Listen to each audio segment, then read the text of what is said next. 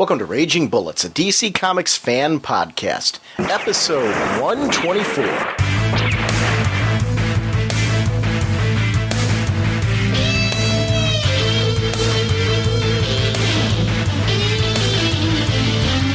Welcome to Raging Bullets. I am Sean Whalen, Dr. Norwich on the comics forums, and I'm joined as always by my co-host Jim, back away from my Justin Timberlake doorposter, or I'll unleash my demon on you and trap you in a world of NSYNC videos and disrupted Super Bowl halftime shows. So says the immortal sensei of the whatnot, Segulin, and custodian of the doorposter of the demon, Segulin.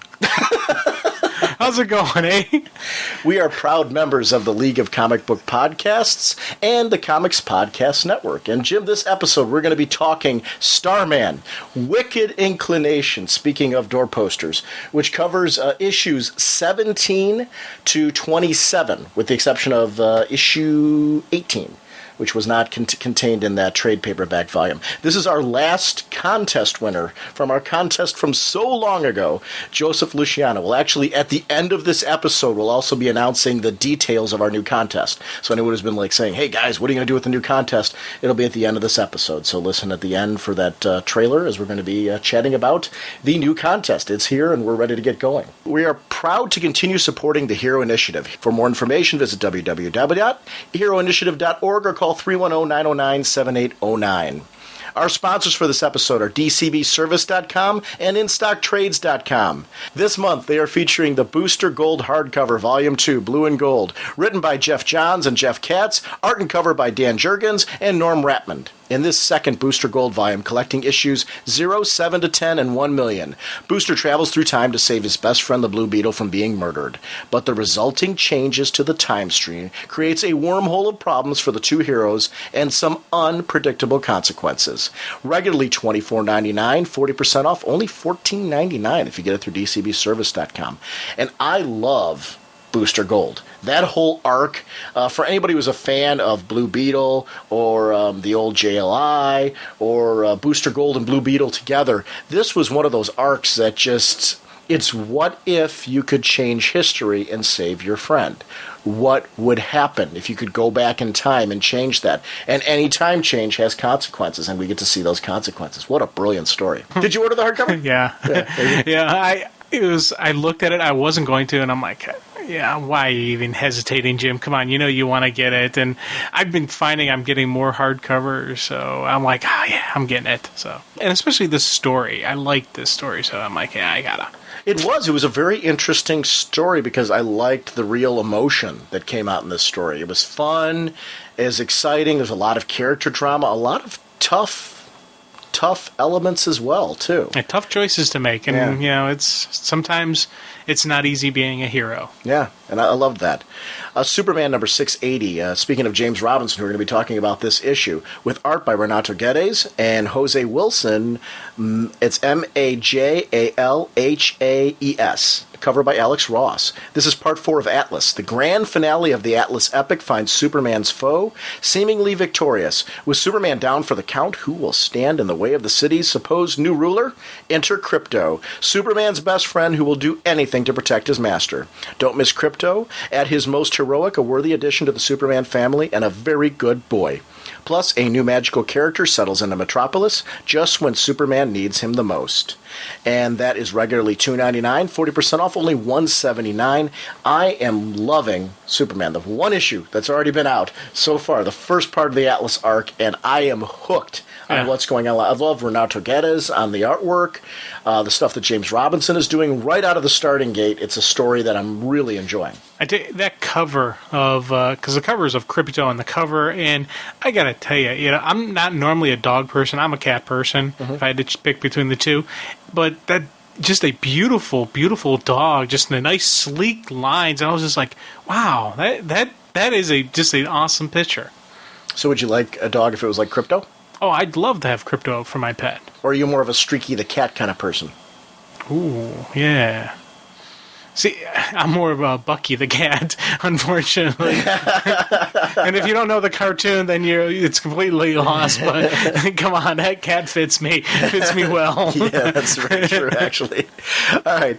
Action Comics number 869, written by Jeff Johns, art by Gary Frank and John Sabal, cover by Gary Frank. Brainiac Part 4 of 5. Krypton's greatest adversary has set his sights on Superman and his homeworld as his endless quest for absolute knowledge continues. But the horrors within Brainiac's ship are nothing compared to the alien behind it. Superman's world is about to change as the build-up to the Superman event of 2008 races to its conclusion. And that's regularly $2.99, only $1.79 if you get the 40% off discount. Whatever your shipping preferences, whatever your bag and boarding preferences, DCBS accommodates your shipping needs and collecting needs. Action Comics, I'm really digging so much. I love Gary Frank's artwork on this book. The most recent issue had Supergirl in it, and I loved the moments between Clark and Supergirl as they were discussing Brainiac. I mean, it's a great book. They're adding, because of the fact that Supergirl lived on Krypton, they're adding some depth to what life was like on Krypton itself. And there's that duality, the fact that she lived there and he didn't, and that's something that he can't understand because he wasn't from there. He was from there as a baby, but he doesn't have that kind of common point of reference as he's never been a resident, other than when he was in diapers. So it's interesting to see that kind of contrast between the two characters. I'm glad to see that she's going to be more a part of that whole universe, because I think she's grown as a character to the point where we're ready to see that from her.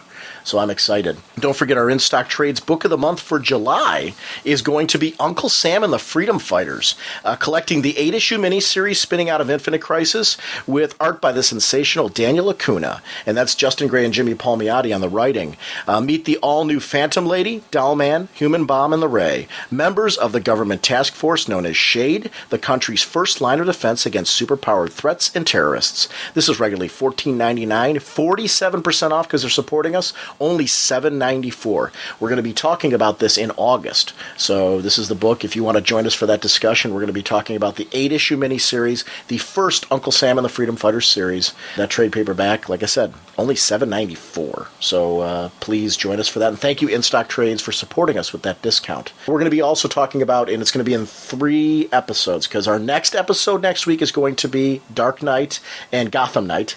So we're going to be talking about that, and hopefully we're going to have some special guests to do a little mini feature to talk about some fan films. We're trying to work out about that as well. So we're going to probably have a 3rd feature on that episode, but that's going to be next week's show, so we bumped things a little bit. After that, we're going to be having a Trinity episode with some other content on that episode as well, so we'll flesh out those details to you. And then right after that, 7 Soldiers. So it's going to be in 3 weeks. Actually, the Trinity episode will feature our top bullets. So that will be the other content on that episode. So I take it back. We've kind of already fleshed that out. So Trinity and Top Bullets after our Dark Knight episode. We're bumping things around a little bit because we're assuming that people coming off of the Dark Knight weekend are going to want to hear us talk about Dark Knight.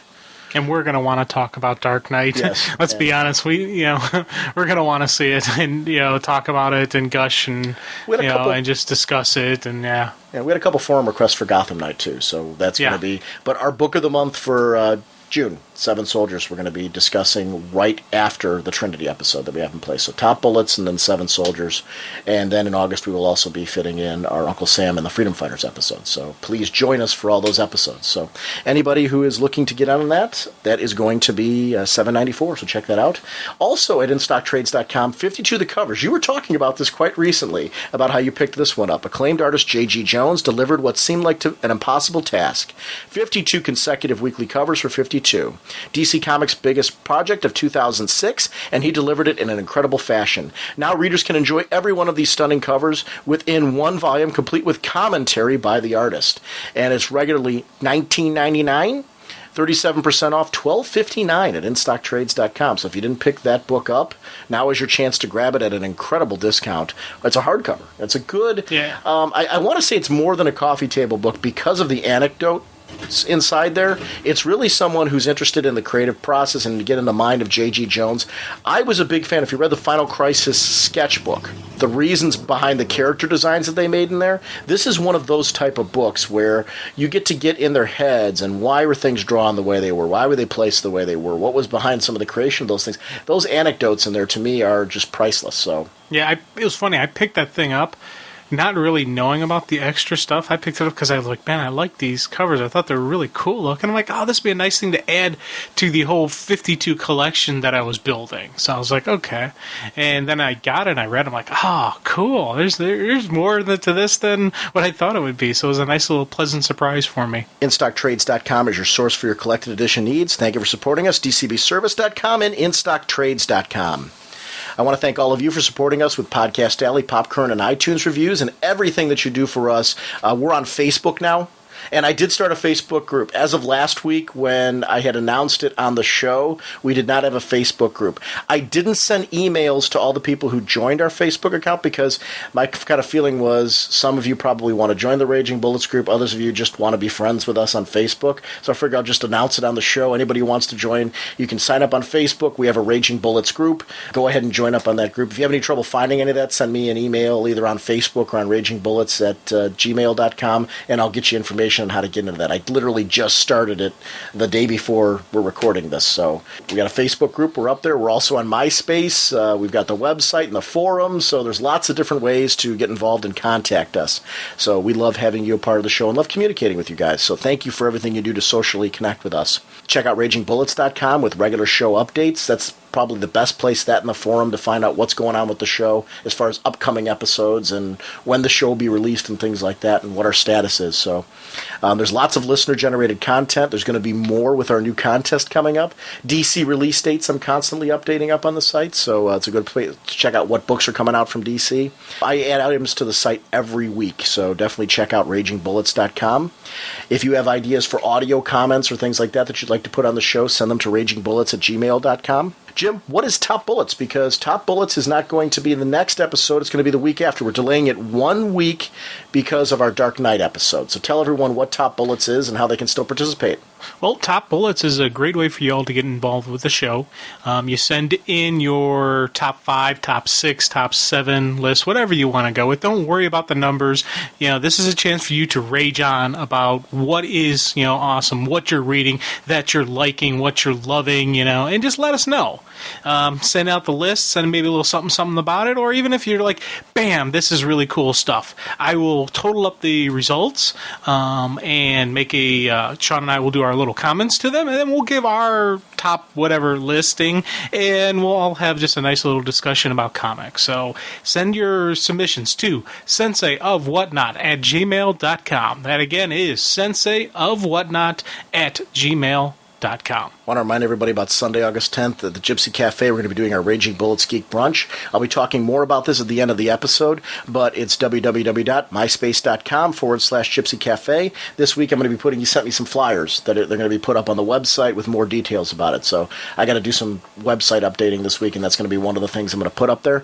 But if you're going to be in the Pittsburgh area that weekend, that Sunday morning, we're going to be there. It's ragingbullets@gmail.com. Let us know. I've already gotten an email from somebody who's going to be there. Anybody who's going to be there, please try to let me know if you think you're going to be in the area during that time, because the head count's going to be helpful, because we've got some ideas on some things we might be doing, and how we do them is going to depend on the amount of people that are going to be there.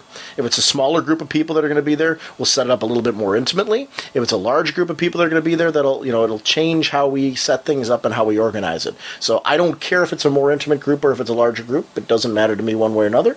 I just want to organize it according to the group that's going to be there, so we can get all of the people that are going to be there on the show, which is my goal. Bring anything you want to shout out onto the show, and I'll try to coordinate with people too and set up some topics and things we can discuss that day, so you can come ahead of time prepared with things that you want to chat about. We'll have a good old time chatting comics.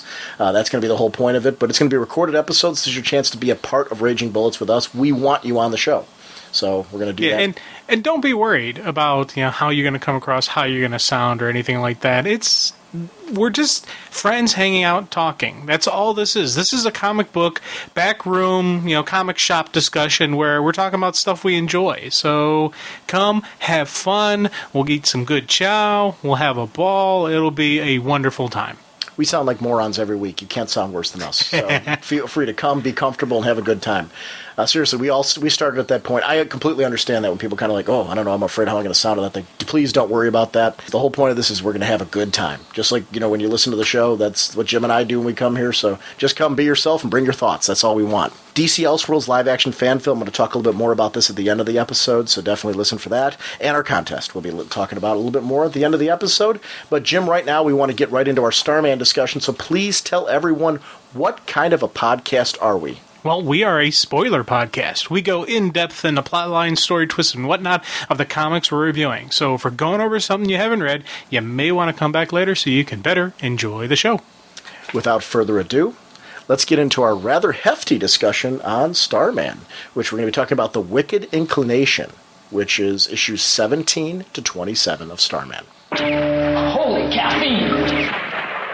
Our next review is going to be the Starman Wicked Inclination trade, which was chosen by Joseph Luciano, Legionstar from the forums.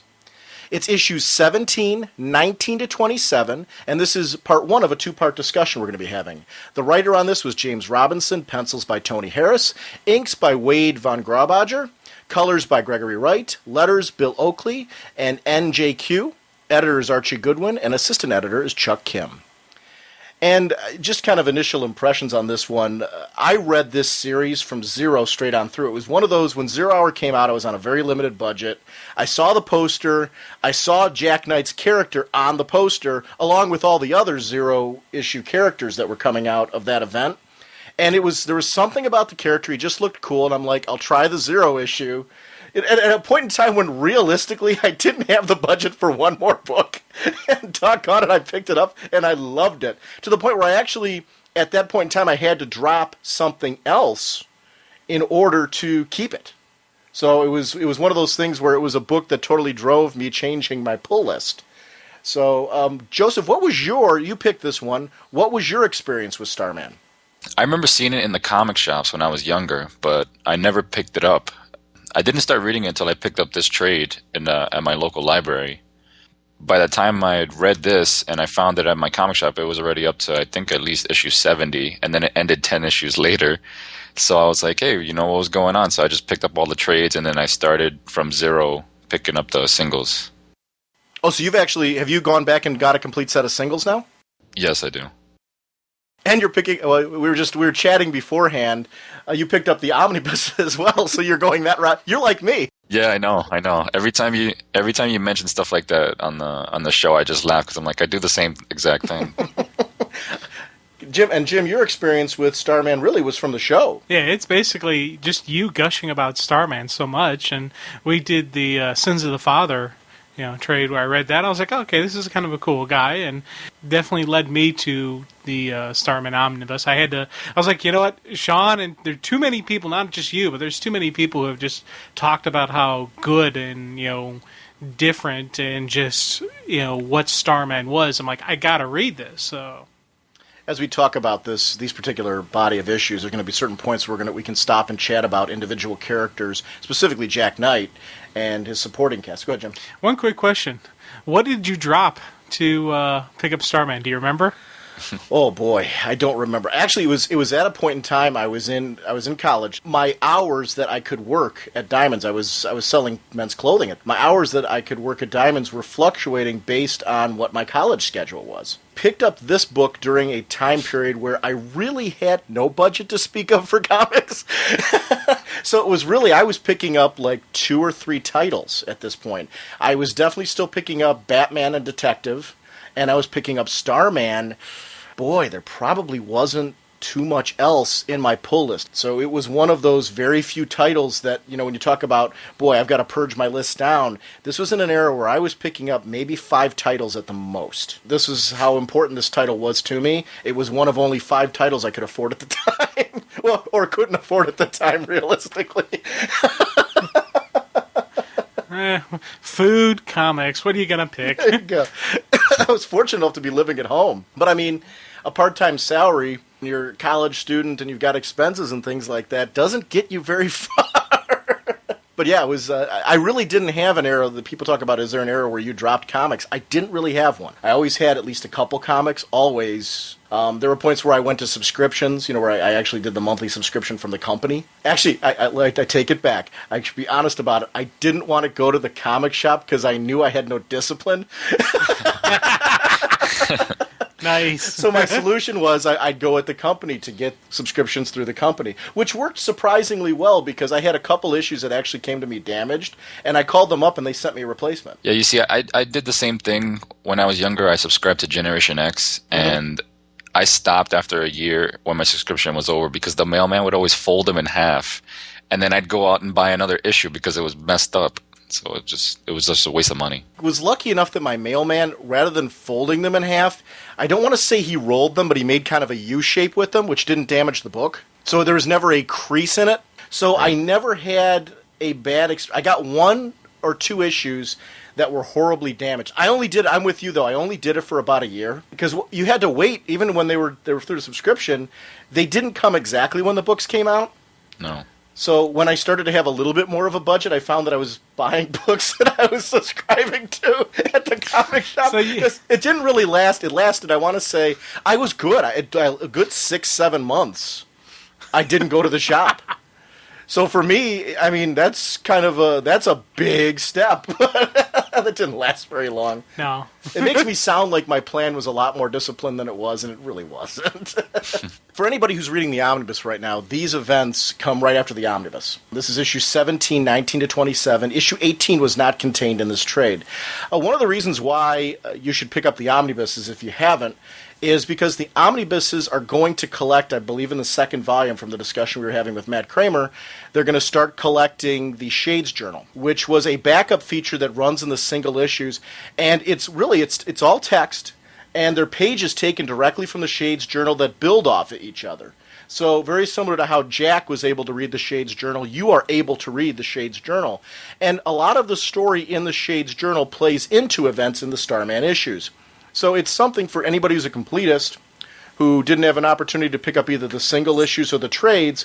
It's really, at this point, the omnibuses look like they're going to be released about once a year, and this is really the way to follow this particular series. And there is a reason and a value, if you bought the trades, to go back and pick up the omnibuses for that. I will say that I found something interesting. Joseph, you had a chance to look through your omnibus at all? Oh, I've read it already, yeah. Yeah. Same thing with me. One of the things I liked when I compared the single issues to, and it's worth actually for me to keep the single issues, because of the particular pages and the paper and the style that's used for the omnibuses, I like kind of the classic look of the single issues. The coloring, how it works on that paper, if that makes sense. It looks like it's a little bit older, which was an interesting exploration as I was using my single issues to kind of do my notes for this thing. I don't know if you noticed that or if you got that vibe from it. No, I did notice it, yeah.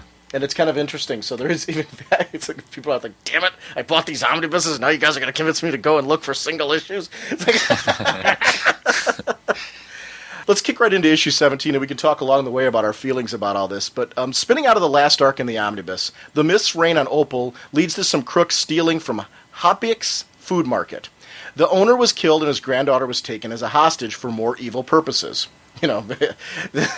She was not going to have a good time with those guys. Right.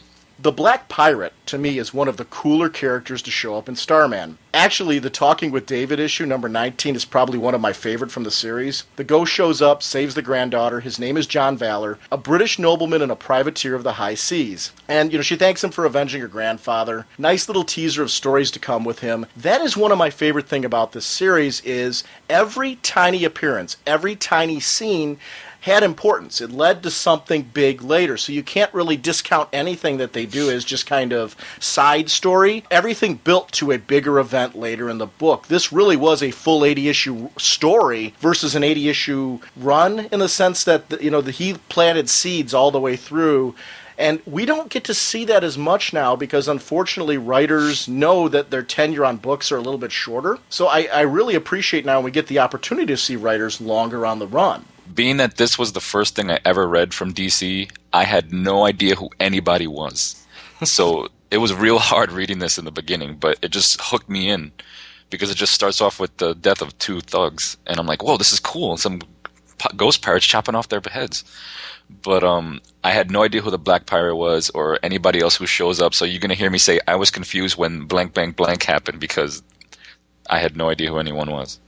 But that's an interesting point, though, because I do think there's this feeling that you can't jump in the middle of a story. And realistically, I think you can. And I think you gradually, because, I mean, my experiences with comics as a kid growing up, I jumped in, my first Batman comic, I clearly remember I jumped in the middle of a 2-part story. And back then, there wasn't comic shops. So, right. I didn't have the luxury of being able to say, hey, Mom, can you take me to the comic shop to get the previous issue? If you were lucky, it was still at the drugstore. And if you weren't, you just kind of were content to go on and fill in the blanks. I was reading Marvel Team Up at that time, too, and I did get lucky on this one. My first Marvel Team Up story that I remember reading, and I probably started reading it before this, but the first one that stands out was a 2-part with Iron Fist. And it was one of those, again, I didn't have a subscription at the time. My mom, I liked Spider-Man, so we picked up Marvel Team Up. It had Iron Fist, who looked really cool as a kung fu character. But it was, again, the second part of a 2-part story. Now, that one I was lucky because we had Lawson's and a drugstore right next to each other, both of which carried comics. So I walked next door because I could walk around the corner from it. So after I went home and realized there was a second part of the story, I said, Mom, can I go back and see if the first part is next door? And fortunately, she fed this disease of mine. So I did end up doing that. But there was a lot of time in my comic experience, because I didn't always get, complete runs of every book as I was reading them, where I'd pick up a single issue here and there, and it was in the middle of an arc, and you did kind of just figure out what was going on as you gradually read. So that'll be an interesting discussion point as we go through on this one, that it is okay to jump on a book, to try it out midway through an arc. And if you like it enough, you can go back and grab the other issues. If it's not your cup of tea, you're not out anything more than a single issue, if that makes sense. Yeah, when I first started getting ready for this, I hadn't read the Starman Omnibus yet, so I'm just reading these. I'd read the first trade, that Sins of the Father, then reading this. There was a big, huge gap in the middle there, and I'm just like, okay, I think I pieced some stuff together, but I ended up going back and reading through once I read through that omnibus before this, I was like, okay, I'm seeing the flow. Did you read the whole omnibus at this stage? Yeah, now I have. Okay, because I remember when we were going to the Around Comics recording, you hadn't finished it yet. Right, yeah. So you have finished it at this point? Yeah, I have finished it, and I'm probably going to read it again, just because it's some deep stuff going on, man. There's a lot of layering to this writing, which is one of the things I do like about it. It's a little bit. I don't want to say it's a marathon, because that makes it sound like it's a chore. But it's that challenge for me to just looking for, and you get into it and you're just like, yeah. There's a lot of stuff though that unless you reread it, you won't appreciate, because there's a lot of setup in the issues, like this event with the Black Pirate. It sets up later storytelling. You won't appreciate how cool that is until you actually read those later stories and then go back and actually experiencing it, knowing what happens. So there is a value, especially with anybody who's reading that omnibus. I can't recommend enough going back and rereading that. If you have this trade that we're talking about, Wicked Inclination, or the individual issues, and you only read this series once, it's a series that's well worth, if you said, hey, I've got all the individual issues, I don't need to buy the omnibus, I'm content with that, no problem at all, because you got the whole story. Go back and reread it. It's worth rereading to see just how cool it was that he set up tiny little events all the way through this whole thing. Now, I read this series when it came out, like I said. 1994 was a pretty major transition period for me. And we all hit that point where we know it's time to take that next step in life. Well, we have people telling us, what we should do. For me, it was computers. You're great in computers. Like comics, though, technology has always been like my escape from the things that kind of, jobs and work and things like that. Sometimes you need that break, that getaway. In school, when you're going to school, you're working on a paper or something like that. You need kind of that getaway from it. Computers and technology and that type of stuff, along with comics, have always been the hobbies that I like to do to escape all that. So I don't want to do that necessarily as my full-time job. So I started taking classes for that, found that it wasn't for me. So you get in that weird transition phase where you've done a lot in one direction and you've got to change your life in a whole different one. Now, why is this important? Jack is one of those characters in a transition. So in 1994, when I'm at that point in my life where I've got to like say, okay, where am I going to go now? I'm not really quite sure. To be reading about a character who's in that similar state. You know, he has his shop and antiques, which are his escape, but his true calling is being a hero. On the surface, most who meet him will not see him in that role. David always appeared to be the more responsible one. In Jack's case, though, it called to him from the inside. He fought against it. In my case, for example, I always wanted to teach. When I got out of high school, I wanted to teach. I fought against it, though, because my father was a principal. He was successful at his job. So it was like one of those things where I'm like reading, when I caught this story, I'm like, oh my God. Like Jack, I didn't believe I could do that and carve my own path. So it was like really cool. This was the book that brought me to the place where I could accept that role. And it was very important as a comic for me in so many ways. I have a terrific life and a job I love because of this comic. And it really is, this comic is a foundation piece for me. You know, I'm in a job where now my hobbies, such as comics and computers, play a part in that job. But I'm not surrounded by them all day long where they're like smothered out and they're no longer those escapes, if that makes sense. Because I can use comics with my kids in the classroom to teach writing. I can use them for reading skills as well. But by the same token, I can also work with this. I've got instructional tech in my building, so I can use computers. But it's a part-time thing versus being surrounded by it. So it was interesting and I encourage everybody to try and find that comic that you connect with in this capacity, because I identified with Jack on a level that.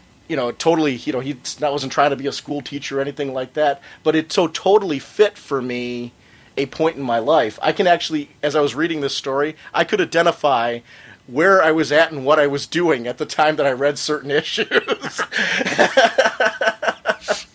which is unusual. See, I kind of have that same type of connection with Superman, because I also have powers beyond those of mortal men. Wow. I'd kill for a kryptonite bullet at this moment. Who hasn't been in a situation like Jack was with Lucy? At the time I was reading this, I had gotten out of a serious relationship a few years before. And it was, very similar for this. I held on too long. We both needed to move forward to become different people, and the relationship was keeping us, me especially, in a holding pattern. How cool is it that seeing Jack trying to hold on to something comfortable, and it takes over and takes him to a place where, we've all been. We've all had relationships and friendships that have changed over time. So, it doesn't even have to be a relationship like that. It can be friendships that have changed over time. It usually takes one person to realize that in order to move on. You have to let go.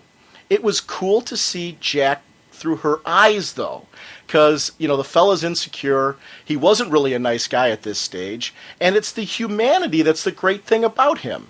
You can see your own faults through him and strive to be a better person. We've all been in places throughout our life where we weren't at our best. It's part of that whole trip we take. We weren't who we really are and can be. Jack makes us see that you can cut through that, though, in scenes like this. It's what's best in comics, because it doesn't have to be this book for everybody. I'm just saying, they take us to that point where we can strive to be our own perfect ideal. That's one of the great things about comics. You see people overcoming the odds and continuing to fight on in situations where it would be easy to give up.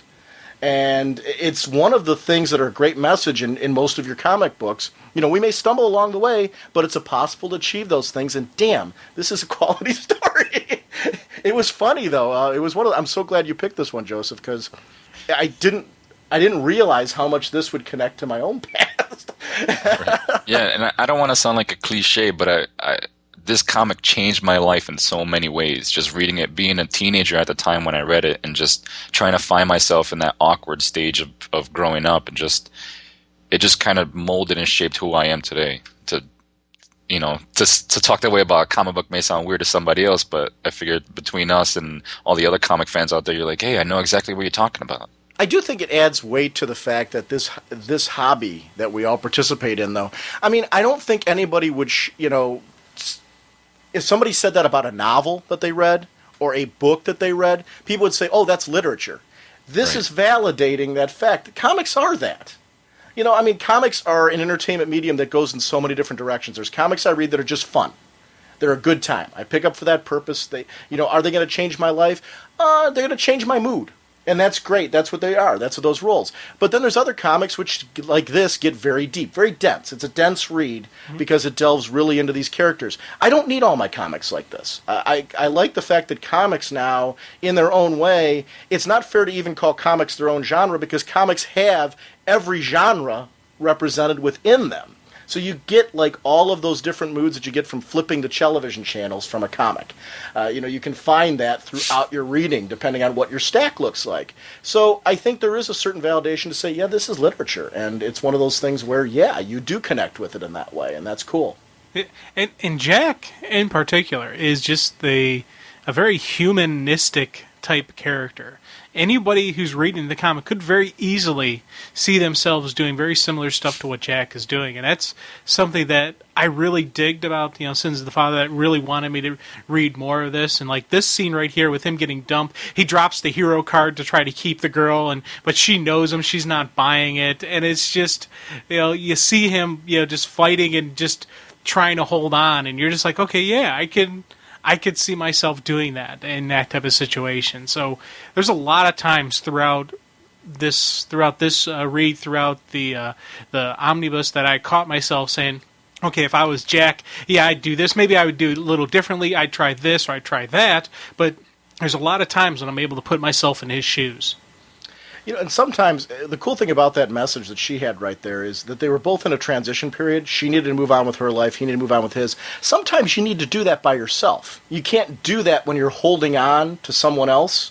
You need to kind of take a look at that and say, okay, I need to go my own path. I need to decide what that path looks like just for myself. And then, you open yourself up to having that possibility of connecting with somebody.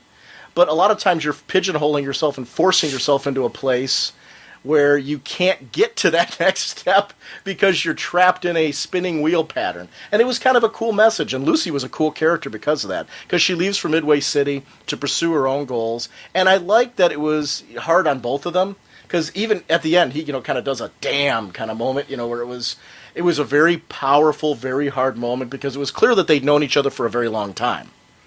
Or at least long enough that it mattered. Yeah. Right. She wasn't like yesterday's girl. No, he didn't bump into her at a bar, and drop a line. Yeah.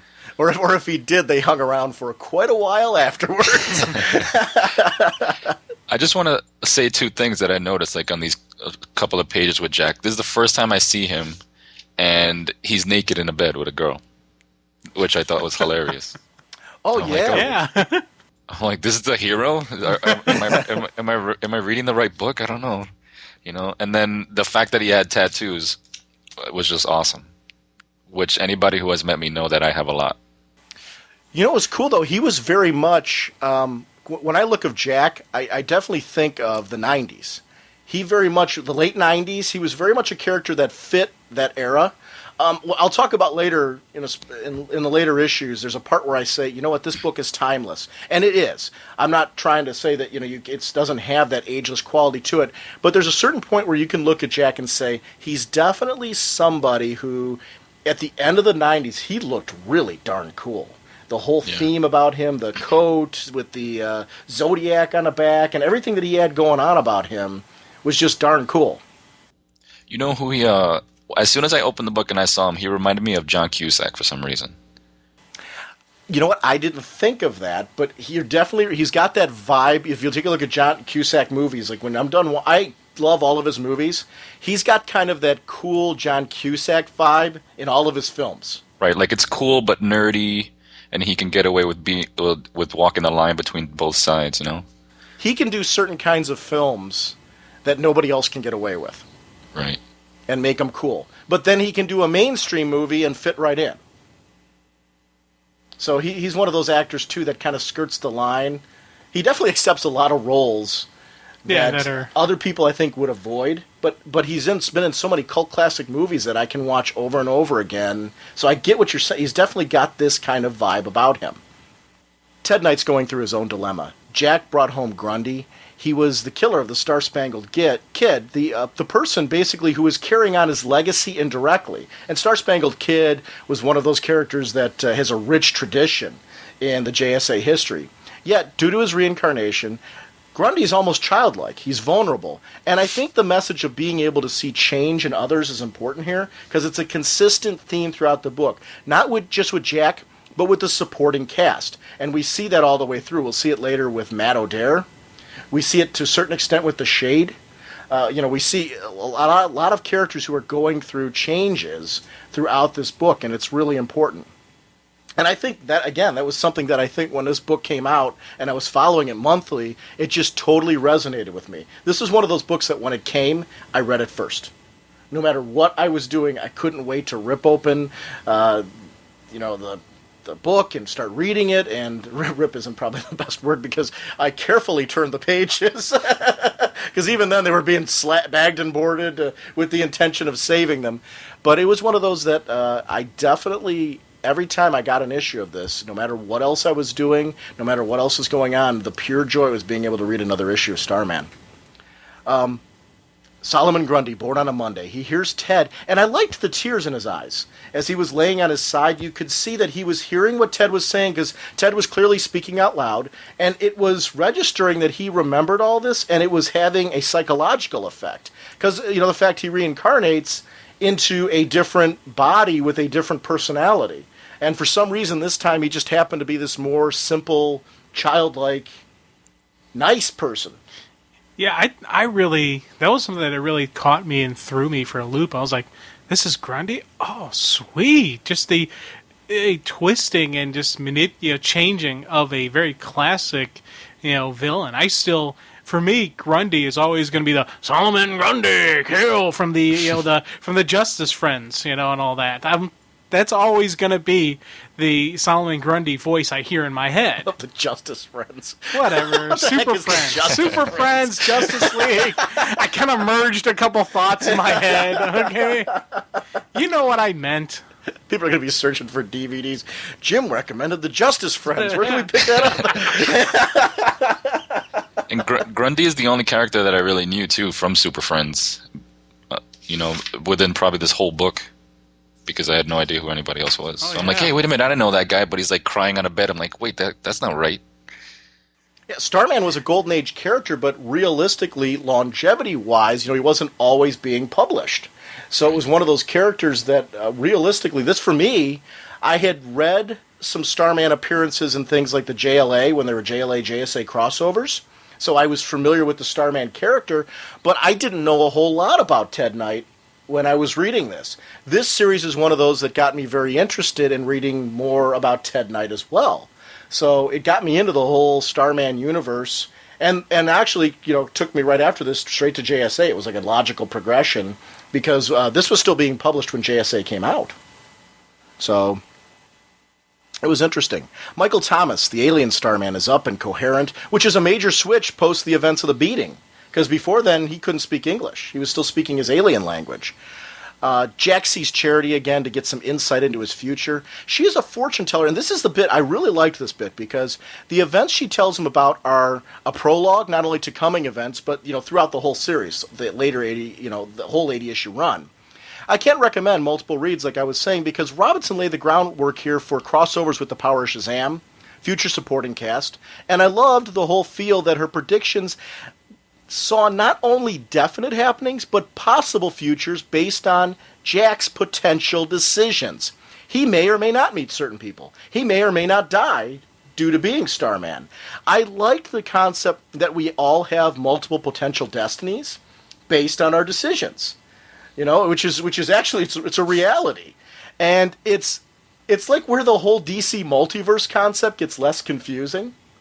Because a lot of these worlds, and how it was originally created, was by the idea that, if this character gets married and this happens, it leads to this divergent universe. And that's where multiple universes really becomes a lot less confusing, because the Earth 2 used to be the universe where Batman got married, where Superman got married. Before any of that happened, before Superman actually got married. So we got to see what if Bruce Wayne married Selina Kyle. Mm-hmm. And what if they had a kid? And, she became Huntress. And what would happen when Robin grew up? And that's where, if that choice was made, what would that look like? And that was the whole multiverse concept. And you see that here with Jack Knight in the sense that he does have multiple potential destinies. She tells him that he could die. How would you deal with that? Let me ask you this.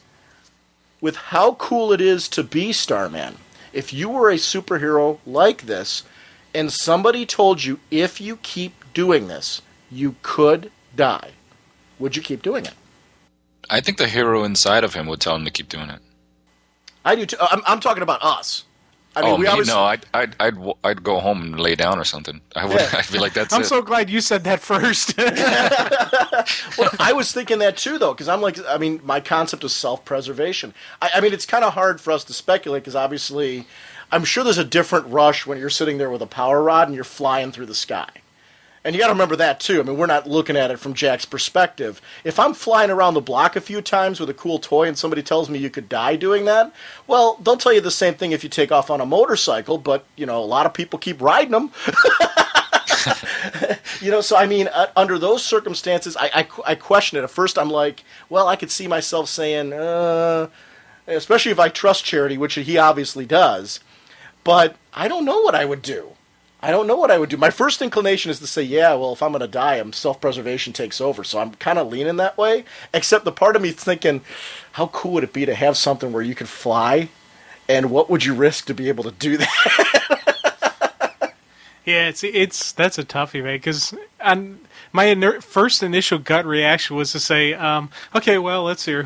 Let me put on the staff. I'm done. But Jim's having a garage sale. Yeah, Jim's having a garage sale. And wait, I see that side too, so I'm not faulting it anyway. But then there is that other side of me that's like, okay, then, well, what if I used it, but I was, careful with how I used it. I didn't go after, like, the big powerhouse villains. Mm-hmm. Let Superman, Batman deal with that. I'll deal with the street thugs. I'll deal with the corner drug dealers who aren't that dangerous. But here's the problem, and let's go on that theory. Charity isn't very specific. Right. So how do you know it isn't a street thug that kills him? Maybe the choice of being more careful is what gets him killed. See, that's a whole nother possible, well, what if you do this and what if you that? And then, it's totally a geeky tangent, but I was thinking that when I was reading, I'm like, oh boy, what would I do in that position, laid out with that in front of you with a fortune teller who you trust? Because, if I'm calling like 1-900 number where they ask me for, my birthday and all those other information, and they start feeding me a whole bunch of stuff that, like, could apply to anybody, I'm taking that with a grain of salt. But if I'm sitting there with Charity and she's laying out stuff that's come true, and then she comes back and says, hey, by the way, you could die, I'm going to give it a lot more weight. So I don't know. It's an interesting little dilemma. Which does, though, I agree with what Joseph's saying, it adds to the fact that the hero in him, the natural hero, and it's something that I think Jack wasn't aware of. The natural hero in him is what keeps him going. She tells Jack he will eventually have a son, and I love the details of when this happened. I'm not going to spoil them here, but this is all laid out again in the series as the series goes on, and you find out later, and Jack's like shanghaied by the whole thing, and it is kind of the cool thing that she lays out events here that really happen. Jack also learns that he may have his own ability to see the future to a certain extent. If you could learn about your own future, what would you want to know? Like, if you were there with Charity, or if you yourself were like some kind of precog, what events would you want to know, and what wouldn't you want to know? Can you think of anything?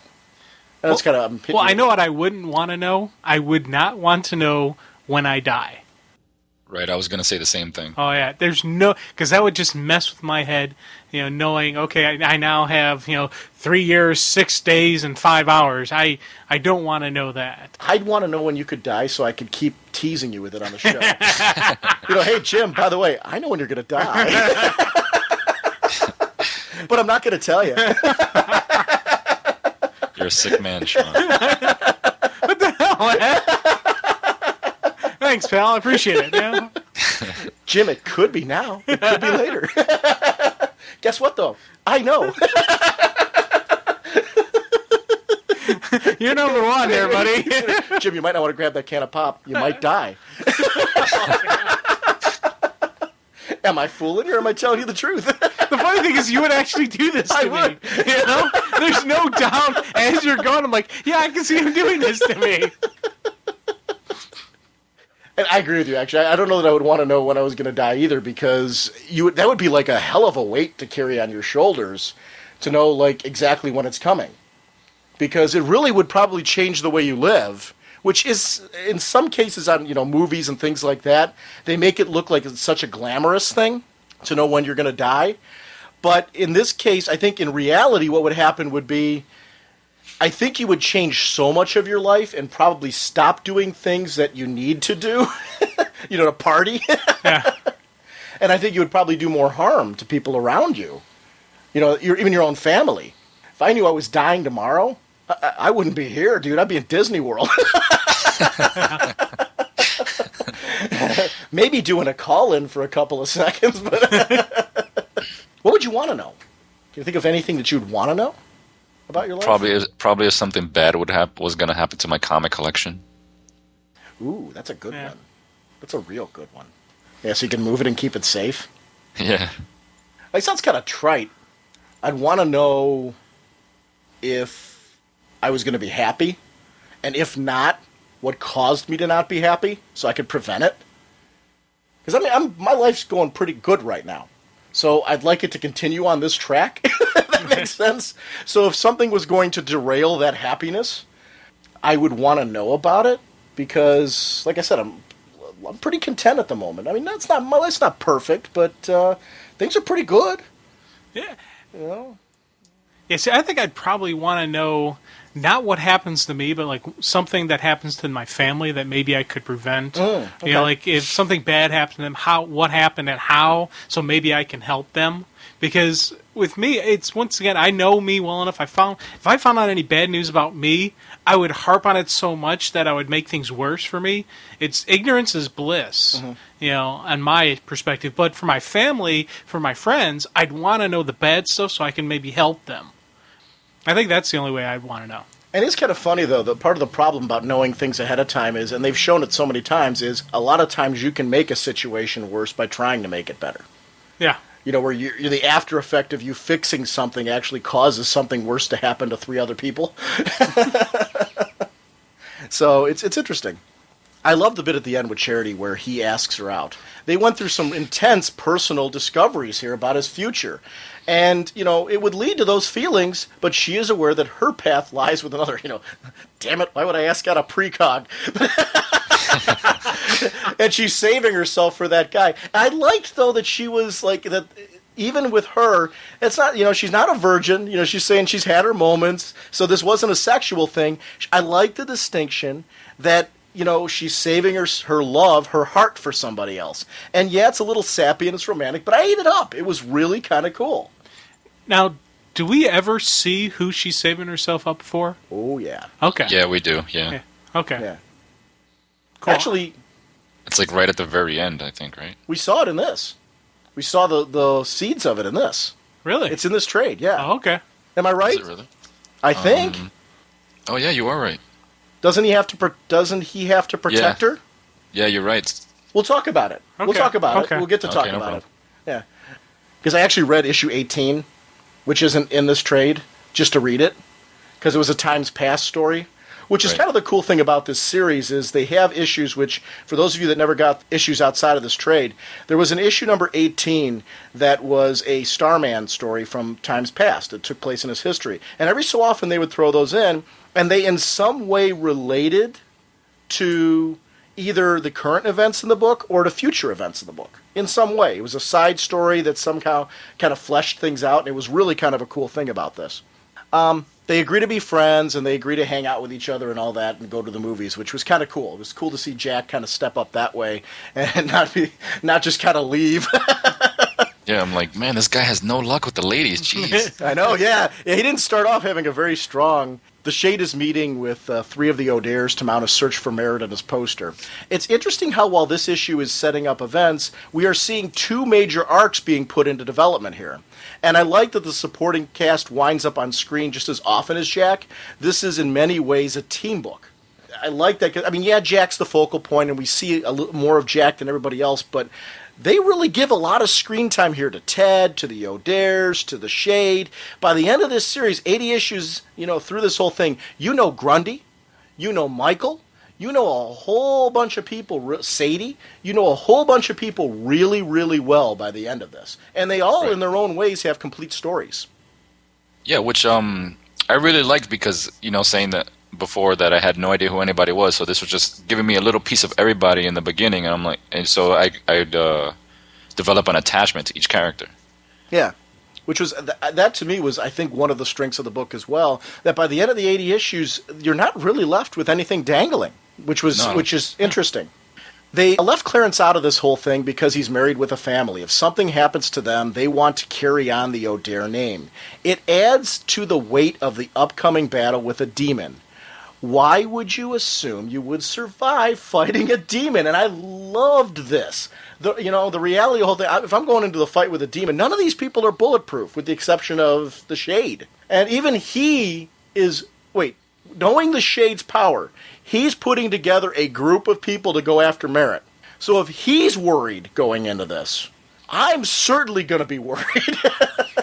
Yeah, I tell you, I digged the O'Dares and all that, and I was just like, I had a knowledge of them and a kind of a basic understanding, but just seeing them get ready, okay, it's time to knuckle up, and I'm like, okay, yeah, these are people I could hang out with. I'm like, okay, I got the 12 gauge here, and it just, there's just some classic, just cop family type of hoorah, let's do this, it's time to kick some ass. I was reading, I was like, okay, I'm liking this, I'm looking forward to this fight. Well, the best Batman stories, they have the ones with Bullock and Montoya and later Crispus Allen. These characters were developed, Jim Gordon, obviously. We've had various police officers that have been developed a little bit more in the Batman books. You want to believe that those characters are important, that they have a role in there and you care about them.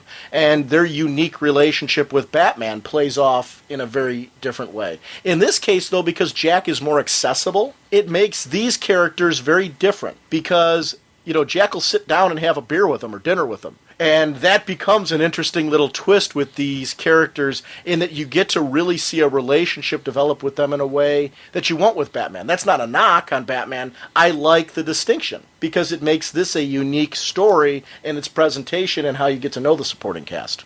Jack is setting up a new shop and he's in a dilemma. His old shop was blown up due to his superhero life, and he can't get insurance for a rental. He has to buy it. I like the problem here. He has to try and find some capital. Where is he going to get that? We see Flash exploring this in his book right now to a certain extent. A high-risk lifestyle would lead to potential problems like this. It kind of adds to the reason why so many heroes have secret identities. Jack's family does not, so there are pros and cons here. In his case, the pro is it's more accessible. His friends, like the O'Dares and things like that, they know him. They can get into contact with him. He can go over to their place for dinner. The public in general knows that he's a superhero. There's pros to that, and you don't have to hide behind that, so he's always on the clock. The disadvantage would be in this particular case right now, he can't get credit. He has to buy it, and what's that going to be like? I liked the problem. He runs into Sadie on the way out, and I love the uncomfortable bits with them. This is an important future relationship, so it's going to be interesting to see the continued development as these two keep bumping into each other. At City Hall, the new commissioner wants Clarence's thoughts on Jack Knight and a relationship with Starman for the city.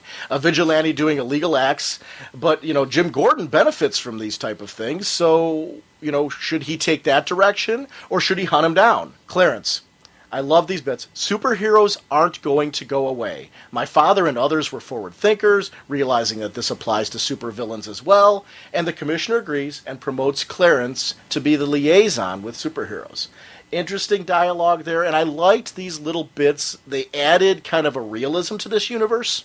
One of the things that got me with this whole scene was the commissioner knew exactly what he was going to do. Even before he called in Clarence, he wanted just to see him face to face, sum him up. Just that was more about just a final assessment of the guy. He already knew what he was going to do. He knew Clarence was probably his best bet to go with it, but it's that, you just need to look a man in the eye sometime. You need to just completely face-to-face assessment and just make sure that, yes, this is 100% my go-to guy. This is my guy. This is who I want. So for me, that was a really cool scene to have between non-main characters. And that's something that really got me, these guys aren't the main characters. These aren't, Jack Knight. This isn't Starman or even the dad. This is the supporting cast having these type of character development moments. And that was something for me that's really impressive about Starman, and one of the things that I'm into it and why I'm going to pick up more stuff when the omnibuses come out. I'm in for more of those, just because of that human nature development type, layering of the stories. What do you guys think of the character of the Shade? See, for me, I knew who the Shade was loosely prior to this. I had seen him in villain groups, and I'd seen him in issues, where he was, the villain. But then in this story, he's an immortal. He's usually a villain, making choices to be a hero of sorts to protect his home. And no pun intended, he's literally a shade of gray in this book, where it's kind of not clear, especially early on, what his deal really is. And as you get to know him more, he becomes very interesting. What did you guys think of this guy as a character? I love the Shade. He's my favorite character within the book besides Jack, but I cannot gush enough about how much I enjoy reading his character and just his internal struggle between being a villain and being a hero, and just showing who he is and, more importantly, who he was becoming. Did you read, I'm assuming you read the Shade miniseries? Yeah, I did. That's one that I was really glad to hear is going to be collected in the omnibuses, because I think that's something for people who never experienced it before. What a fabulous 4-issue miniseries that was, because you get to really know from the inside the head of this guy. And it continues right off of the Shade's journals and things like that. Jim, what do you think of the Shade as a character? Oh, dude, I'd like this guy. He's the complicated, intelligent, interesting villain for me. And that's how I initially saw him, as the villain, but he's complicated. And he's not the, I am sinister evil man. No, but he definitely isn't a good guy. He definitely isn't a hero. But then it's that where he's going to defend his city, but it's not in a hero type way. It's in the villain type way. So he's that duality for me. So I'm like, okay, I like this guy. I got to see more about him, read more, and I was eating up the Shade's journals. Those were like, oh, okay, this is kind of some cool stuff here. So, yeah. This is an interesting storytelling. We see portions of the end of the battle when the Shade crew finds Merritt's lair. Shade has been searching for Scalp Hunter, his friend who was an Old West lawman. Matt O'Dare has learned along the way that he is a reincarnation of this lawman. The Shade was assuming it was Jack, but now learns that Matt, as he's being sucked into the demon poster of Merritt during their storming of the place, and I like how it was the two of them. They were the last two. They made it through, and this is the one who he's seeking. His return was foretold. So now he's left with a dilemma. If you read the omnibus, you saw that Matt O'Dare was on the take, but decided to change his path. This is a series about second chances, even third and fourth chances. There's always room to correct your path, to change your journey, to pick your destiny. Matt chose the side of good and decides to go out as a hero when he's dragged into the poster. Shade comments on how this is how a hero acts, and this is how it's not like him to be this way, as he dives into the poster after him, feeling out of place with the decision, but somehow knowing it's what he needs to do. And love the poster at the end of this particular issue. Yeah, the two fools. Oh, yeah, because you see the demon head, and then you see the two of them there. And it just was really neat to see that there was a transition on the actual poster. And it's a prologue to the later story, which really we're not going to get to till part 2 of our discussion about this book. But that's what I loved so much of this. It was, as a fan, you waited months to see the payoff for this. And what a great way. This book really kept you glued issue after issue. Because I think I'm the only one here who read it monthly at all, right? Because, did you jump on exclusively with trades? Is that right? Yeah. My experience with reading this was, I read this issue, I had to wait a whole nother month for the next issue, which was a Times Past issue.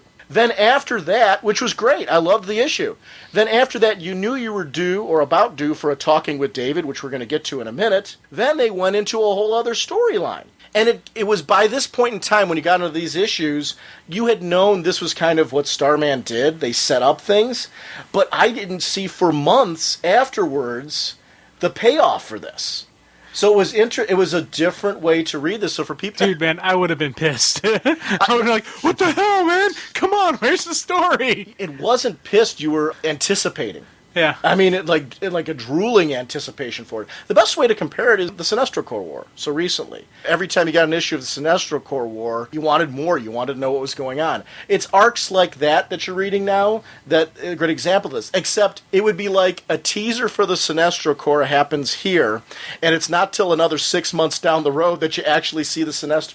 Well, you know what? We're seeing Blackest Night. Blackest Night, yeah. Very similar. Exactly. That's a great example. We saw the teaser already for Blackest Night. JSA, Jeff Johns is doing a lot of that stuff in JSA right now. So we're seeing that kind of storytelling being developed. And I like it. I really do like it. We got to talk about issue 19. This one is, for me, my all-time favorite Starman issue. My single favorite. If I had to pick one out of the batch, it's this particular Talking with David issue. All of these yearly issues feature Jack and the surroundings in black and white. Jack shows up in a ripped pirate garb. A pirate ship comes to meet him with a pirate guide. Jack is puzzled and he shares his confusion out loud. God, I wish this fog would clear. It's creepy not knowing what is ahead. And I love this. Hate to tell you, but that's life, bro. We see David in full color. He is the only thing in full color during these issues with one exception, or a couple exceptions in the series. But for the most part, it's only David. And he was the pirate guide all along. I love this bit because it sets up a real-life metaphor. Even in the case where Jack knows what is coming, choices and events may change how those events happen and the potential outcome. Again, the concept that we have multiple potential destinies, that we can jump from one to the other at any time, appears here. It's funny, reading this again in this way, I caught a lot of these themes in a way that I didn't necessarily remember catching them, because it's been so long since I visited this series. Here's an interesting thing with me when I was reading this. First time through, as I said, I read this before reading the omnibus and reading anything. So there was a lot of moments where I'm going, huh? I know exactly how you feel.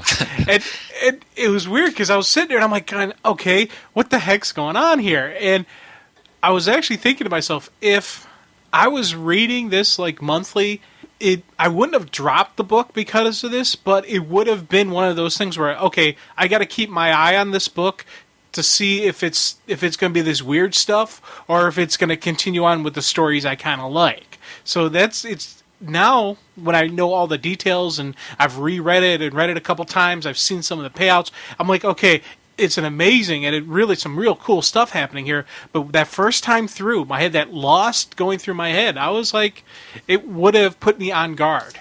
But let me ask you this. Did the things that kept you coming back, did those outweigh the on guard feeling? Oh, definitely. Yeah, it was, as I said, I wouldn't have dropped it solely because of this book, but I wouldn't have, it wouldn't have been a blindly pick up the book. I would have picked up the book, I would have read it, and the funny thing is I probably would have read it sooner before my other stuff because I'd want to, judge whether I'm going to keep the book or not. So I would have probably even, as I'm talking, I'm thinking, knowing me, I probably would have, the weirdness would have drawn me in because I would have wanted to study the book more, making sure I wanted to keep it. When I had books, there were titles that were just blind pickups for me as when I was younger. Wolverine. Anything that had Wolverine on the cover, I'm picking it up without even skimming it. This is a book where I would have picked it up. I would have thought about, okay, do I want to get it? Do I not want to get it? But that process probably would have made me enjoy the book even more. So, damn, that's good writing. I'm now seeing why he did what he did. Oh, dang, that's cool. The funny part is, we're in an era right now where we're very used to having back issues and trades readily accessible of a book. There was an era, and even around this time, even trade collections were not as accessible. Because it took a while for this to be completely traded. and arguably, the trade collections in themselves are missing the Shades journals, so they're missing parts of the storytelling even. It is interesting now, we kind of expect that, like, if you jump on a series, It's so like, well, if I jump on here and I like it and I'm confused, if I'm interested enough, I can go back and pick up the issues. There was a time where I'm like, I couldn't do that. You couldn't find them. So it's interesting now how, I don't want to say we're spoiled because it makes it a negative thing. It's a great era right now to be a comic fan. We're just lucky. Yeah. Oh, yeah, exactly. And I agree with you. We're very lucky because as a kid, I would have loved to be able to, when I jumped on a book, to be able to go back and get all those stories. The problem is there's some books where like I wouldn't all of a sudden not jump on Batman because we're 800 or Detective Comics because we're over 800 issues in. I expect that book's got that much history, and I'm never going to be able to read all those issues, even if I had them all. Although I'd like to have the problem of trying. I've got a pretty good run of Batman, and I've got a pretty good run of Detective Comics. I would love to have the problem of trying to read every single one. I'm sure your wife would be understanding, but honey, I got to pick up this Batman. Well, she'd never see me again. Because like everywhere I'd go, I'd have comics with me. It'd be like, because I'd be trying to keep up with all the current stuff and reading back. Because I'll do that. I'll buy full runs of books. I'm sure we all probably do that. I mean, Joseph, do you have a stockpile of things that like you're wondering when you're ever going to get to? Oh yeah, my regular monthlies, I'm about 4 months behind.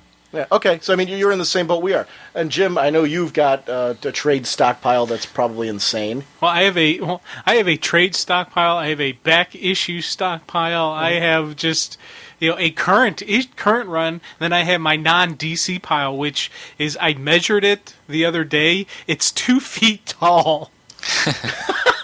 My non-DC pile, it's 2 feet. I'm like, oh man, I got to start reading these. So I started reading some of my back issues and of my non-DC stuff. Now, do you wait till it gets to a certain height before you start reading them, or is it? It's one of those things where I had it in multiple locations, and I didn't realize how much I had it. One day I was like, this past week, well, actually getting ready to go to Chicago. Right. I started looking like, okay, and I actually just started stacking them on top of each other, and I took a ruler, like, oh my god, this is 2 rulers! Holy crud! I was just fascinated when you knew how tall it was. Yeah. Because I was going to sit here and say, what is like the yard, your limit, that you're going to start reading them? Or like,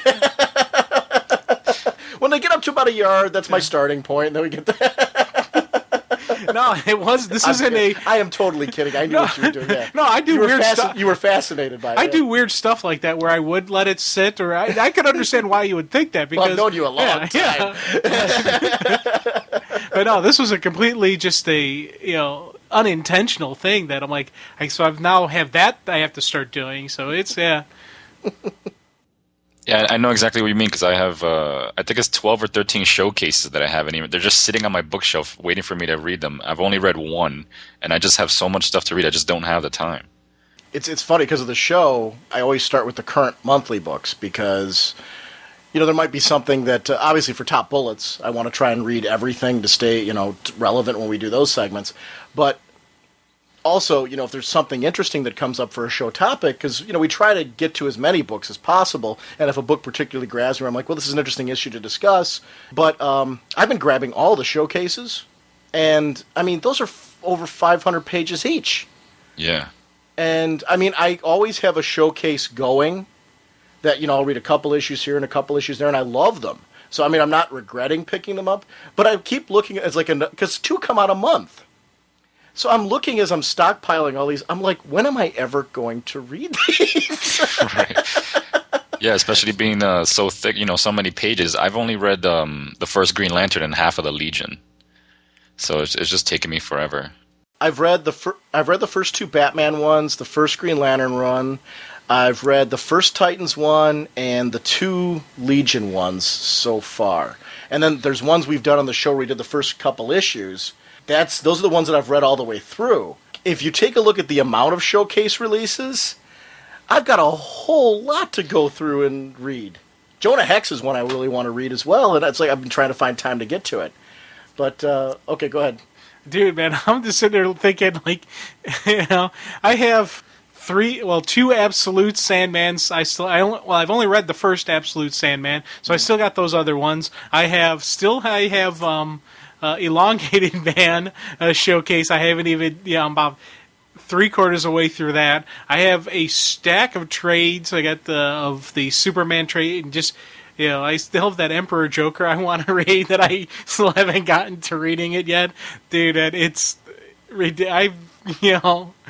I basically would need like a week of just doing nothing but reading. I remember as a kid, though, and it's funny, it's why one of the themes on this show is, we talk a lot about rereading issues. As a kid, I used to do that all the time because I didn't have stockpiles. I had like a collection of issues, but, because I was getting books monthly and I was only getting a few titles because that was, my parents bought them for me, I'd read issues like 3, 4, 5, 6, 7 times. And, you would catch everything then because you read them so many times. So it's interesting now, since we've been doing the show, to go back and take, because like even these issues that we've done for Starman, I read them multiple times to prep for this. I did like a fun read through, and then, I did like one as I was gradually doing my notes. And then it was funny, Joseph, you and I were trading emails back and forth. I said, I really want to rework my notes because if we do these the way my notes were set up, we're going to be doing like a 12-hour podcast.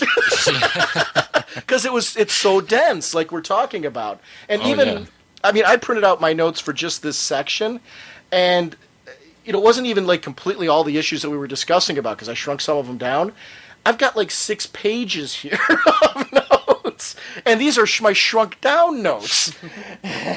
But that's part of the joy of Starman, I think, is the fact that the storytelling, there aren't a lot of narrative balloons. And if there are, they're being told from a character's perspective. It's a character doing it as their inner dialogue. This is really so dense because of the sheer amount of character dialogue between each other. You really get to know a lot of things about the characters in each issue. Like, as we're talking about David and Jack right now, David and Jack are closer in death than they were in life. It's an important message, about like trying to cherish those close to us and things like that with the time that we have. Say the things that we hide or need to say because death can come at any time. And I like that message, this whole thing. But you learn that because of their interactions throughout stories like this. And that's the importance of the density of this read. It's really interesting because these were not easy reads. And that's not a knock on it. I agree with you, Jim, what you were saying earlier. No, it's very adult for its time. Bingo. I agree with you, and I don't think I had a word for it before. It's completely escaped me now. It's gone. That's a good way to put it. It's a mature read. It's a very deep read. Deep is a good word, yeah. Yeah, it's very deep. It's also a very real read for me. Like, this, hearing them talk, hearing David and Jack talk, they're talking like brothers. And I could very easily have a similar conversation with either of my two brothers, just hanging out, laughing. Like, they had the comment about Jade, like, yeah, she's cute for a green chick. I'm like, okay, I could see, two brothers and they both said it at the same time, and they're both laughing when they were saying it. It was like, okay, yeah, this is, a family interaction. This is two brothers hanging out. And I was like, wow, this is a neat read. The artwork blew me away, too. Pirate ship setting was really one, as I was rereading these. Black and white, very classic film, fits the whole Pirates mood. It blew me away. There's a 2-page spread I'm particularly thinking of where David and Jack first come on the pirate ship. And it's, looking at it again, it's breathtaking. It's really breathtaking what they were able to do in these Talking with David issues with black and white art and how cool they made it look. I like that David has to stick by certain rules. He can't tell Jack where they are. He says one day he will, but not now. He's not allowed. Jack often gets frustrated because David throws out because as an answer quite often due to these rules, and I like that because I would be too. We talked about how what we'd want to know, but imagine you're sitting there and being fed tidbits. It was like what I was saying before about he's doing what I would do to you if I knew when you were going to die. What I like about David in these Talking with David issues is that he's really being himself rather than trying to be his father's son how he was in life. You understand what I'm saying? Yeah, exactly. Well, because he never had that opportunity. And I did like that. You get to see that in the omnibus as well, where David gets to reflect on the fact that Jack should embrace his freedom because Jack knows who he is. He's learning who he is, and he has the freedom to be that person, whereas David kind of was trying to be the person that everyone expected him to be. I ate that up when I was reading this because it was something at a time in my life where I needed somebody to say, it's okay to kind of make your own decision and take your own path. Yeah. And it's a cool message I think we all should have. Jack learns from David about Grundy killing the Star-Spangled Kid and realizes this is a talk that he needs to have with his dad. And the pirate setting is a hint to Jack to prepare him for a future event. I remember thinking that it has to be something obviously to do with the Black Pirate because of his cool appearance so far. Obviously, why else would there be that? Right, I thought the exact same thing. So I knew it was all leading up. Here's the funny thing. I didn't even realize. I'm like, oh, yeah, duh, that makes sense. Because I had in my notes, hey, do we find out what he leads up to? Oh, okay. It is but that is part of the nice thing of the whole thing. That's why I said there's a certain, he and I read that stuff. Yeah. So we see where this leads, and I don't want to say too much about it because I don't want to ruin that because we're not talking about that but here's an interesting point, though. We are talking about something here with this pirate ship. The reason why you don't know is because in the trade we're covering, Wicked Inclination, it doesn't pay off here. And here's the funny thing. The more we keep talking, the more I'm like, I wonder if I could find these issues online. I wonder if I can find these at the next con I'm at. I'm now starting to think maybe I could pick up the floppies. I'm gonna get the eventual omnibuses, but they announced they're gonna take their time in releasing them. So I'm like, maybe I should pick up or maybe the trade. And as we're having this conversation, take another 5 years. Yeah, as we're talking about this thing, I'm planning in my head. I haven't had a good hunt lately. This may be a good one. The full Starman run. This could be my next great hunt at cons. So I don't know. And the more I'm talking, the more I'm like, that may be a neat thing to try. So you may be seeing me going through the bins. Well, good luck with that because I'm still missing one issue, and I've been trying for almost 10 years. What issue? 56, I think it is. I was trying to think if I had a double of it, I'd send it to you. I don't have it. Sorry. I've got a few of them that I know I've got doubles of. And I'll give you those, Jim. Woohoo! I'm on the way. It's begun. Well, that's actually, I don't know if that's a good thing for you or not, because once I give them to you, you're going to be like, well, now I got to get the rest. Well, the funny thing is I have issue 0. I do have Starman issue 0. Mm-hmm. And it was Golden Eagle, at the 200 or 300. One of the, I think 3. I saw it in the bin. I'm like, oh, what the heck? I'll pick this up because Sean's always talking about Starman. And so I have issue 0. So I already have the one issue, and I was just basically not really planning on doing anything with it, maybe getting it signed eventually someday. Tom Caters made an interesting point. When 0 Hour came out, every title in the DC Comics line had a 0 issue, which was true. And it was funny, I picked up as many of them as I could because they all were in most cases, they were meant to be accessible jumping on points for people, but they also served as these are where the characters are at after 0 Hour. Because most of the books had an issue right before that, the month before that was released that put them into 0 Hour. It usually, the issue would end with kind of a white panel where it was the 0 Hour wave kind of going over the universe. So it kind of showed that the book kind of ended there in 0 Hour continuity. Everything post 0 Hour would take place afterwards. It was very cool at the time for any of the books you were reading.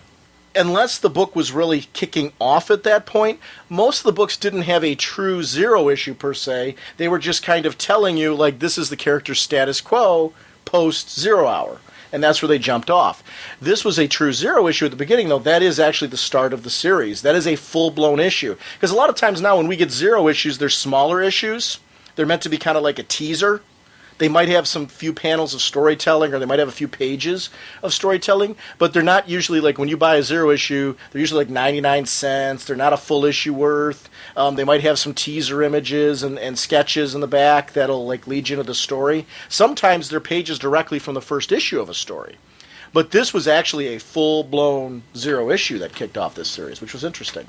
Around Comics episode that I'm talking about was episode 191 that's been released now, where I was part of the panel to discuss the Starman Omnibus. So if you haven't checked that out, it's Around Comics episode 191. Kind of a good time, kind of a natural time to talk about that one. I liked that this Talking with David issue served as a recap of the series so far. or at least a recap since the previous Talking with David, which is good for new readers because for a monthly book, as you're mentioning, Joseph, if you jumped on and just started reading the series here, Jack's filling you in with little tidbits of what happened to his life at this point, and you're getting to see it from Jack's perspective. So even for readers who've read it and saw that stuff, there you get something out of Jack retelling the events because he puts his spin on it, so it's not boring, which is what I really liked about it. Yeah, because he's telling David what happened throughout the whole year, and then I'm like, oh man, he did this. He fought Grundy. He talked to Jade on the phone, and all this other stuff. And so I'm like, hey, I got to go back and read that, find this trade or find these issues, and it just made me more interested in reading more.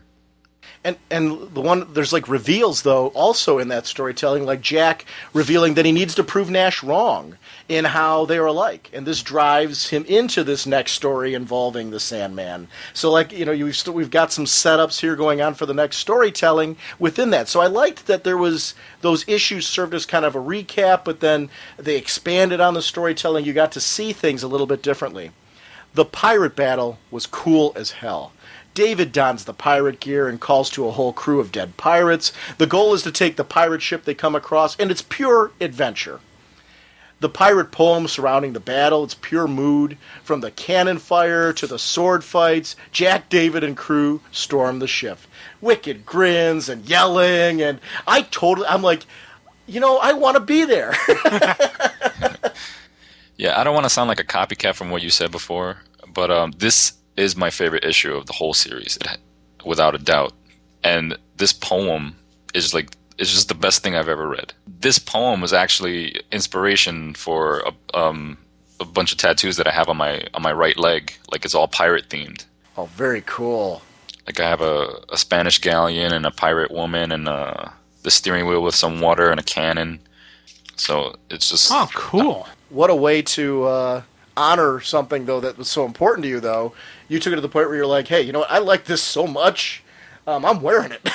Yeah, exactly. Jack is okay with the whole thing because he knows that they didn't kill anybody.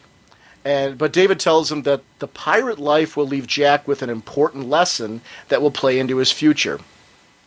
It's interesting that it can be multiple lessons for Jack because, pirates have to not only attack, but protect from other pirates. Jack will be the protector and aggressor for Opal many times. And in many ways, the city is kind of the ship he is the captain of, which to me, I totally ate that up. One of the lessons that has to be learned from this. There is one other person, and the scene is in full color.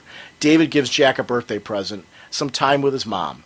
Jack always reminded David and Dad of her. We saw in the omnibus, that was part of the reason why Dad was having such a hard time with Jack. It was so much like Mom. There was that reminder there. But then there was also the fact that he assumed that he knew that Jack was the one to be the hero. But Mom was always the one that Jack connected with. And this is a chance for an hour with her. And it's in many ways fate's reward for his choices, I'm assuming. It's kind of like how I read it. And I think we all have friends and family that we've lost that we would love to have an hour with. And to say things that we wished we could say. We all find our own ways of making peace with that. But this book, in many ways, kind of opens that door to that message that, find that way to make that peace.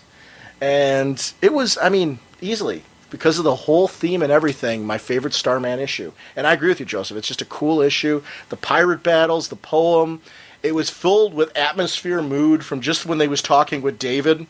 And you got to see the two brothers kind of joking around, interacting, to the cool pirate battle that on the surface seems like just a very cool battle moment, but then does play into the series later. And I'm being deliberately a little vague about that because of the fact that we're not going to be talking about where it leads, because those issues weren't covered. I don't want to spoil those now because I'm figuring people that are coming on board. There's some people that are going to listen to this that don't care if it's spoiled because they want to know something about Starman. And I'm very well aware there's people who are like, hey, yeah, spoil everything because I never read Starman. I don't get why people are so into it. That's why I'm here. I want to hear that. But there's other people are crazy.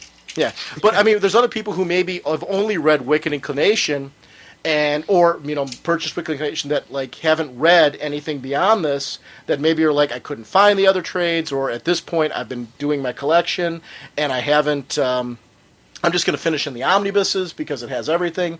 So forever that, I don't want to spoil that right now.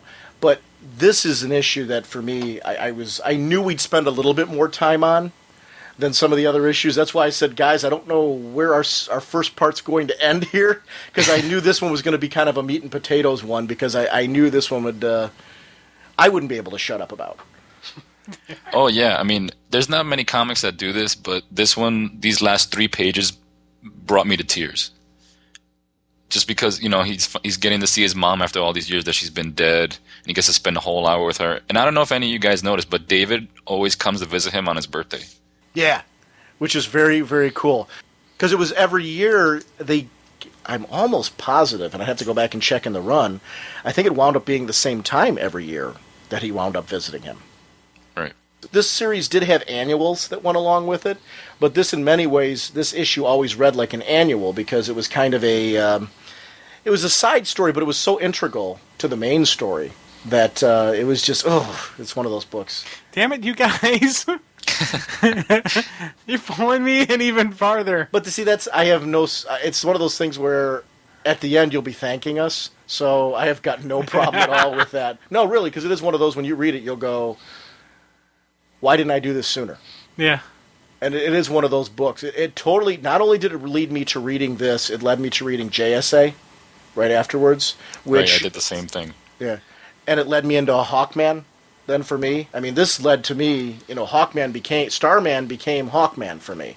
Because there was no more Starman book, so I needed this character back. I needed another character that I could follow that fit this kind of thing for me. So when you hear me talk about Hawkman on the show, Jack Knight's series ended, then I followed JSA, and I had this gap of this character that was like my cool character. Because I had Batman, who was my foundation character. I always needed this, there's always this cool character that I follow. Because I talked about, I went down to books. You asked me at the time, what were you reading during that time? Well, I can tell you for sure I was reading Batman and Detective, and I was reading Starman. Other than that, I know I had a couple other books. I can't remember at the moment. That tells you, though, how important those books were for me at that particular point in time. That later became, JSA was for sure one of those titles on the list towards the end of the Starman run, where JSA is a title I would never have dropped at any point in time during the run. It's that good. And the quality of JSA really, I think, matches this. So when this ended and JSA started up, I was like, okay, Starman 2. Oh yeah, I was lucky enough that where I caught Starman, where I started looking for back issues, JSA had just started. I think it was like at 12 or 13, so I got the chance to pick up those. And then I went back, and it was just so much fun picking up all the other issues, like where they dropped hints of stuff that happened in Starman, like where Star Spangled Kid is killed in an issue of Infinity Inc. So I got all those issues of Infinity Inc. and just the older JSA stuff. And then I jumped to Flash, because at the time, James Robinson was co-writing JSA with Jeff Johns. So I was like, hey, Jeff Johns writing Flash, so I'll pick this up. And it just became a whole new addiction where I was buying everything. And interesting that one of his writing partners on JSA was also David Goyer, who's writing, Batman Begins and The Dark Knight, and one of the vignettes in Gotham Knight. Let's go ahead and talk about issue 20, because this kicks off the 4-part Sand and Star. Jack is haunted by dreams of intimacy with Nash, the New Mist, and in those dreams he sees the Golden Age Sandman. And I was laughing as I read it through the last time, because I don't know why it never dawned on me, but he was dreaming of the Golden Age Sandman watching them. Which, considering how creeped out he gets about Wesley and Diane talking about their sexual relationship, he has some twisted dreams too. Didn't notice that before. Thanks. Yeah, I never would have thought of that till you said it. If you look at the goggle when it's zooming back out, and it wasn't meant that way, and I'm just totally kidding. But I'm not kidding as far as how I saw it the last time. But if you look, they're actually in the goggle of the Golden Age Sandman. So yeah. Alrighty. Once again, you're sick. Yeah, well, you're a sick man, Sean. Yeah, 124 episodes in. I don't think anybody's questioning that. Here's just a little something. Remember how I said, with 19, I would have been questioning and once I read 20 it would have locked me in, because the 20 had more of the Starman stuff. I was like, yeah, this is kind of cool. It had a little bit more action, a little bit more, if you will, a classic comic book feel to it, where, bad guys show up, good guy fights them, yada yada, that type of stuff. So I'm like, okay, and so it's one of those things where he went from this Talking with David, which I now see as a wonderful, amazing issue, but when I first read through, I was kind of lost. It was different. So I was a little bit confused to this more contemporary, more classic comic book story. I'm like, okay, and it would have been one of those things where I'm like, oh, okay, yeah, there's something different about this comic. So it's... I agree with you on the contemporary end, because if you think about it nowadays, we're more used to things being in arcs. So this was the start of an arc, which for you would be more of a comfort zone now. Right. See, because you're used to that type of... So this is the starting of an arc, so you're seeing it building towards an immediate story. Versus the first two issues of this particular trade were really prologue stuff, a lot of which doesn't pay off till much later. Opal City looks very beautiful in this issue. The art really kicked up a notch as the series went on. Harrison von Graubacher really kicking up the series with colorist Gregory Wright. And it just, as I was looking at this particular issue, it was amazing how majestic Opal looked to me in the daytime, because that's what you get to see in this particular issue. Jack meets with his father over the dream. The Mist was searching for an old medal that was belonging to her father, and Jack now wants to know where it is. This is part of his quest to prove that he is different from her. The Mist first appeared in New York, not Opal City, and fought Wesley Dodds, Sandman, which Jack has now deduced from his dream. And I liked that Ted was like, how do you know that? The introductory bits in New York were quite good, setting up the big city charm, but pointing out that every city has seedy areas that should be avoided. A man named Croft is being chased by two masked goons, whom he gave info to in exchange for his life, but as with most of these cases, and it's very true, once the bargaining chip is gone, the info's useless and he's torn apart because he's a loose end.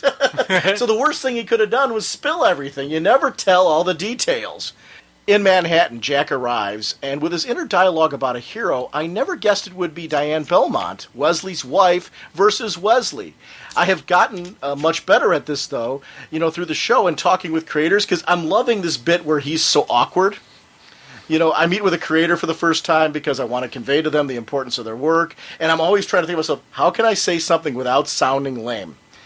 Fortunately, through the magic of podcasting, when they're on the show, we have the rest of the discussion to get past the fact that I don't succeed at that, and the first comment is lame. But, I mean, it is one of those things, when I meet creators, you know that you're only going to have a few sentences. You want to say something that really tells how much their work has meant to you. And I encourage all of you, if you haven't had that moment, go to a convention and do that. Make sure you go up to a creator and do that, because even though the lines are lame, I'm sure they appreciate it. Because I know, I'm trying to think of, do I know one cool thing I've said to a creator when I've met them the first time? No. Come on, dude. You were there when I first met at the Jeff Johns signing. I was just a complete idiot, and I was like, you're really good. I was just trying to... And after we got done, I looked at Sean and I go, that's why we can never do interviews on our show, because I'm an idiot when it comes to, being starstruck. It was, But see, now we do them, and we are idiots. And we embrace that. It's the Chris Farley aspect. You're really cool. Yeah, I had the luck of getting to talk to Steve Sadowski at the New York Comic Con, and I gushed. I went to his table for 2 hours a day, all 3 days, just to talk to him and just tell him how much I loved his artwork. Until the last day, where he was like, "Just take my home phone number, just call me, and I'll sell you artwork." That JSA series that he did was, there was not an issue of that where there was a wasted panel. It was all gorgeous. Oh yeah, I can't agree more. Now that is a cool story, though. That's like a cool con memory. That's one of the things I like about. I'm really getting into going into cons and I want to go to more cons for stuff like that, where you get those those memories of that's. No matter whatever happens at that con, you'll always remember meeting him. You'll always remember your conversations with him. In my case, it's usually the conversations like that would end with, "Here's a restraining order, leave me alone." But it's still. Here's the question I have now from that story. Did you call the number yet to see if it's really him? I'm pretty sure it's him. I haven't. See, I haven't called the number yet. No, because he said to call when I figured out what artwork I wanted, which I haven't done yet. So then I'll call then when I figure that, when I make a list of what I want. See, that'll be the true test, though, because if it's really his number, you were a lot cooler than you thought. If it's a pizza place, then you know. Well, thanks for making me all worried now. Dude, welcome to our world. We're worried all the time. And wait, and people can listen to the crap we say. So it's I do have one complaint though about my con experience. Oh, okay. Which is it's not so bad when you think about it, but it still like bothers me a little bit. Patrick Gleason still has my sketchbook because he didn't get to finish a sketch at the con, so he took my personal information down, and he said, I'll mail you your book when I'm done. And I've emailed him a few times, and we've emailed back and forth, but he's like so swamped doing work on Green Lantern Corps that he hasn't finished it yet. And I'm just like, I want to see it already, so it's like killing me. You know what though? I gotta wonder if maybe he isn't doing something a little special for you because of the fact that he took it home. I hope so. You know what I mean? Like, obviously he's not doing a quick sketch or else... Hey, he's not doing a 5-minute just run. Right. I mean, I'm going to appreciate it anyway, but that would just be totally awesome if he does do that. And if you're listening right now, Patrick, get to work. Well, right there, that just got a big, oh, okay, fine. No, wait, now all of a sudden he's got a big eraser out. He's like, forget, he's getting a 3-minute sketch. Before we just spit on a piece of paper and mail it to me. Yeah, here you go, yeah. Let me trace around this. What I really loved here is how gracious she was, because she kind of assumes that he's just tired and leads him to Wesley, because he sounds like a drooling idiot at this point.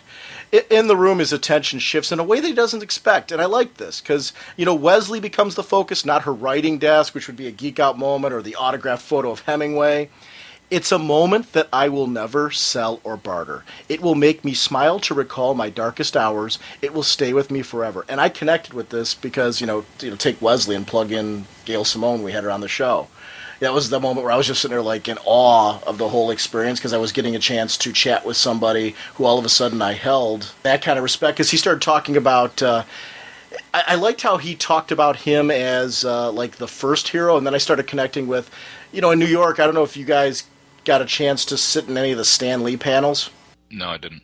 I was thinking about Stan Lee as like the voice of Saturday morning. As a kid growing up, he narrated, Spider-Man cartoons and things like that I listened to, and I'm like, wow. These moments, it took to my favorite writer, Gail Simone. It took to, Stan Lee. And that's why I said I would encourage all of you, if anybody out there, if I'm sure most of our listeners have had this experience because you've been at cons and you've had the chance to be at the table like we're talking about, where you got a chance to geek out and have that special moment with somebody who's important to you, who's created these works that we all love and follow. And, whether even going to a signing with a novelist, going to, anything like that is an experience that I'm sure everybody's had, at least in some capacity. If you've never done that, do it, because they are moments that you'll cherish. And I loved that Jack in many ways, the junk dealer, is the comic fan. He is the collector like we are, and that's what makes him so easy to relate to, because we all usually have, even if we're comic fans, we usually have more than one hobby. So we have like multiple obsessions because we tend to be obsessive people. And it's really kind of a cool aspect of this series to connect with them. Go ahead, Jim. Yeah, I tell you, I was really impressed just with how reverent Jack was towards Wesley, and that for me was just because I still had an image of him as being the reluctant hero and not being that nice of a guy. He was doing the right thing and he was kind of being the hero, but he still wasn't like, he wasn't the kind of guy I'm like, okay, this is my buddy, this is my pal. This really showed for me that there is a good guy in Jack, that he isn't that person that his girlfriend just dumped. There is something more to him where he's treating Wesley with the respect that man deserved and he earned. And I was just like, okay, this is cool. I like seeing, Jack be like this. And then the add on to that was just the way the attitude Wesley had with it. He was like, hey, how you doing? Oh, cool. He was like, very casual with Jack. He wasn't like, that's right, I am Sandman. He had that real person that you're like, yeah, this is a cool guy. I'm glad I'm talking, with this person. I'm glad, it was just a cool moment for me. Can you do that again? What, the I am Sandman? No. But I mean, you did it for me with you put both of your hands on your hips and. I puffed out my chest. See, they don't get to see the visual like I do. I'm getting the full experience. I'm so jealous right now. He literally did. He sat up in his chair, put both of his arms on his hips, and I'm sitting here. I'm like, oh my god, he's really into this. I'm like, whoa. Well, sometimes you got to get into the groove, man. You got to get. You totally. You put on your game face. Yeah. I just want to say something about the coloring in these 4 or 5 pages with the meeting between Wesley and Jack and Diane. It's just stunning. It just sucks you right in. I fumble over my words because I'm so in love with this book.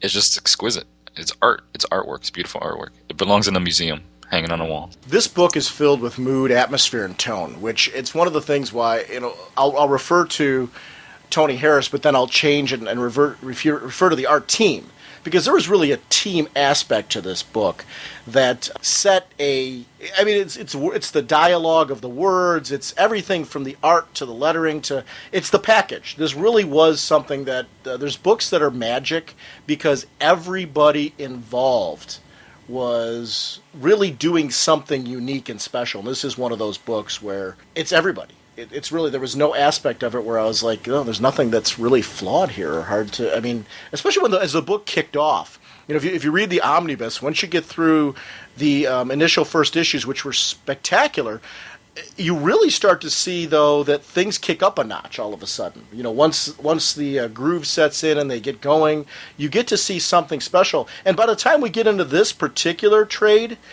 it's really, they've been established at this point. We're at issue 17 now. This creative team really knows what they want to do, knows what this city is, knows who these characters are, knows the kind of presentation. I also want to recommend issues 37 to 40 of Sandman Mystery Theater. They were like a complimentary story featuring the Sandman and the Golden Age Starman. It was published at the same time as this. So while this was going on, Matt Wagner was doing a Sandman Mystery Theater story involving Ted Knight and Wesley Dodds. So that's a story that, if you didn't read that, it's well worth seeking out. It's a wonderful story, and it's a good one to read along with reading this. Interesting that Ted... Damn it, Norge. Well, if you want the whole experience. The way it tells you, though, during the time when this came out, they got me like a fish on a hook. I wasn't reading Sandman Mystery Theater at the time because I didn't have the budget for it. But did I pick up those issues? You better darn well believe it. Did I finish reading the series? Yeah. Well, Jim, if you're going to start picking it up, it's already up to the 6th trade, so you can start getting it. It's well worth it, too. Oh, yeah, it's great. As long as we're talking about that, you were talking about your Absolute Sandmans. You also should get the Sandman Midnight Theater one-shot, which is a direct tie-in to Sandman. Anyway, back to this book. Interesting that... You're number one, pal. You're number one. Right there. That isn't what that means. Interesting that Ted and Wesley remember the events differently. Ted feels that they just didn't hit it off and have nothing between them. But Wesley remembers that while they didn't hit it off, there's a certain fondness and bond that he has with Ted. And I wonder if some of that isn't like Ted's become more isolated at this point in his life, and he kind of doesn't want to reconnect with that life. He's kind of moved on, but Wesley's in the thick of it, so he's got this sense of camaraderie still. I liked, though, the contrast between the two, because it read very real to me. And I like how that continues to be a theme throughout the story, where at the end we see both characters kind of feel a little bit differently about the whole thing. We'll talk more as we get towards the end of that, but I really liked that as kind of a background story that was going on through this thing. Sex and the Dodds. I don't think we can avoid talking about Sex and the Dodds. I love my wife's parents, but her dad sometimes is uncomfortably open about sex. And I so related to this moment because it's like thinking of your parents having sex. It's like, ew! So when Jack was like reading this, I'm like, boy, unfortunately I can connect with this on a personal level right now. Yeah, he's making that weird face, and then Diane's like blushing. And I love her parents. But it's one of those things where, like that comment will sneak out. It's like when your parents make that comment. Usually when they're around their friends and you'll hear and you're like, no, you don't do that. I was like an immaculate conception or something like that. Okay, tangent story time. Uh-oh. I was hunting. My dad and I, Buddy Joe, his family, friends, and all that. We're just, we're sitting around the Wait, campfire. you shot your dad for telling you a sex No, story? hold on. We're sitting around the fire. It was nighttime, and I don't even know how or who started the topic, but someone made some comment about sex after marriage and this type of stuff, and Dad was just about to say something. I go, "Shut up right now! Don't say a word." Sex and the Dodds. Jack tries to tell him how honored he is to meet him, but I love that Wesley knows that Jack is really in awe of his wife's work. It's a rare gift, and I love her lines here. It's a rare gift to be able to feel happiness for another. True happiness, a rare trait. And how many of us have felt that way for a comic worker or creator who is a favorite, that is honored in some way? Because I do. I geek out when I see, the Eisner Awards or, Wizard Fan Awards or anything where it's like a creator or a book that I really enjoyed. And you see that creator get honored for it, I was like, oh, yeah, that's really cool. And, Gail Simone got honored at the Wizard Fan Awards, and we were there, and we got to, they did like a call-in with her or something like that. They recorded something with her, and that was Villains United. Yeah. And it was really cool to be a part of that. And I think we as fans do that a lot. We're genuinely happy for someone that we appreciate, whether it's an artist or a writer or what have you, and they get honored for something, or their work gets acclaimed, or you see a website talking about it, or anything like that where it's something positive about it. I think we all eat that up because we're like, yeah, they should get some notice. This was great. Jack lets him know that he's there because of info on the mist. The dialogue is interrupted by the murder, though, of John Blaine, the neighbor. And Jack flies into action, and I love his cosmic rod because it evolved during the series. Part of the first omnibus, if you are reading that right now, you get to see Jack, as part of his accepting this role, asked his dad to customize the cosmic rod in a way, and the revamped look is edgy. Killer's in a black suit with a green mask, similar to those we saw earlier in the issue, and it was cool to see Jack flying down the hallway, instantly zapping into action, and that's the part where we were talking about earlier. If I knew I was going to die, would I give that up? It all depends, I think, if I flew or not. Because that would be hard to give up. And I love this part. They go up on the roof and they're fighting. Jack loses control, and the villain gets a one-up on him. Wesley shows up. I'm in a golden age gone by. I'm Ted Knight, my father. It's 1944. The wizard or Purg-Degaton or the fiddler, one of them has me down. An ally saves me. I was just like, and you see Wesley standing there with the mask on. Even though he's an old man, he looked so cool. You got him sitting there. He's in the zone. He's got his cane, which he clearly needs to be up there, and he's got his gun. And he looked real badass. Oh, yeah. He's, no matter, he may be an old man, but he's still a hero. How cool is that? Don't accept somebody at face value. I love that message. He looks like just an old man at this point. But, when I was working at selling suits, a lot of the old guys that were working there with me were retired guys who travel all the time, that were up and around, active, doing all kinds of crazy things and enjoying life, and they only were working because it was their spending money. They're all on fixed incomes and things like that, but they were working because they're like, hey, life's not over. Life's just getting started. This is all blow money. But I mean, what a cool reason to be at a job. Just keep living life. And it was kind of, when I was looking at this, it made me think back to that, because I'm like, that is a message for life, that, life doesn't end. You look at Wesley and Diane, that's what we should all strive for. It should be that, we want that life when we're old, retired, whatever, where we're able to really live up life and really enjoy life. They look genuinely happy. And I like that throughout this story, Jack is trying to get his head around that, because he's a little uncomfortable with the whole situation, seeing Wesley so old and seeing him at that stage in his life. At first, he has some negative thoughts about it, and we'll see as this story goes on that he gradually begins to understand things a little different. It's one of those things I really liked. They don't know the killer, and this sets up the mystery that both will be heading on. Jack came to find the medal and got himself pulled into something more, and as they've said throughout this series, trouble has found him once again. He did not need to look for it. I just like the last line that Wesley says in that last page where he says, "It would seem we have two things upon us this night, my old friend, murder and mystery." Like, he's just referring to Jack, like almost like he's his father. And he's like he's also back in 1944. just kind of reminiscing in his head, and the two heroes are back together. And how interesting and cool is that because of it? I loved that. I'm with you. That was something I ate up as well because I was like, woo! Great to see these characters, back in the game. So let's go ahead and talk about issue 21. It's interesting that Jack notices Wesley is back, in a true form after their adventure. He sees him differently now. They're looking at the clues. John Blaine invested in airships. He was a guy in the fish business and then decided to get into this. Helium and lighter alloys used to take this into a different direction. And the vertical takeoff technology somehow making this possible, whereas before it was an abandoned concept. And I like how Jack questions, though, is this really viable? Wesley kind of corrects himself as well. Helen, his wife, was arrested. She has an alibi, but the evidence is that she diverted 3/4 of her husband's funds prior to his death. $250,000 went to a Swiss bank, and they think the account belongs to the killer, so it looks pretty open and shut that she is the killer. Wesley's not convinced, though. And I like this whole opening thread where we see, like Jack said, Wesley's in the zone. And I liked that it wasn't just Wesley. Diane gets in. Jack gets in. The three of them are getting really into this mystery, and it's like Team Dodds.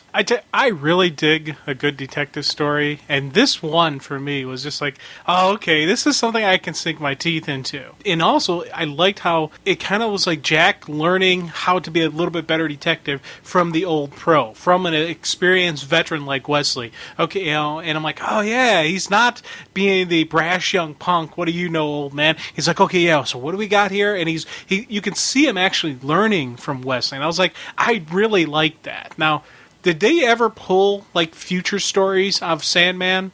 Where he would remember something Wesley taught him, or he would refer back to this moment, like you know, Jack did. Yeah, Jack. Not really. After this one, this all led to, I think, further developing his relationship with his father, which is really the running theme of Starman. So the reason why this was an essential story is because it was about embracing Ted's past, if that makes sense.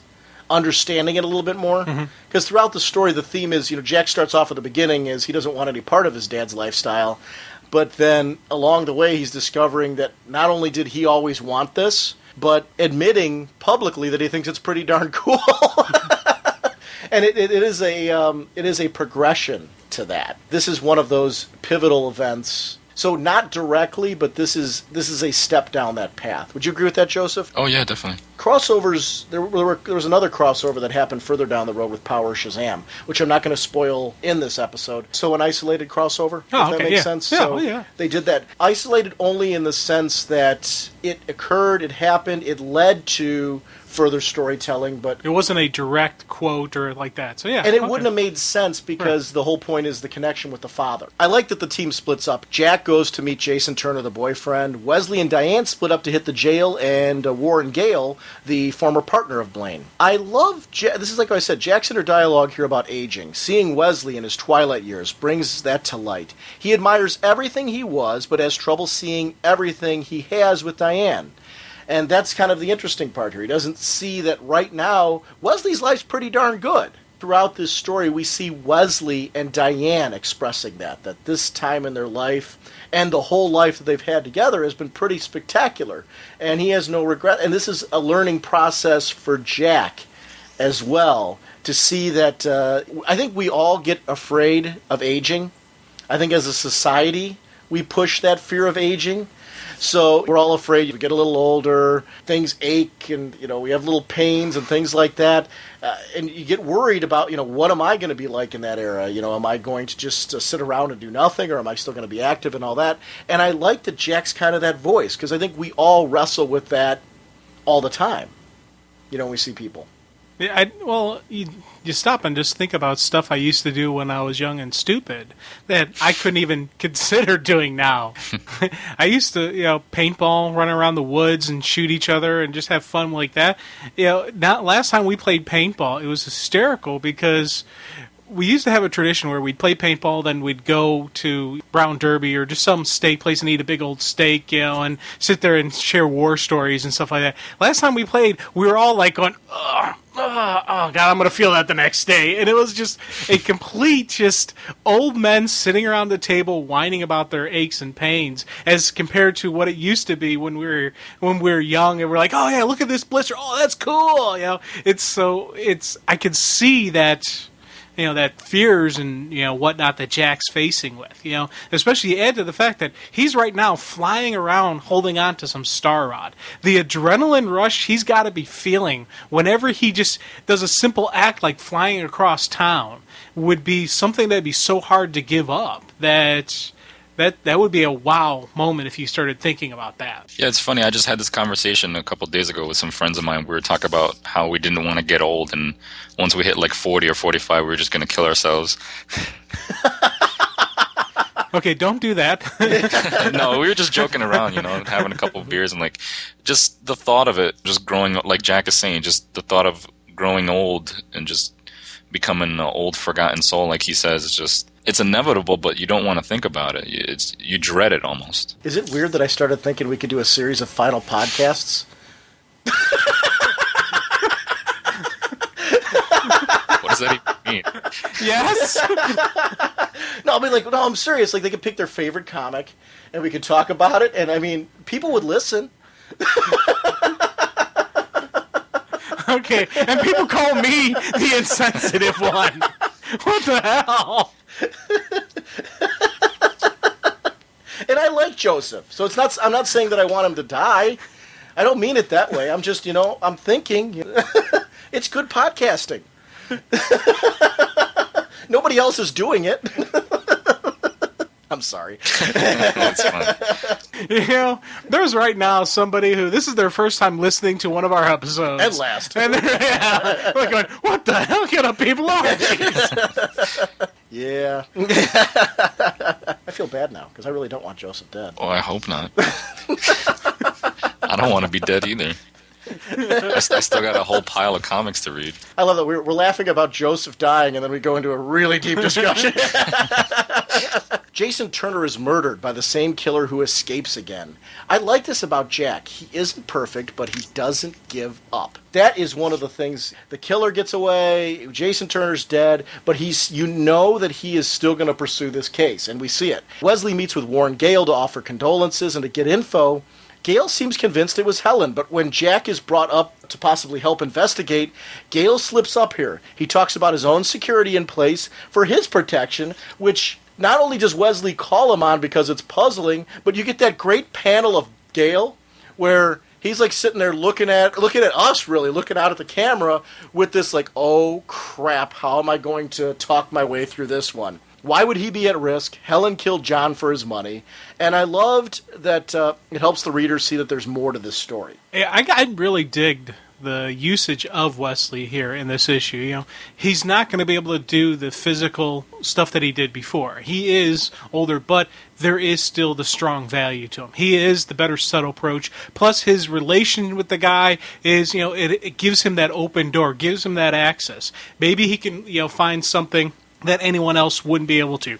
Same thing with with Helen going to the wife. It's there's a nice interconnection there. It's a good usage of your forces and what you're going to do with it. Jack breaks into Jason's apartment to seek out clues, and Helen reveals that she had no reason to kill John. I liked this. She was planning to divorce him and could have sued for half the money, which is a very valid reason. Half the money would certainly be plenty. Why would you risk for another quarter of it when you're already going to get half, which sounds like quite a fortune as it is? Warren isn't a suspect in Helen's eyes because it's bad for the airship test if Johnny's death happens so close. And I like that theme keeps coming back up.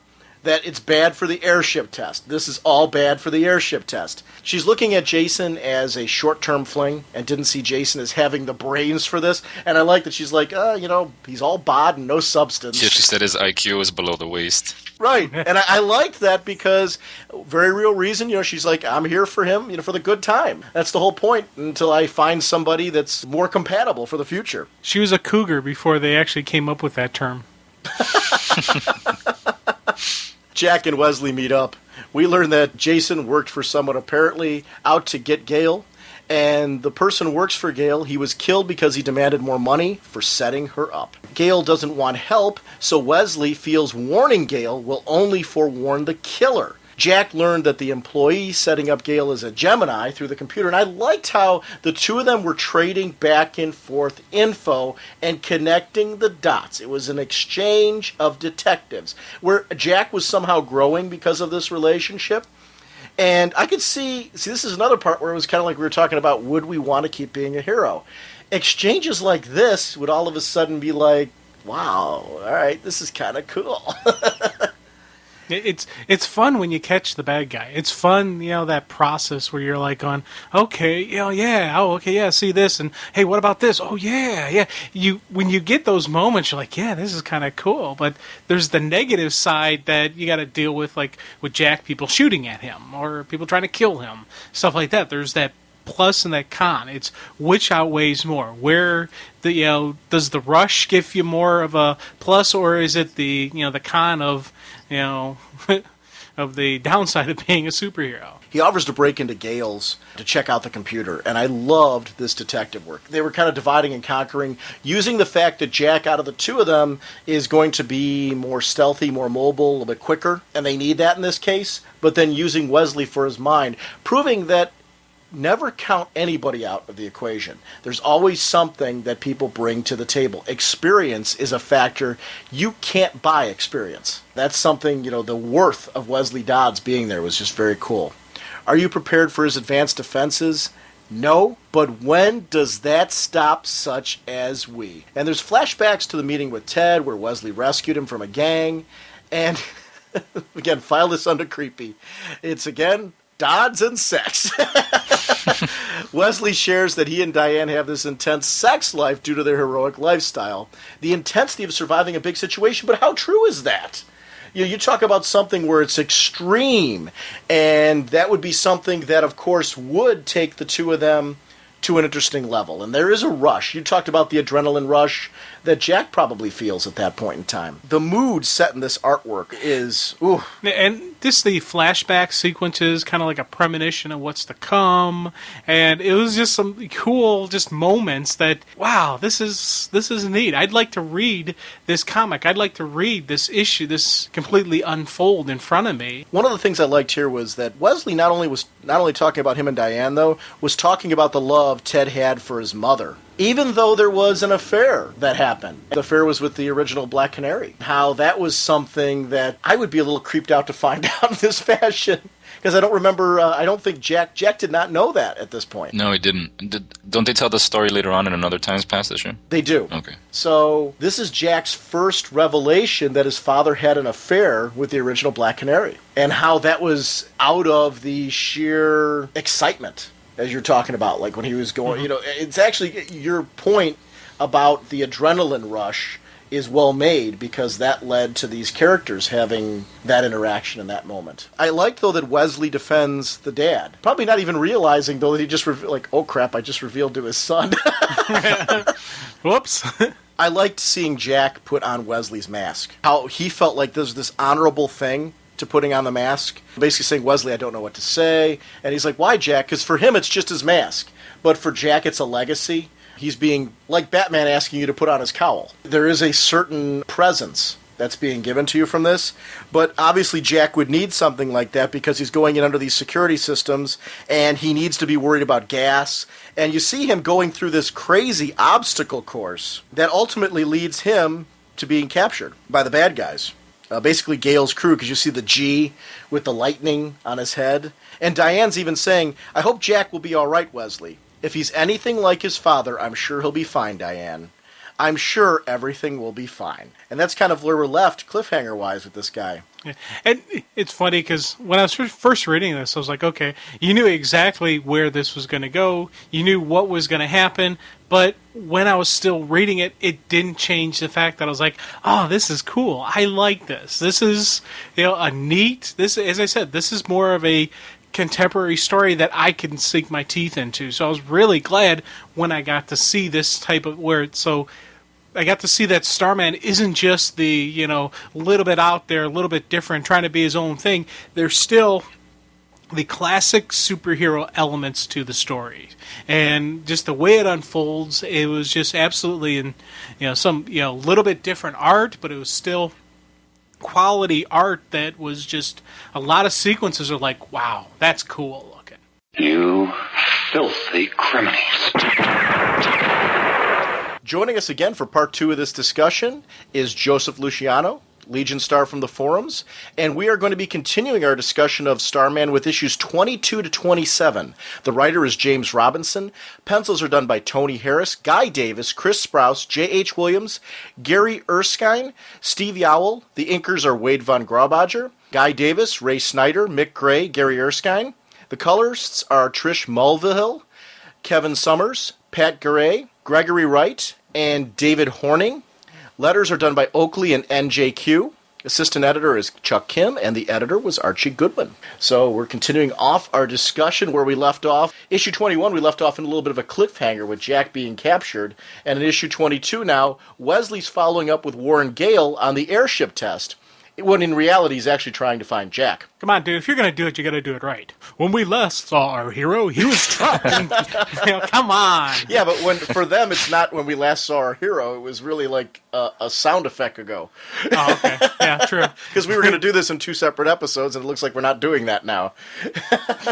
So it's a lot less climactic. I just think Jim's been listening to The Shadow too much on the radio, right? Yeah, we need to get you out more, son.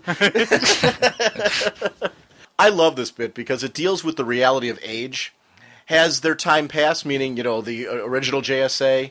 Do they understand the rules anymore? The Golden Age was a brighter time in the DC universe. This is a darker universe for them.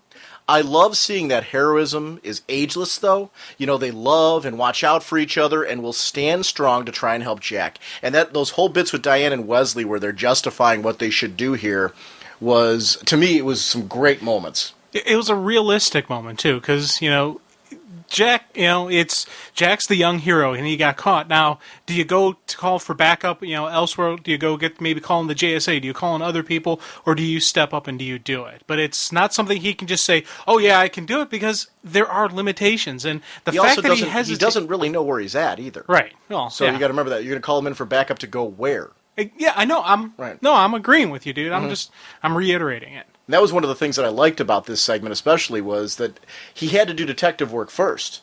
And the other problem is, too, sometimes there's situations... I agree with you, actually, your theories on call for backup, even though it's become like a show joke, the call for backup thing. I actually do agree with your theories on call for backup. But there's some times where the situation's so desperate. You're talking about right here. If he waits for others, Jack could die. He's well aware of that. Yeah, he's got hours, if that much, so... And they don't know where he's at. Right. So they get tickets for the airship presentation from Gale so they can sneak around and search for clues. Wesley and Diane meet with Gale and the pilot, Daniel Croft, at the airship presentation. I love the classic sci-fi feel of the airship artwork. It looks like something out of the old Flash Gordon serials. It's futuristic yet classic, and I liked that kind of... because that fits Opal. And the art style of this whole thing, it's got like kind of a timeless quality, but yet it's still very, very classic. Wesley and Diane have like an hour till launch. So Wesley dons the costume to search for Jack. I loved the yellow lighting off of Wesley's suit in this segment, where he's got his costume on. It's simple with the trench coat, the gas mask, and the gun, but it looks menacing. I love Sand's version of it, his newer costume in JSA now, where we get to see Sand donning a very similar style, and it really does look very scary and intimidating. And I do like the fact that he's still walking around with his cane. Because he needs it, but when he walks with it, he's not open and out. It's tucked into his body. So one, probably for support, but also two, to conceal the fact that he's using a cane. Mm-hmm. He doesn't want someone from a distance to see the cane. He'd rather they see the gun. They'd rather to see the mask. They'd see, okay, we got a hero, not an old hero. Very similar to Batman using illusion to make your presence something more than it actually is, and I like that. Wesley finds Gale's office and overhears him with the pilot. They have Jack, and the whole thing was a setup. They plan to bring the airship down on the crowd. And I loved how this slowly, we were getting reveal after reveal in this issue. The silent segments are totally awesome because they add to the feeling of Wesley sneaking around. The purple tones in the artwork work so well here. You know, the shock in Wesley's face as he comes across Jack, doubting himself due to his age. Can he pull this off? An old man versus the science of tomorrow in his eyes, because the world's kind of moved on for him at this point. He is from a different age, and he sees that this is tomorrow. It's right in front of him, and he's got to face that. And this led to... It was great. The art shift here was perfect, because this is the art by Guy Davis. There's a classic building in the background, classic set of buildings in the background in the flashback. It set the tone for a different, brighter era, kind of the golden age of comics. Wesley and Ted are talking about Ted's visit to New York for a case. He wants to stop by and visit the couple. And, you know, this worked so well for me because it's painting a different picture than Ted was showing us earlier on in this. It shows that sometimes we change the events in our head due to time. Since this all happened, Ted's wife has passed on. He's raised 2 kids. So the way that he saw these events has become quite different. And I like that. Similar to the situation he now faces with Jack, Ted never called or showed. And I like that Wesley doesn't want to ruin Ted's undercover operation. He doesn't just leap into the fray. He gets more information first because of the fact that this is a trusted colleague. So cool, smart detective work. You know, Ted is searching for the stolen statue from Opal. The gambler, a Green Lantern villain, was behind the robbery, but he was hired by someone else. And Ted came to New York to find the information. So now Wesley has enough to hit the streets and start searching for some info. Very cool build. Yeah, and the thing I liked is, because you even said it's a very cool build, this could have very easily have just been a flashback for flashback's sake, or just a little another connection tie in between the past and the present. But this was a true part of a story, and it was actually I'm reading this going, man, I wonder if they ever showed this in a other comic, or if they if this was ever fleshed out even more in a Golden Age comic. And it was just a cool part of the story, and I'm like, man, this is kind of neat. I was enjoying reading it as along with, and even though I did see, obviously, the connections, but it wasn't just a connection piece. It was an actual story being told. It was an actual adventure being read, and I enjoyed it. It's the story within the story. Because, the main story here was and actually this is where it gets really interesting, because the real story here is Wesley going to rescue Jack, but this whole issue is really about telling us more about the relationship that he had with Ted. So we really never get, in this issue, any resolution to Jack's plight. We more see Wesley's inner dialogue with himself as he is trying to determine what to do next. And I love that. I ate this all up. It was great. I love the bit with him in the shadows looking all creepy. Tell me. What? Everything you know. And there was a menacing voice behind that. And again, illusion. These are the people that, we see Bruce now that he honors the JSA people. We see Superman honoring the JSA people because they're the ones that came before, the way that the universe has been restructured now. And this is the reason why. These are foundation characters, and I love how that just so works out. I like that Diane here isn't a bit player, though. In her own way, she's also searching for clues. The town gossip, the hotel where Ted's staying at. She's doing some legwork that really would be a waste of time for Wesley to do. I love that even in this era, we see how well the two of them work as a team. Divide and conquer. There's a benefit to having some books with couples. If you look at Green Arrow, Black Canary, for example, the work in that book, it's a great example of this. If written well, you see some interesting team dynamics that are a twist and that you don't get the same way in other partner pairings. And I really ate this up. It was very well written. Through the discussion with Diane and his own clues, Wesley tracks down Albert Mello.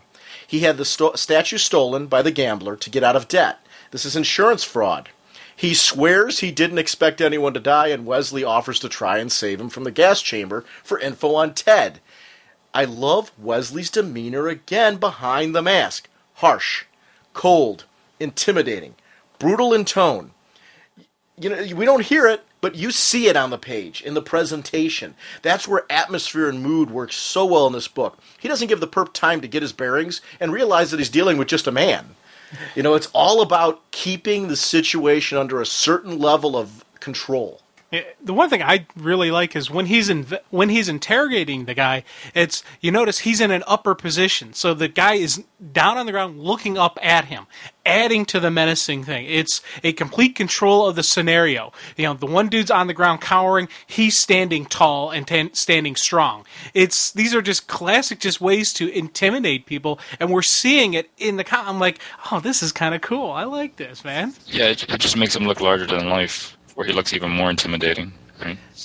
They're neat, small little art tricks that you can do, but they're so important to be and that's where a true artist knows, and the true writer knows where to place these scenes. You can overuse these, or you can use them at just the right moment to make them more powerful. There was nothing overused here. Everything was done with the right amount of balance, with the right location, the right placement. That is the difference between a great work and a good work. We see the scene play out. Wesley breaks in to save Ted, who is stuck to the gambler's wheel that we saw in the beginning of this arc. The smoke hits, Wesley frees Ted. I love the first name moment between the two, their bond of comrades in arms. They take to battling the gambler and his thugs. The gambler gets the one-up on Wesley and captures him. He has two things, the priceless statue and Wesley's life. Ted destroys the statue and Wesley gets free. We find out after that Ted knew the statue was fake, but I like that he said he wouldn't hesitate to destroy the real thing to save his friend's life. Jim, I've got to say this. I would destroy a priceless, or a worthless even, Detective Comics reprint to save your life. But would you destroy Detective Comics #1? No. Good. I'd shoot you and take the comic. Did I say that loud? Yes. Yeah. This sequence could have very easily gone overboard on the camp with the gambler. They did a couple stuff with here 52 at you when he throws a deck at him. Those the house wins, kind of when he knocks him out, but it didn't go overboard. It was just enough of a taste that you're like, oh, okay, you're kind of a little grin, but not, oh god, no, not another. Oh, it was there, but not heavy, and I liked that, and I enjoyed that. Yeah, it was. These flashbacks had meaning. They had purpose. This issue is another example of what's great about Starman. Jack is featured very little. It's about setting mood and tone and emotion. Why Wesley would risk his life to rescue him. And I love this line. Life is measured by quality. And so, if this must be the last thing I do, I die content. These moments, it was one of those things where it showed James Robinson cares so much about these classic JSA characters that he's taking them to a different level. We saw this in the Golden Age. We saw it in the Omnibus. We see it here. It's one of the reasons when the JSA book was announced, I leapt right off into it because I'm like, I care about these guys. They're so cool. I loved the art blending back in, mood, tone, coloring, everything. The lettering choices and the shifts were great for the mood as well, so kudos to the lettering. I noticed it in this book. And a lot of times I don't mention lettering as much on the show just because my eye isn't trained for it. But in this particular book, I noticed the way lettering was done, in that it set mood and atmosphere. It was a great issue overall. It just made me appreciate when a team gels together and they've got a whole theme going, how awesome that can be. And this is the third part of this story. I know. But it was funny in this point in time. I remember reading this issue when it came out. I'm like, we still don't know what happens with Jack, but it was a cool issue. Oh, yeah, dude, definitely, man. I tell you, I actually, when I read that the first time we read through this, I was like, hoorah. That was just a cool hero sentiment. I talk a lot about people knuckling up and doing what they got to do. Right there, that was Wesley knuckling up, and I was just like, outstanding, dude. I wanted that. These issues have made me want to learn more about Wesley Dobbs, read more about him. And Sandman Mystery Theater. Just because you're saying, I'm sorry, I didn't mean to cut you off there. I thought that you were breaking there. But Sandman Mystery Theater by Matt Wagner is one of those series. It's a Vertigo title. It takes place more in the era of Wesley that we're reading in Starman right now. But each arc, it's broken up into arcs, very similar to what we're used to reading with Vertigo. And I can't recommend that series enough. It's very well written. If you enjoyed this and you enjoyed Wesley's presentation here, you'll be able to leap right off into that and enjoy that a great deal as well. A little bit more mystery-oriented, obviously, than Starman. But you can't go wrong with that series. I would highly recommend picking up a trade of that and checking and see if it's for you. But it is one of those Matt Wagner. If you're reading Madame Xanadu right now, you're getting a taste of Matt Wagner's work if you've never read him before. And that was a work, Sandman Mystery Theater, anybody who's a Matt Wagner fan, I'm sure would. This is Grendel, the writer of Grendel, and Mage. Anybody who's read Matt Wagner's stuff will tell you to leap right off. Actually, you read The Mad Monk. Yeah. Those two Batman miniseries as well, didn't you? Yes. Yeah, and it's all Matt Wagner. I can't rave enough about Matt Wagner, so.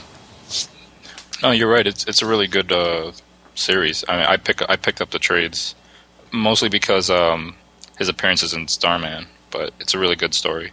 I got to agree with you. We actually picked it up for the same reason, because I liked the character so much here, and I knew that there was like this crossover with the two. I ended up picking up the Sandman Mystery Theater issues that featured Starman that were kind of mirroring this, and that was what brought me to Sandman Mystery Theater, was this particular title. So this story and this book was enough to drive me to multiple other reads. That, JSA, things like that, just because of quality. Yeah, I see myself picking up some more Sandman. Well, and it's worthwhile, though, because it's quality. You're picking up quality. So, sometimes you'll pick something up and you'll go, boy, I picked that up and I didn't get anything out of it. The nice thing about them being in trades, though, is you can grab a trade and get kind of a whole story. If it wasn't your cup of tea, at least you got a complete story. So, Starman number 23, Sands and Stars finale. I loved seeing Wesley from Jack's perspective here. James Cagney, one man defiant with his gun against overwhelming odds. This changes its tune, though, as he realizes that Cagney died at the end of not only one, but a lot of those movies, and leaps in to help Wesley, even though he's still cuffed. And I like this because we got to see Jack as a hero here, too. Because Jack's chained. The arms are chained, and he doesn't have his cosmic rod at this point, but he leaps into battle. And, we see the one guard accidentally take out his partner trying to get to Jack. Jack grabs his cosmic rod to even the odds, but because the suit's insulated, he has to basically hit him where the sun don't shine. Very funny bit, but it showed that, under those desperate situations like that, Jack had to get clever, and I liked that aspect of it.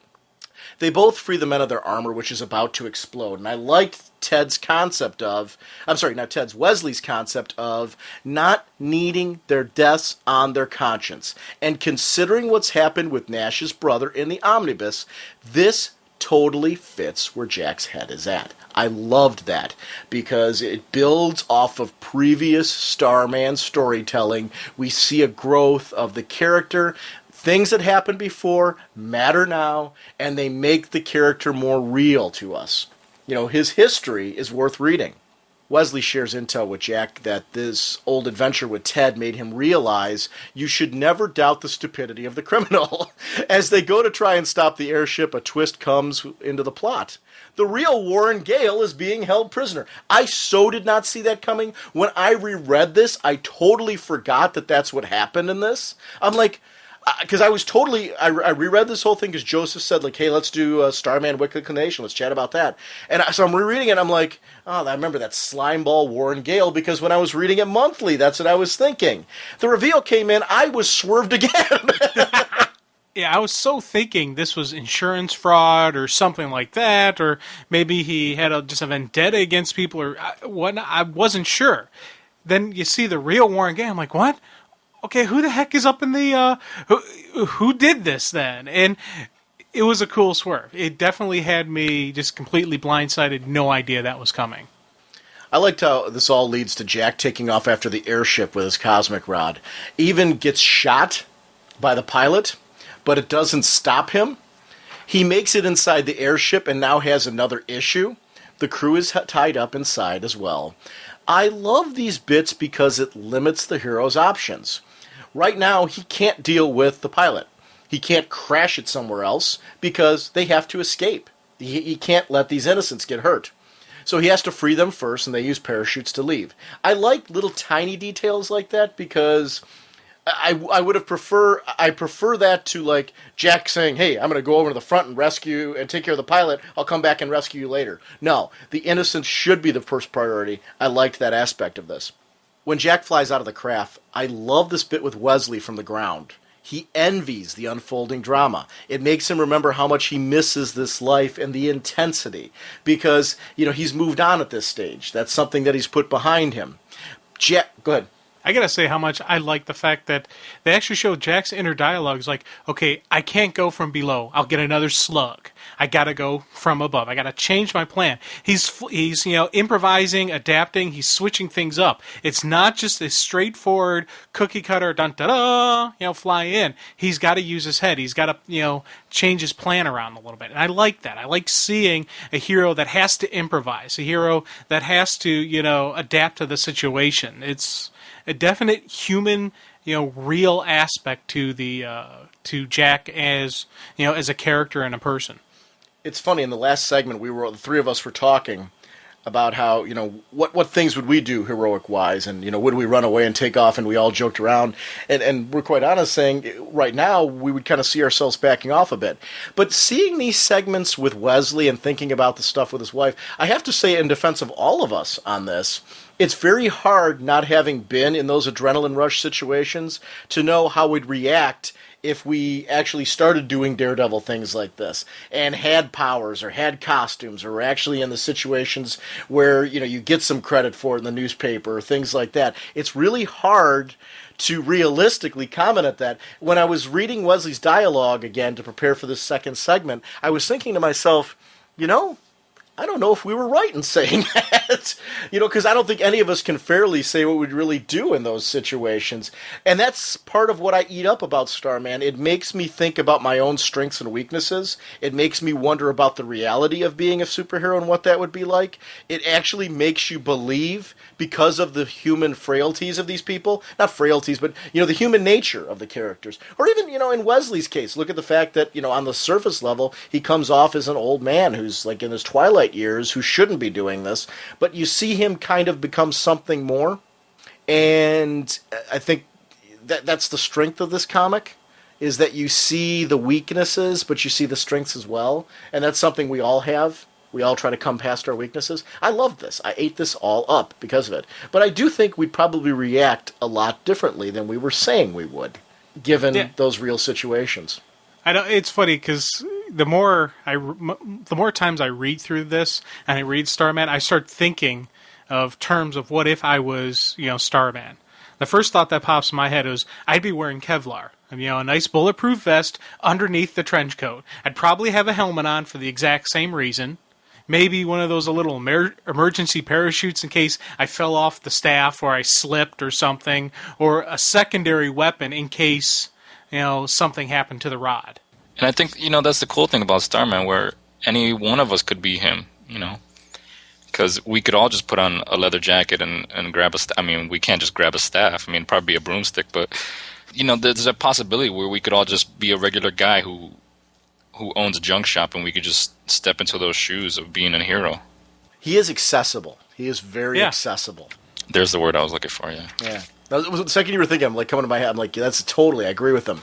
I would, going on what you were saying, Jim, about having like extra things, I'd have a utility belt that put Batman's to shame. All kinds of things that like he wouldn't carry because he knows he doesn't need it. Like I'd have Windex and all kinds of... You never know when you'd need it. What the hell? Handy wipes just in case. Yeah, you never know. You never know what you'd need. I'd have way too... See, that's the problem. You'd weight yourself down. I would not be a good superhero because I would weigh myself down. Like Iron Man's suit of armor, you see in that movie how heavy that is. The amount of stuff I would be carrying, I would need a sidekick to carry all my extra junk. And I guarantee you I'd probably go through sidekicks on a weekly basis because they wouldn't be stealth-oriented, they'd be targets. Because they'd be weighed down with so much junk. Would Jim be your first sidekick? If he'd pull the wagon, then he'd have to carry around with him with all my extra safety gear. No. Oh no! I need another whatnot. it'd be cool, though. I could set up in my basement all these memorials to the whatnots that once were. Yeah. And, it would be great. Like, in our second season of our show, like, the second whatnot would be this, like, bitter, ornery whatnot that, like, people just can't quite connect with or relate to. So we could do, like, a dial-in, like 900 number where people could vote whether or not to kill the whatnot. And if it becomes, like, so close, but then it's just a little bit over the edge, the whatnot would die, and then I'd have a third whatnot. Yeah. But that's the one I would keep. Yeah, well, you'd actually have to bring in a female whatnot for a little while, just in case, and then... That's true, right. So that way we kind of, like, cover all our bases and that type of thing. I actually liked Stephanie as Robin. I really did. I liked those bits. Because she was kind of vibrant and fun again. Kind of like she had that Dick Grayson thing going on. Yeah. What did we get off on a tangent? Us? Yeah. No, not us. You got the wrong guys. Yeah. I just want to say something about this issue. This whole thing reminded me of one of my favorite movies, The Rocketeer. Oh. Big time, yes. Just the whole thing with the airship and him fighting the guy outside of it and the guy with he has a cheesy mustache. It was just great. It was really cool. Yeah, the cool thing about The Rocketeer is that was a movie that reminded me very much of the old, because they were pulling from that style, the old classic film serials. And it had that kind of classic sci-fi feel. Yet at the same time, when The Rocketeer came out, the special effects were so top-notch for the time that it had... And it still has, if you watch it now, it holds up very well, special effects-wise. Oh, definitely, dude. I would still watch it and enjoy it. So Jack bursts through the front of the cockpit and battles the pilot, whose mask comes off to reveal a messed-up face. The whole thing explodes with the man still inside. The first rule of superheroics: if there's no body, you and the villain will be waltzing again at a later date. That's the way it was, is, and always will be. Ask your father. I loved Wesley's line here.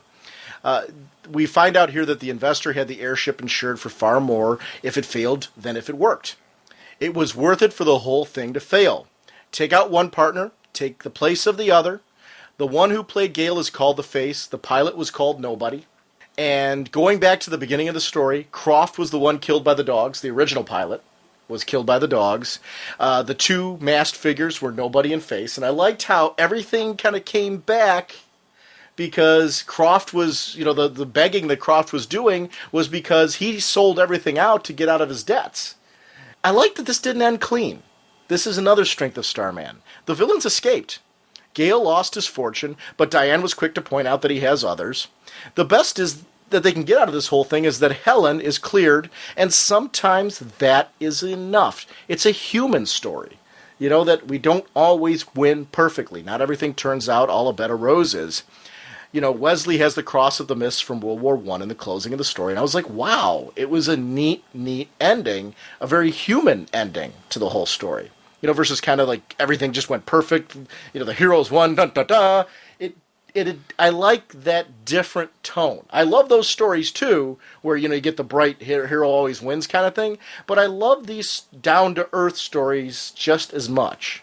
Because, just like Joseph was saying, it's accessible. You believe you could be in this world. And I actually believe this could happen somehow. Granted, the cosmic rod... okay, I couldn't see our current technology doing it, but a jetpack, or some type of laser or a gun even, just, replacing it, I could kind of see someone being able to pull all this stuff off. So having an ending that is realistic, that, because most situations that we deal with in regular life do not end cleanly. There's always some hanging threads. There's always something that could come back, and bite us, later. It's still out there. The mystery is always out there, and there's always some challenge that may come back to you. Yeah, this is totally what I eat up about Starman. So this is a pure joy. We've got another story.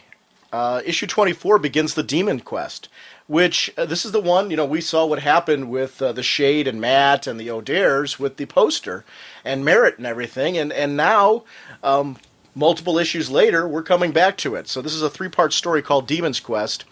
I want to chat quickly about the covers. There's 3 interlocking, and this is what I loved about Starman, 3 interlocking covers similar to what we see in Trinity. Very sharp Harris artwork. I ordered on eBay. I think are you the one, Joseph, with the Starman avatar? I have the picture of the poster on my signature. Okay, that's what I'm talking about.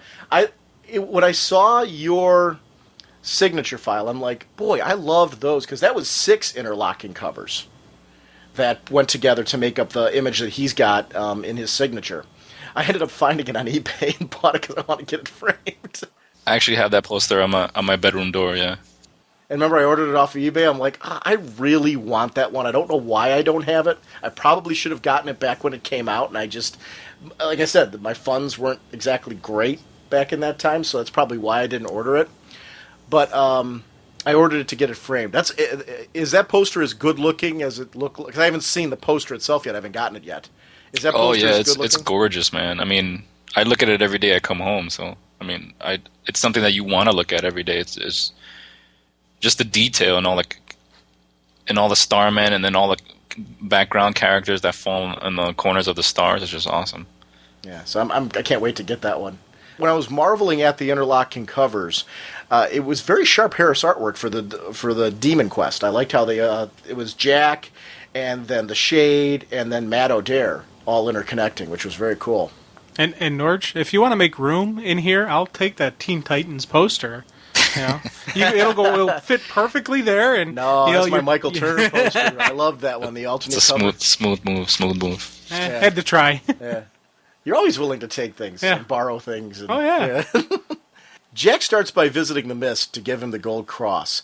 I totally adored this bit. He pretends to be his eldest son, Kyle. Even praises the Mist, meaning Nash, as she outwitted Jack Knight. All to make this deranged old man happy, to prove he is different than her, because the Mist is cracked at this point. Especially after his son died, Jack has given him his son back. Tells him that he's alive. What they told you was wrong. We see that Mist was a Canadian soldier and saw his men being bayoneted by the Germans. He heard men screaming all night.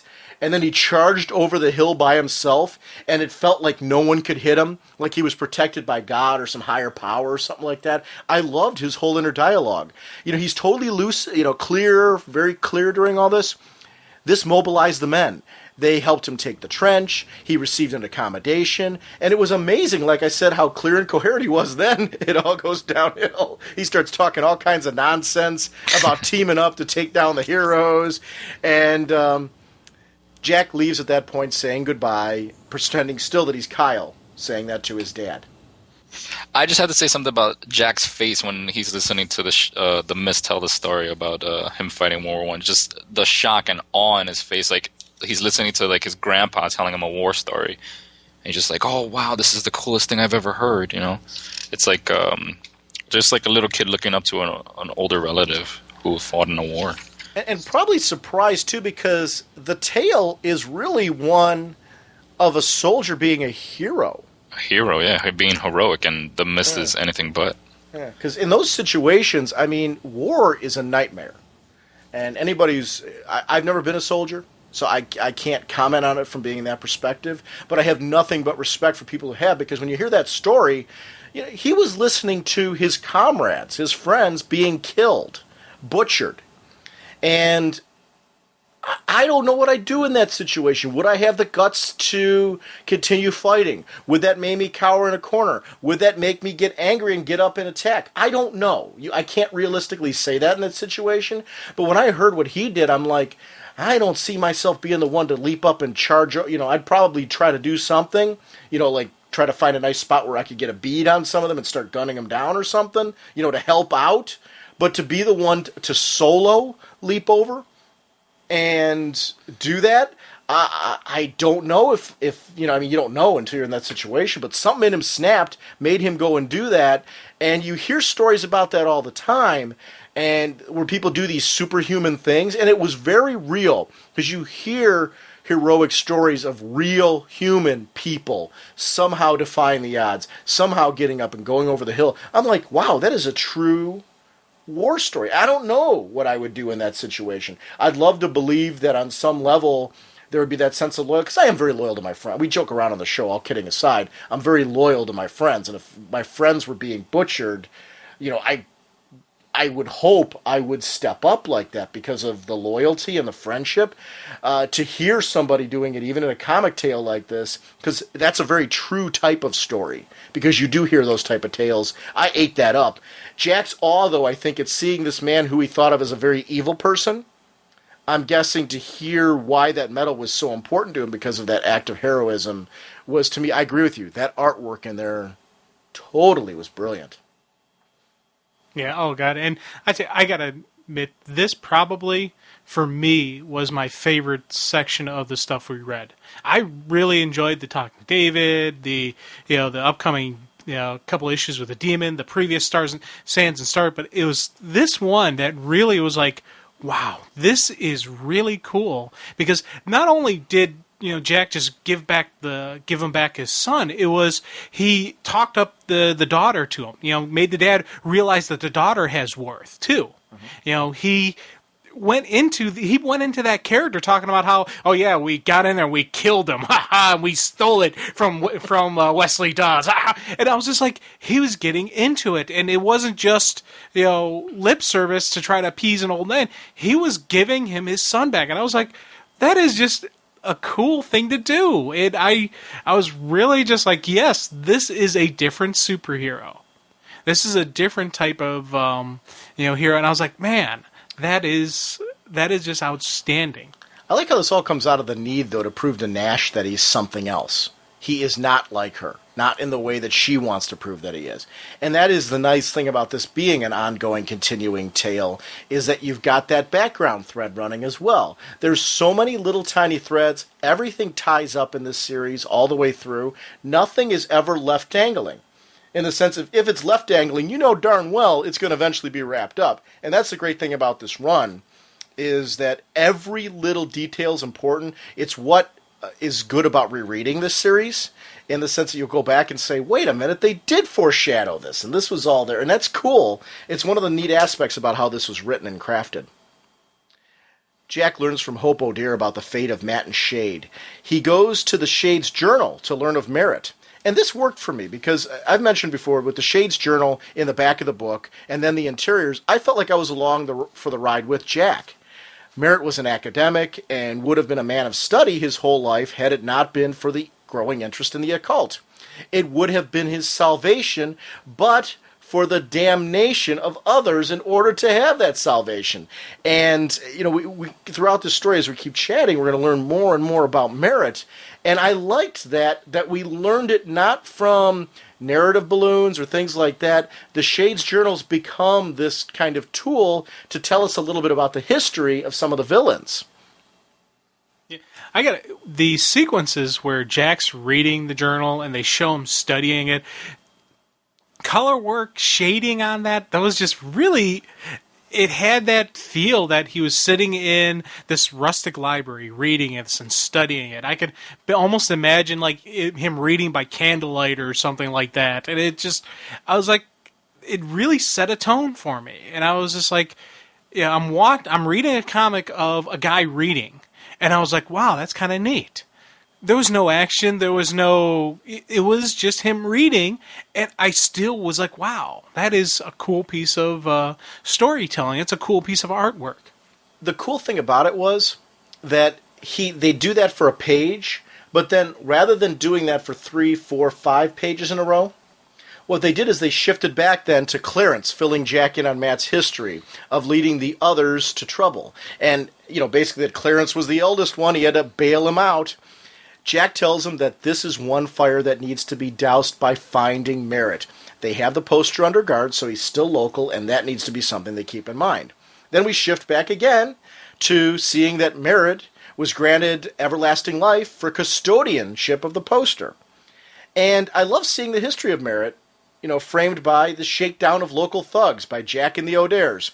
My personal favorite was Hope on that pool table choking that guy down with a pool cue. I'm like, yeah, Hope, you give it to him.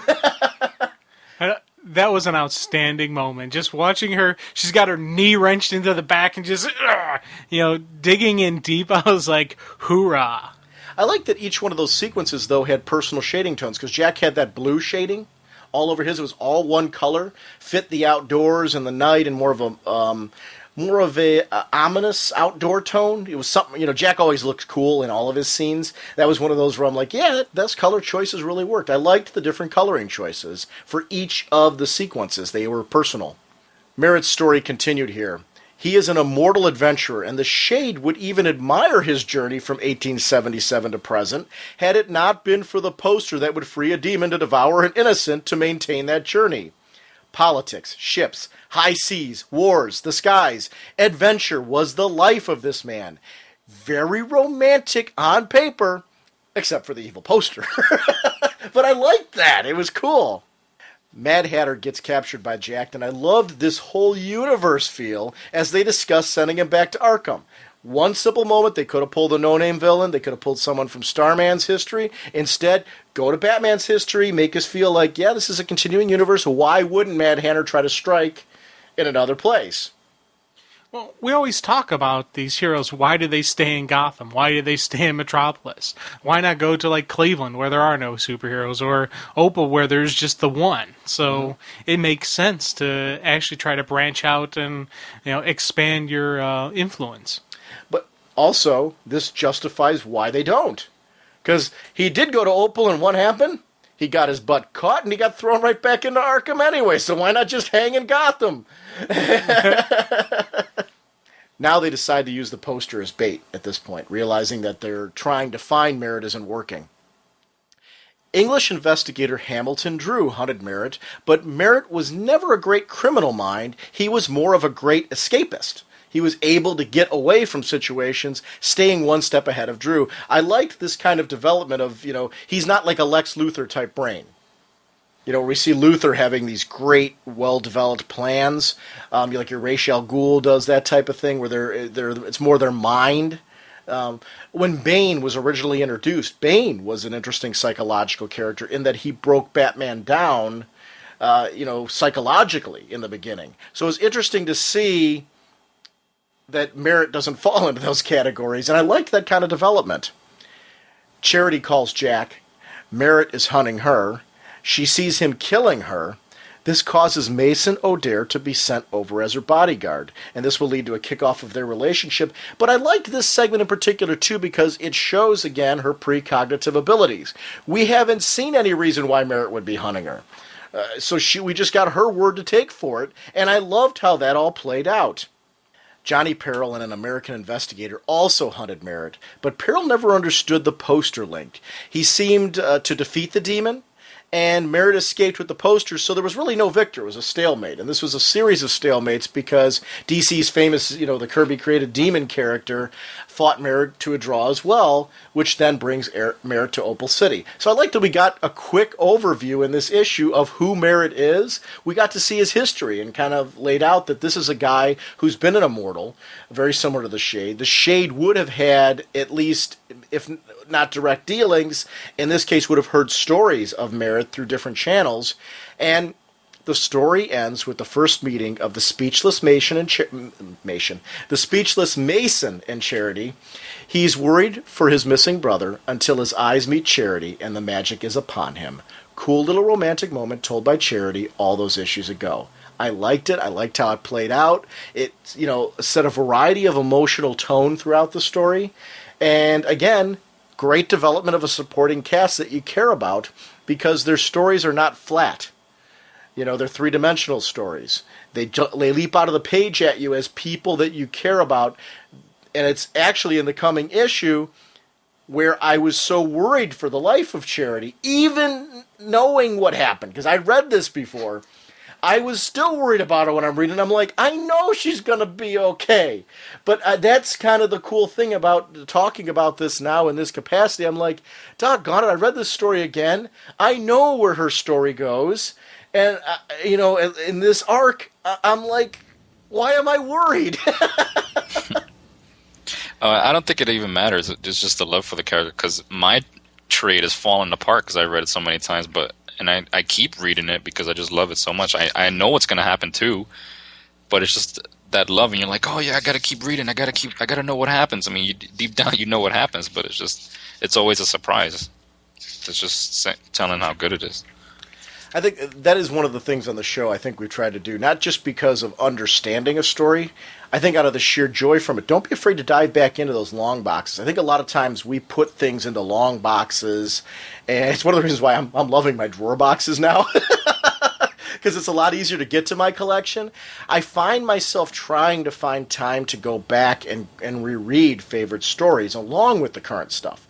I'm reading so many current books that it's hard to sometimes find the time to do that.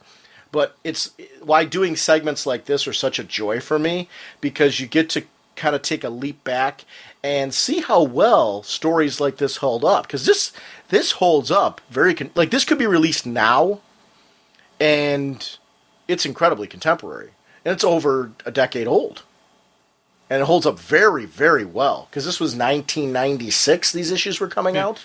Hey, I'm reading this for the first time now, and I'm going, let's start looking for more Starman, because it's drawing me in. It's very readable, very current, very, it's real groovy. I understand. I get the Starman love. I get the passion for the character, for the series and whatnot.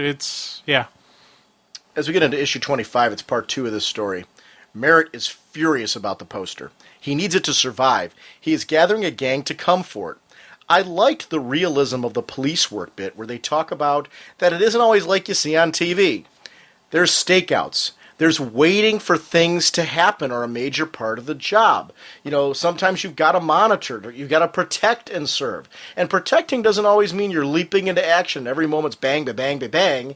Sometimes there is watching and making sure things are safe.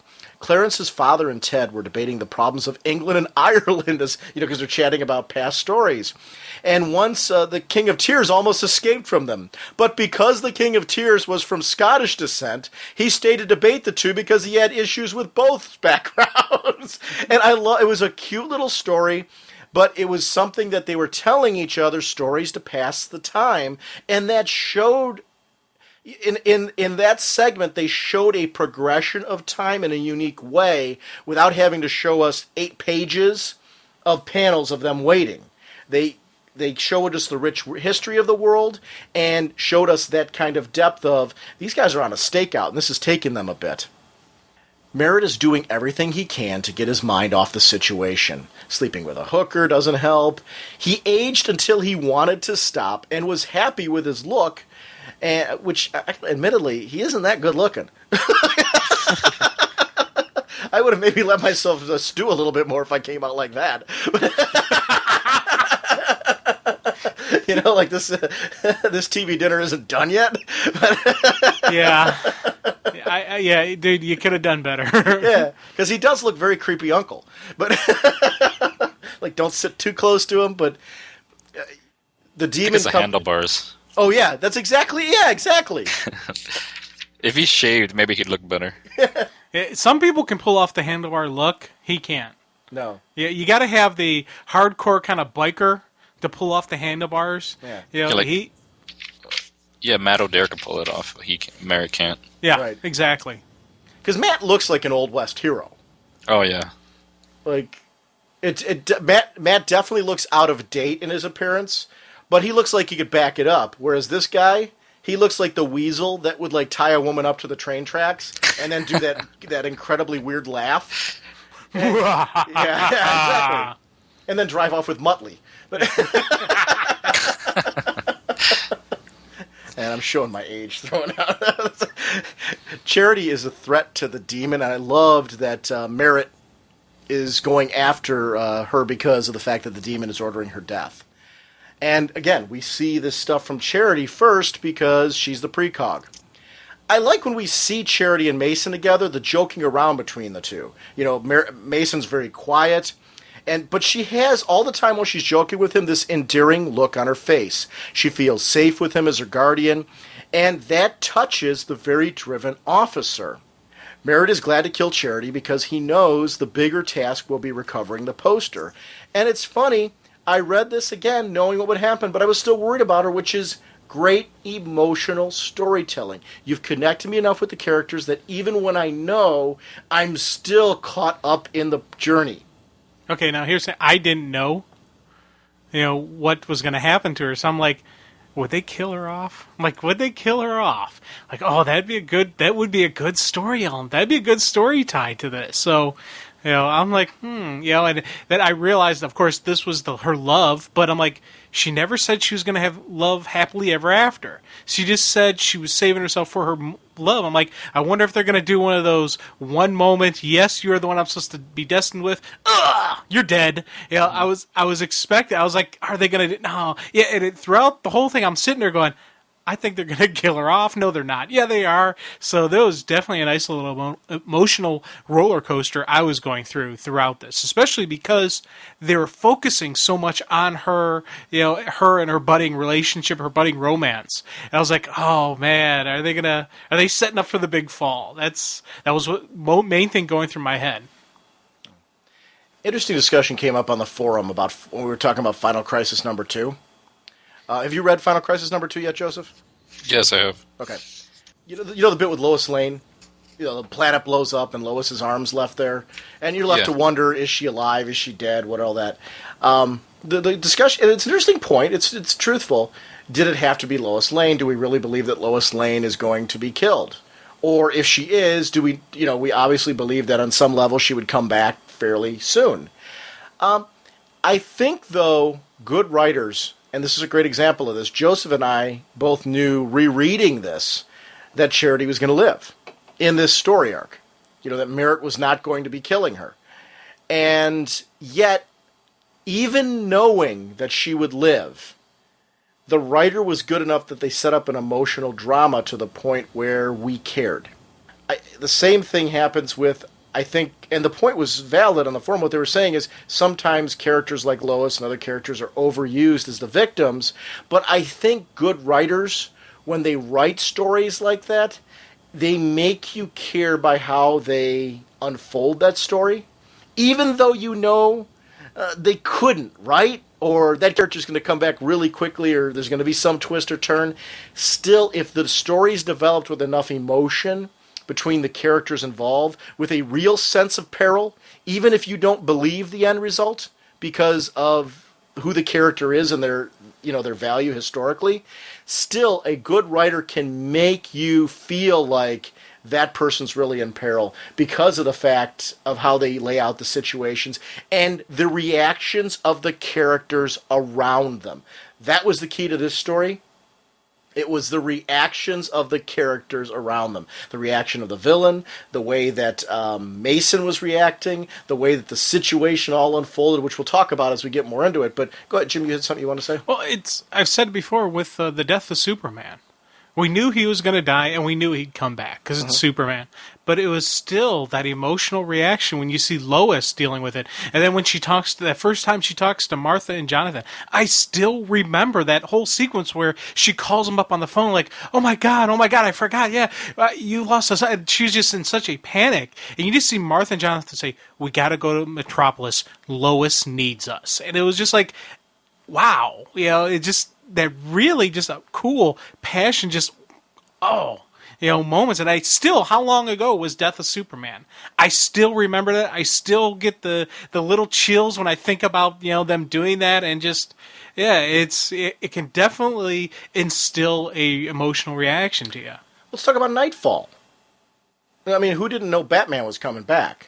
I mean, for a while there, it seemed like Jean Paul Valley might stick around because he was around for a long time. And I liked that they stuck him around for a long time.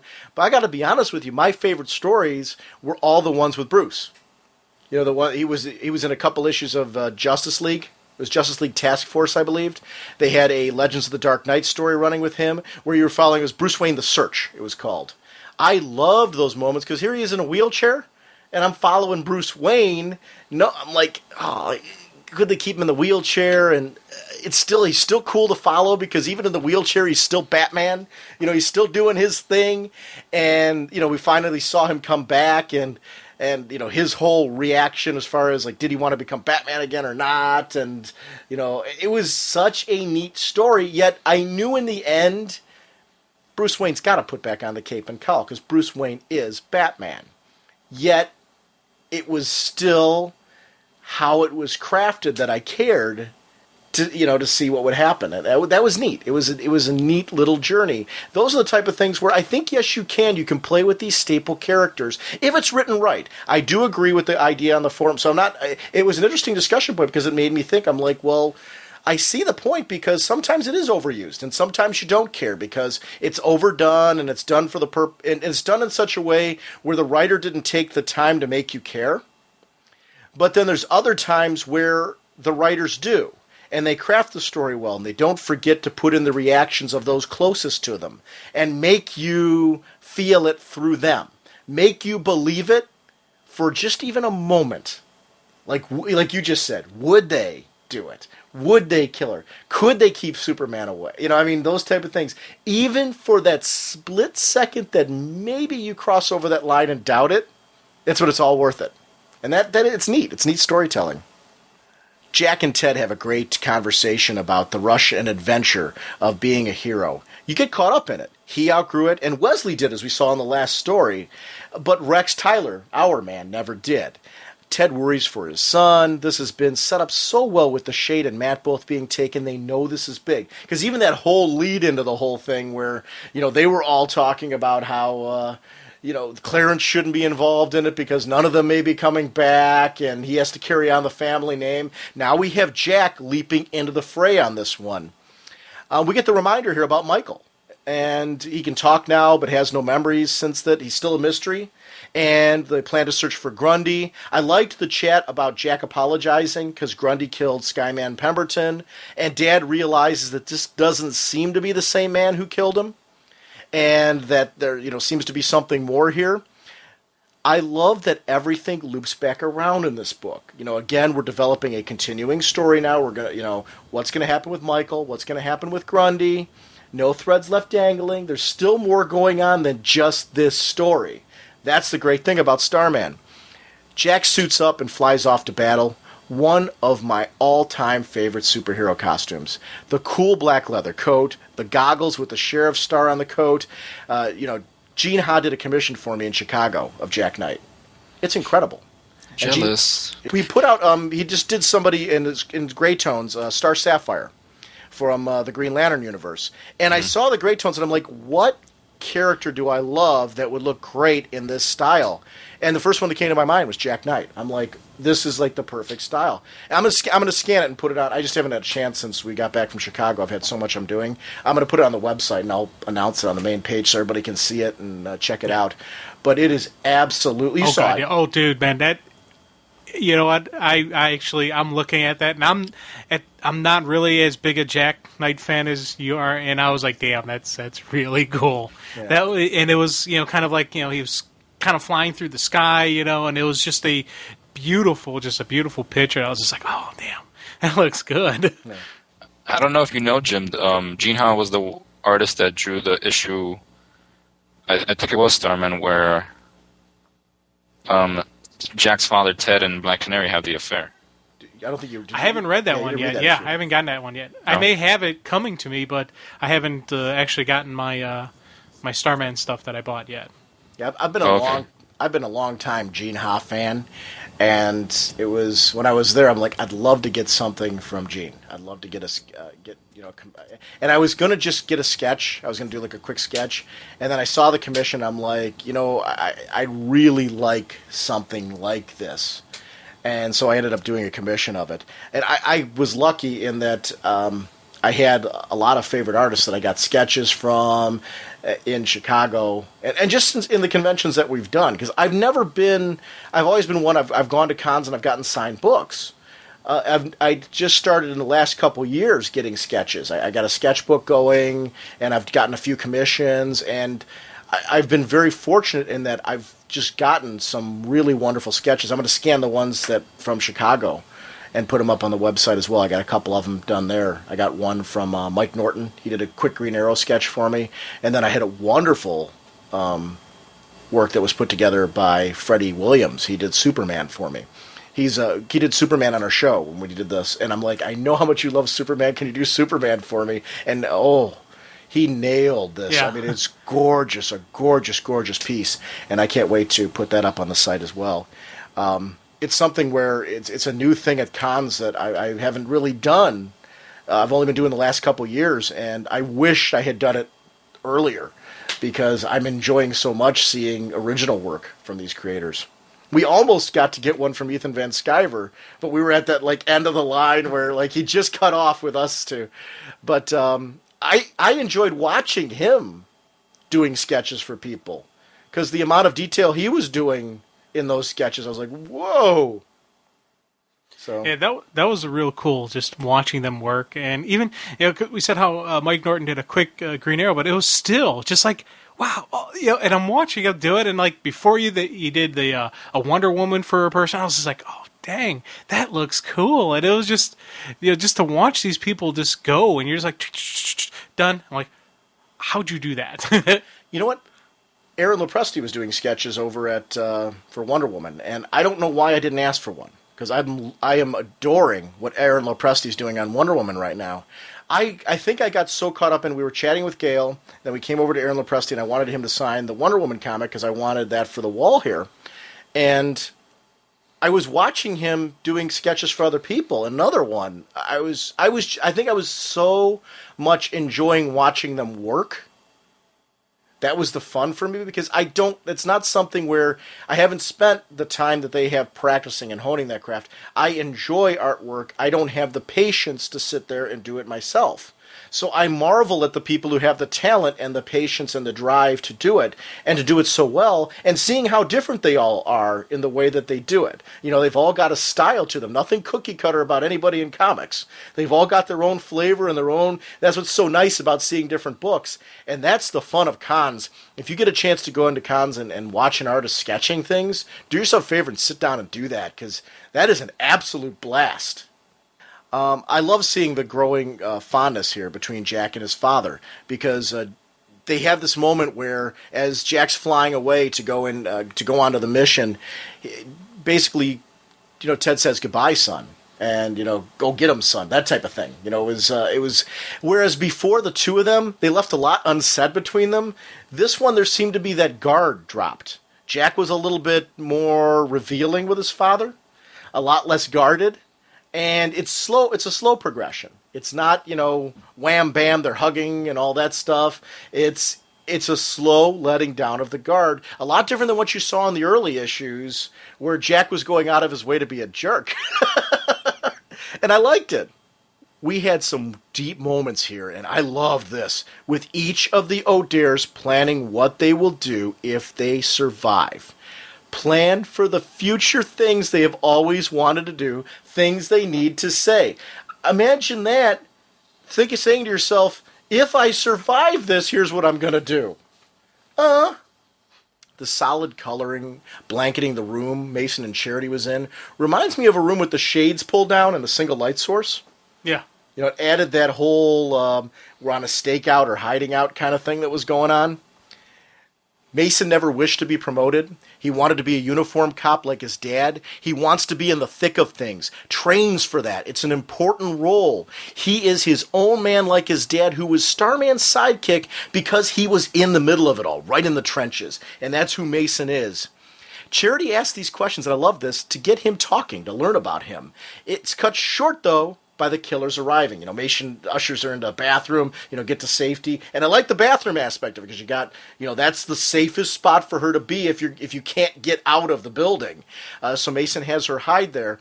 They burst in. I loved him dropping down from the ceiling, again showing that this is a guy who, he's cut for action. Very heroic moments for Mason. I liked it because he was the hero here.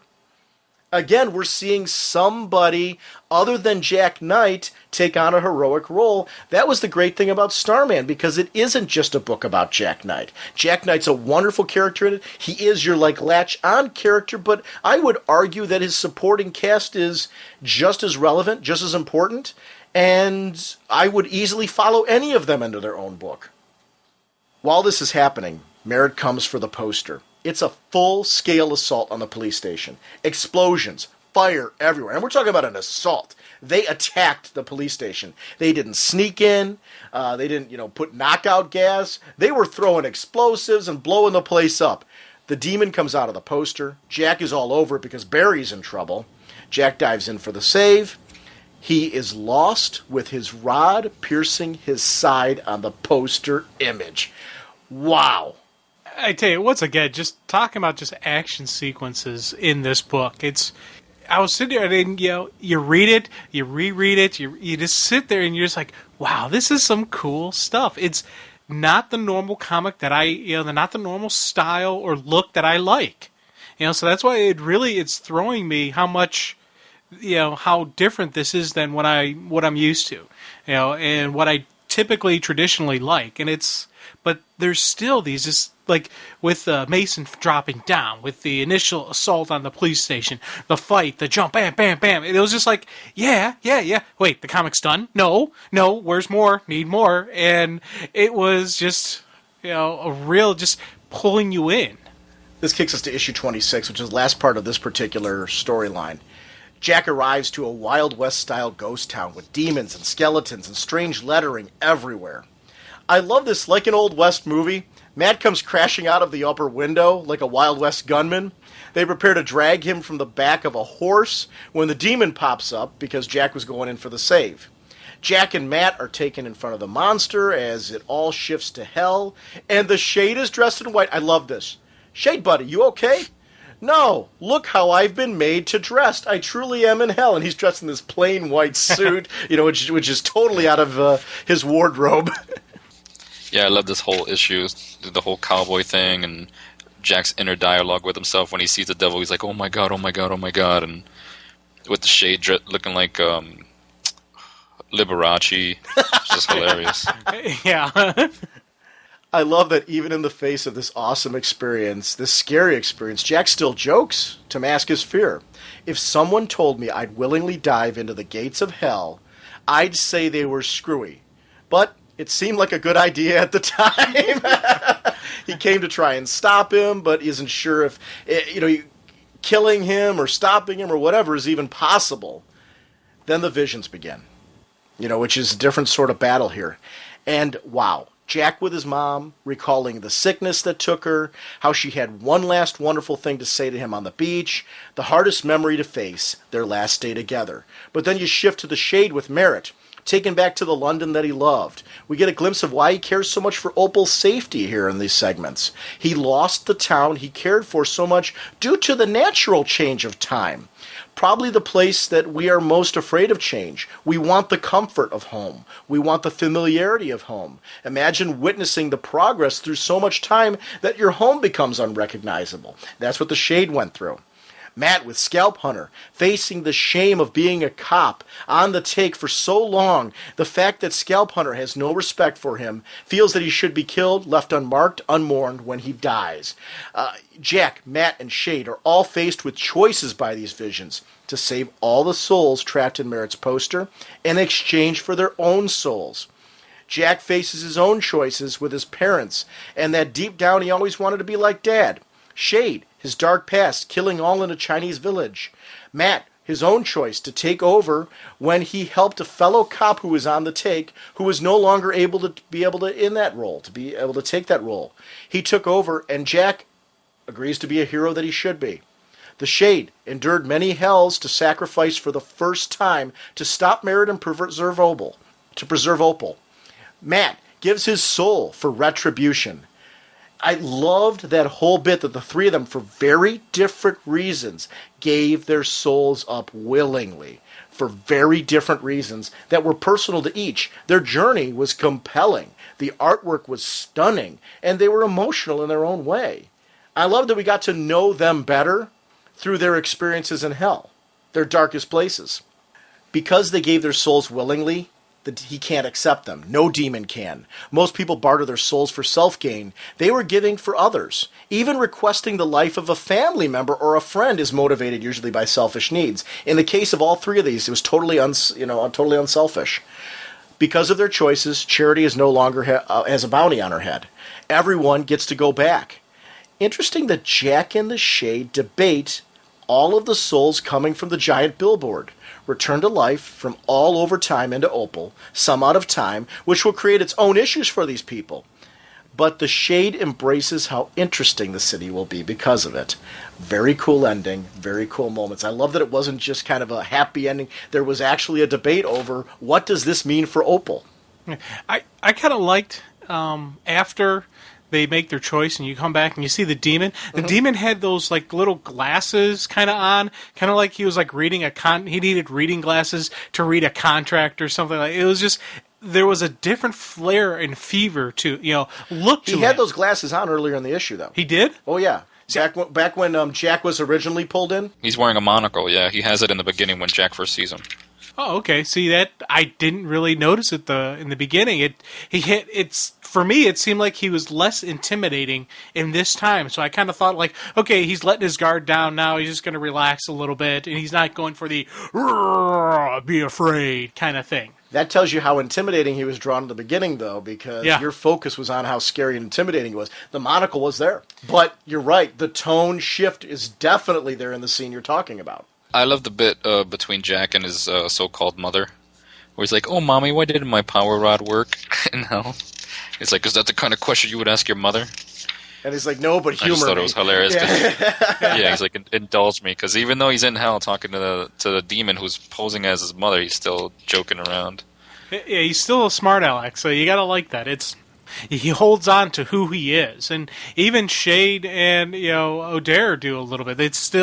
They are who they are, even though they know they're dealing with something not what they think. This demon storyline with the poster was a great storyline. I liked how long it was developed in the series. That it wasn't just like a 3-issue arc where we got the whole development here. This was something that was developed over time that, as a reader, we had to wait for. Whether you read this in the trade or you read this in the single issues, there was a time progression before you actually got to seeing the resolution of these events. And that is the interesting part about how this book was crafted. There's a lot of different ways the stories are told and the ways that they unfold. And there's nothing ever cookie cutter about a Starman arc.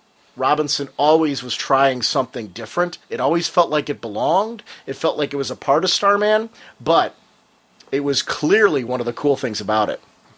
Now, our last issue we're going to be talking about is issue number 27, which is a Christmas issue.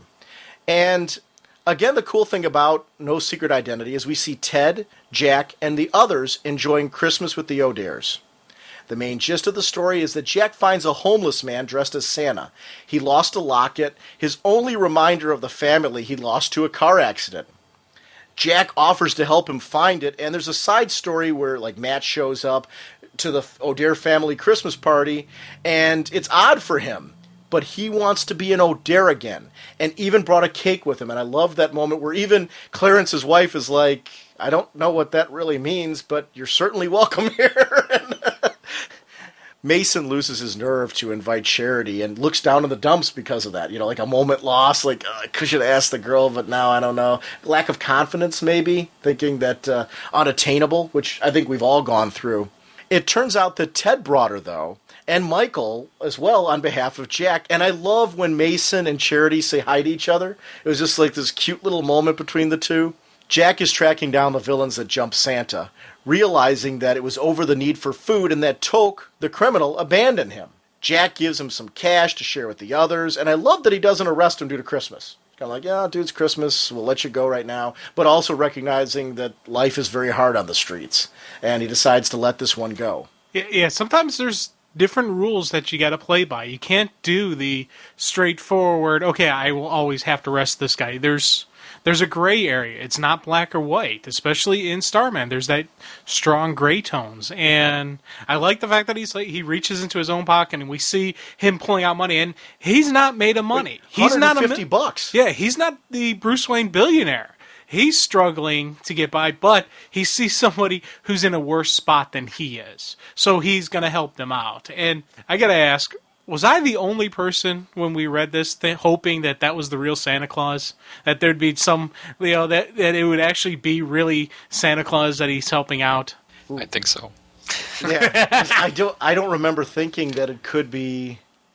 I'm going back a long way though, because I read this issue when it came out, so I don't know what I was thinking at the time when I read it, to be perfectly honest. So I can't say for sure I wasn't thinking that, but That is one of the nice things about stories, though, is that we can each get something different from it, if that makes sense. So I didn't actually think it would happen just because it didn't seem like it would fit the style. But just for some reason, I was like, man, I wonder if they're going to do that, do the actual real Santa Claus. And like, or maybe I was thinking maybe it would be a David run-in where it actually was David somehow or something like that. I was just like, there's something different about he's not just a homeless guy in a Santa costume. Yeah, I can see where you got that from. It wasn't something that occurred to me. That was, no, me either. No offense, Jim. Yeah. Oh, none taken. No, I mean, I can see how you got that, though, like Santa teaching a lesson. Is that what you were thinking? Yeah, or something like that. Just, I don't know. Classic Christmas story where Santa's teaching him a lesson about giving or... Yeah. I think, because I didn't think that, and I liked so much where the story went, I think it's kind of why my head won't go there. I'm not saying you're wrong, though. I mean, you kind of walk in. And just for the record, I like how the story went as opposed to my idea, so I'm glad it didn't go that way. You're speculating as you were reading. I'm not even saying it. It's not one of those things like, this isn't one of those, you and I have debates on the show all the time where it's kind of like, I can't see your idea and I can't bang my head around it. This isn't one of those. Like, it wasn't one of those when you said it, I'm kind of like, okay, I can see how you would lead that way, especially in the early parts of the story. Especially in the first initial pages, you wouldn't have seen enough of the story development yet to make that. But it wasn't something, to answer your question, I'm with Joseph. I didn't see it that way, but that doesn't mean you were wrong for seeing it that way. It's not, I don't know if it's one of those you can even debate. Shade shows up at the party, and Shade leaves them a gift of a first edition of the original Charles Dickens' A Christmas Carol. I love how you just comments on it's not one of, in my eyes, not one of the best Charles Dickens books, but because of the occasion. And I love that he's got more than one signed first edition that he got from Charles Dickens. That's cool. He wishes all a happy holiday and singles out Matt that he will talk to him soon. I love the continued Scalp Hunter connection between these two. Jack finally tracks down Tolk and Crab Hand, trying to get money from the pawnbroker. This is where we learn more about the Santa, who is a veteran and a medic in Korea. He does CPR with Jack's help. He saved the man's life. He refuses any money because Jack returned the locket to him. This is when he reveals at the end, and I didn't realize it until this point. I'm like, we never knew his name until this point, that his name was Pete. Which adds to your part, like, this is this nameless man, so I could actually see how you were going where you were in your direction. Yeah, now, I knew where this was going as we saw the next page, and the camera slowly goes from Jack in the distance to a close-up to Jack thinking. But I loved it. It was just very well developed. He shows up late to the party, explains who Pete is and his history. I liked he didn't reveal he was a homeless man. Just he more talked about the strengths of the man, brought him in as an equal. Yeah. Respecting him. And Jack didn't, in any way talk down to him. He respected him as an equal because the man proved who he is. And I loved that. Clarence welcomes a fellow soldier. And I liked the bit that you could clearly tell that Clarence knew this was a guy off the street. I liked, though, I got choked up at this moment. I got to admit that. Because when you saw the tear coming down Pete's eye, even reading it again, I'm like, I was doing my notes and I was getting choked up at this moment. Pete's eye, where he's tearing up over the generosity of these people. No, Pete. No tears. Not tonight. Tonight's for smiles and laughter. Good food and good friends and goodwill to everyone. Yeah, it's one of those things where you sit there and go, okay, this has been done before, but this was done well. I love the moments. I really did. Yeah, it was a great, change of pace from all the craziness and fighting in the previous issues where it's just a nice, happy Christmas story, Even though it's July right now, but, It was a good story. And I want to be honest. When I first read this, 10 years ago or whenever it was, it did nothing for me. And I don't want to sound like Ebenezer Scrooge. But no, not at all. I guess 99% of it had to do with that Tony Harris didn't draw it. But now that I read it, recently for our episode, it was a really nice story. It's a good change of pace. It's definitely. You're saying how it is a change of pace. It is definitely that nice. It was needed in there because the last couple issues have been bam, bam, bam, bam, bam, bam, bam. We needed something in there. We needed like a palate cleanser, if you will, to just get everything on an even keel. But they still continued some of the story arcs they showed with Mason and Charity, with Shade and Matt. There's still stuff out there that still needs to be done. And this is going to, feed into those. So I liked it. I really did. Joseph, when you picked this up, were you reading any other comics? I mean, like, was this like one of the first comics that you picked up at the time, or? No, I was reading X-Men comics. Okay, so this is your first one, like, kind of outside it. So you had, when you read this, you kind of had a certain expectation. Because remember, Jim, you had only been reading, you had read and been away from it for a while, but you were an X-Men reader. Yeah. And then you took a pretty lengthy break from comics. And then you started doing our show, but you had a similar experience to what Joseph was voicing here, where in the sense, when we were first doing our episodes, and we did a lot of those 1 year later issues, anything that was a little off the beaten path, you weren't very comfortable with. Yeah, I didn't latch. I was latching on to the action, the boom, the bang stuff, and in a way, I still do, but it's as time is going on, as I'm getting into it, I'm seeing more of this stuff, more of the stuff that walks on a different path. Like when we first started, had I read any of the Vertigo stuff, I probably would have hated it. But it wasn't until it was a little bit into the show, a little bit back into comics, that I first started picking up some of the different Vertigo titles. Now, Vertigo is a huge part of my read. But it's a little, because it's that different beaten path, and now I get it and I understand. Same thing with Starman. I read that Sins of the Father back when we did it a while ago, and I was like, yeah, that's kind of cool, but it never really got passionate about getting it.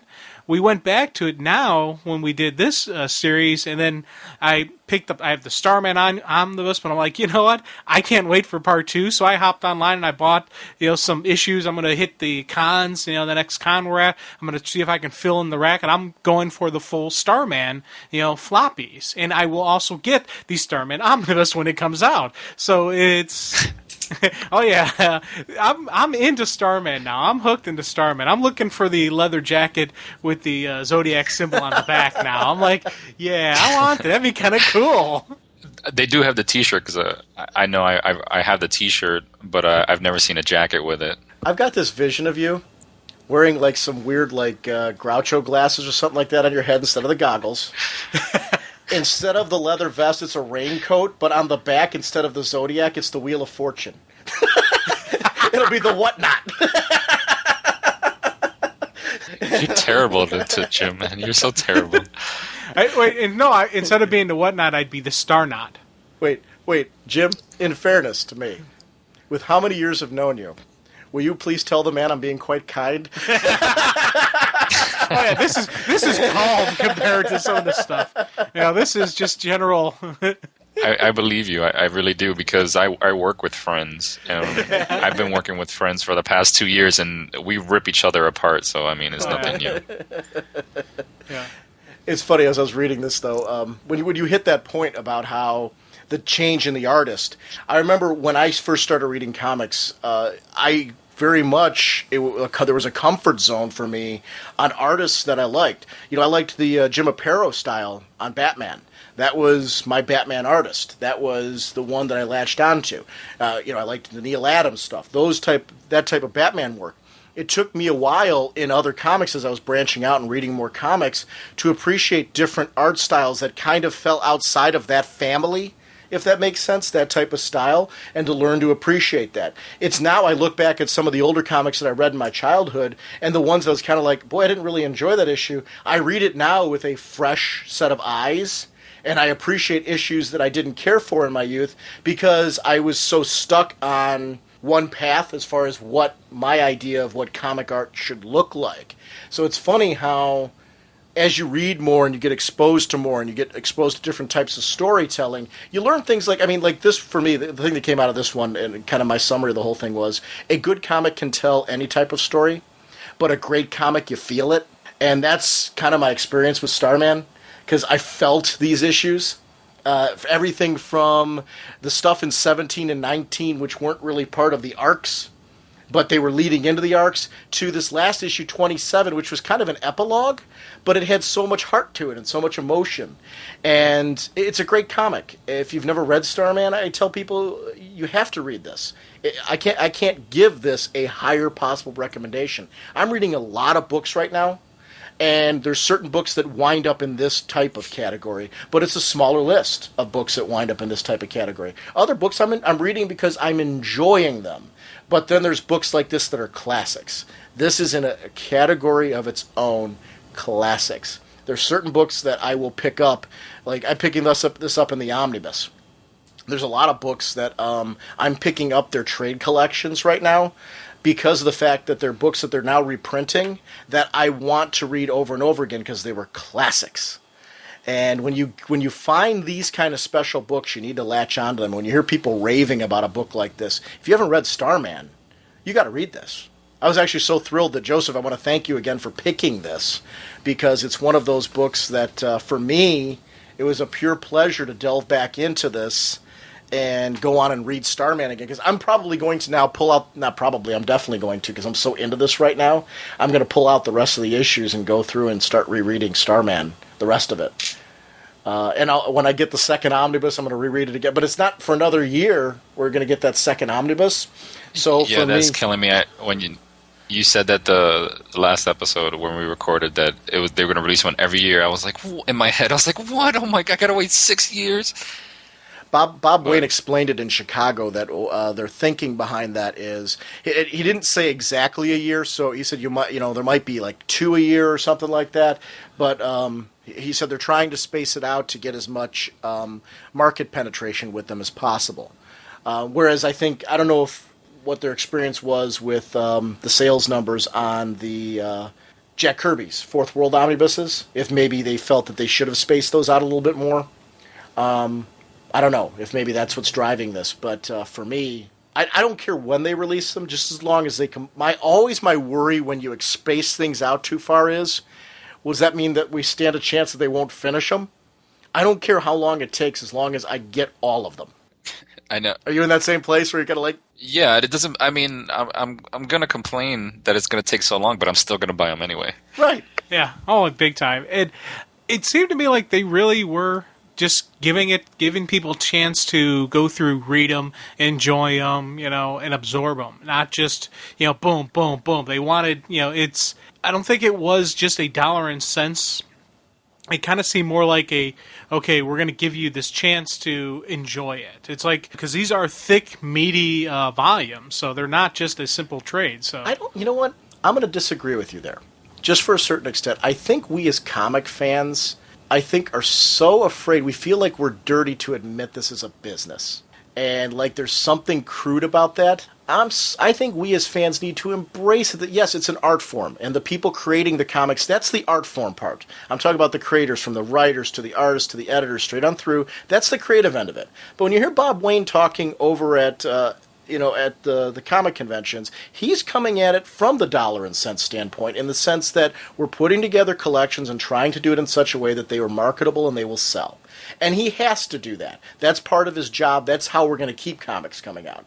I don't know why we as fans somehow feel like, because I see a lot of venom on message boards from people where they're like, oh, they're just out for the mighty buck. Yeah, they are. It's a business. Welcome to reality, and we want them to do well.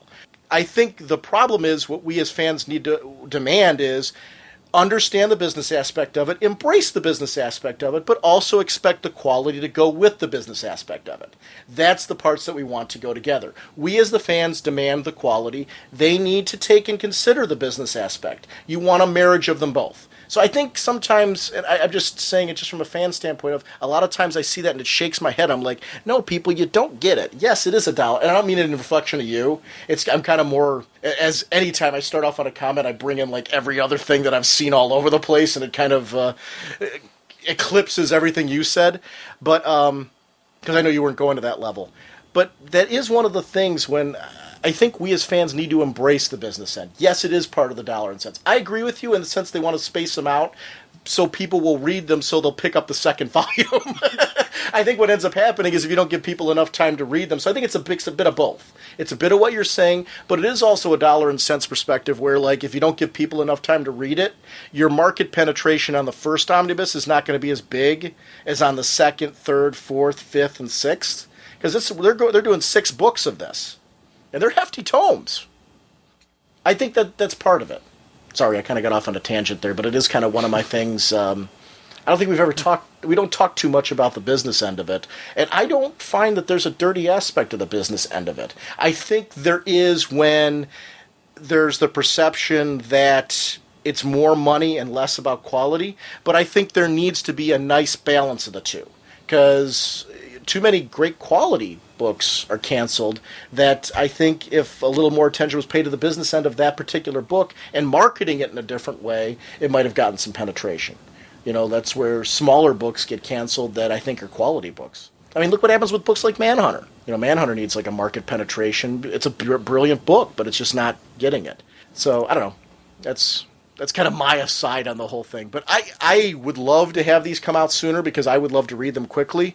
But I would love to see the largest possible audience reading this book that didn't before. Because there's a whole generation of people now that didn't pick up the singles, didn't pick up the trades, and they're going to be getting the best of both worlds in that they're collecting everything. Maybe even the Hellboy Batman Starboy crossover. That was kind of a... Bob Wayne mentioned that when it was brought up as kind of a maybe, which means they're probably in talks to try and get that put into one of the omnibuses. And I'm keeping my fingers crossed that they go through the whole shebang. Because it's to Dark Horse's advantage to have that collected as well. I don't think I read that. I know I don't have it. The Batman Hellboy. It's a 2-issue series. Jack wasn't really featured until the second issue. He appeared in the first issue at the end. I won't spoil anything. It was written by James Robinson. It was actually the Hellboy team was on it, and it was a nice big crossover. It was one of those cross promotional company ones. It was a good, solid 2-issue story. A nice crossover. It had a reason behind the whole thing. I don't want to spoil anything here because we're not talking about it, but it's definitely one I'd recommend for any completist who wants to read Starman. I think it's pretty easy to pick up because it was one of those that I think kind of snuck in under the radar, and a lot of people didn't realize that it came out. 3 great characters. And I love when Robinson writes Batman. I mean, anybody who read Face to Face, he also did I'm almost positive he wrote one called Citadel in Legends of the Dark Knight. I think that was his work, and that was a brilliant story as well. And any of his work I've seen with Batman. I know he did a Legends of the Dark Knight Batman story that I really enjoyed. Might not have been Citadel. I remember seeing his work on Batman and Legends of the Dark Knight, and he was brilliant. So, James Robinson's somebody who, anything that he writes, I'll pick up. Even his Leave It to Chance stuff. Yeah, I'm the same way. I actually read Leave It to Chance in the library, too, along with this book, along with the Wicked Inclination. But that was years later. But I found that in the library, too, and I read it, yeah. Did you read Firearm? No. That's one that I'll give you. If you want to seek something out, that was before Starman. It predates it. He actually was still writing it when Starman started. It was done by Malibu Comics, which was later bought out by Marvel. But this was back when they had their Ultraverse line. He wrote a book called Firearm, and it's pretty contained. Even though it was part of that big Ultraverse universe, Firearm's pretty contained in the sense you can follow it. Real interesting if you're interested in like digging through some back issue bins. I would look for it. It's called Firearm, just single Firearm, and I would definitely recommend picking that up. It was another cool character that James Robinson did. Yeah, I'll be sure to check it out. But I'll be damning you while I do because you're just making me spend more money. But this is one though that I think you can pick up like in your 50-cent bins and things like that. Though you'll be able to get most of the issues going through there. Okay, that's cool. Yeah, because you don't hear. I mean, it's not something where you hear a lot of people talking about it. So you'll be able to. I think this is one. It's under the radar enough that I think you'll be able to pick up those issues through the bins. And I don't think this one will be a big expenditure to dig up. Maybe a couple of the issues just because they're odd or something.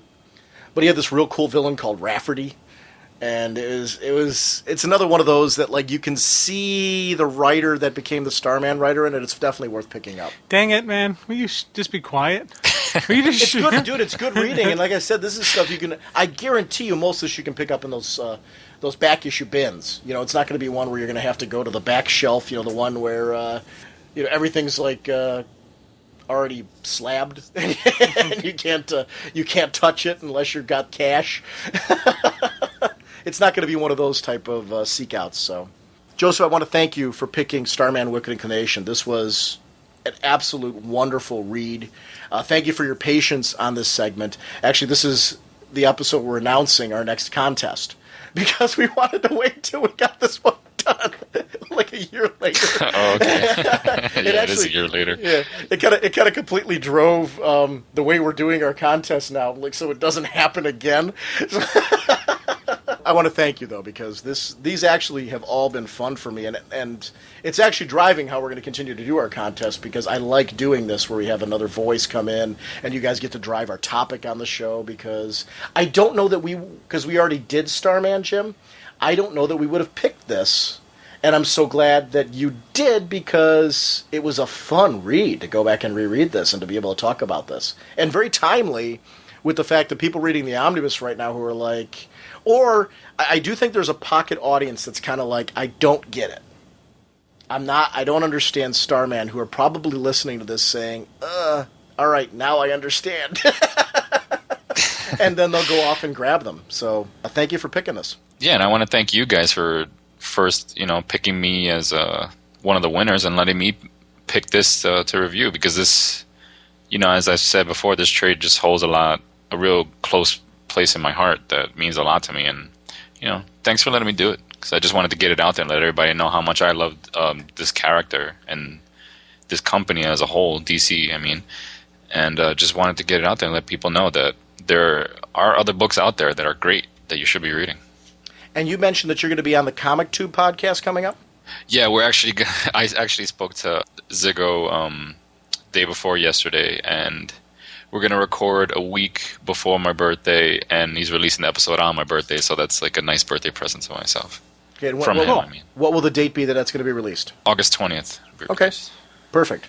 So definitely, and please shoot me an email or a PM or have Ziggo do it when that episode's going to be released, because I'll shout it out on the show so that way people who enjoyed this episode can go off and listen to you over on the Comic Tube podcast. Yeah, that'd be cool.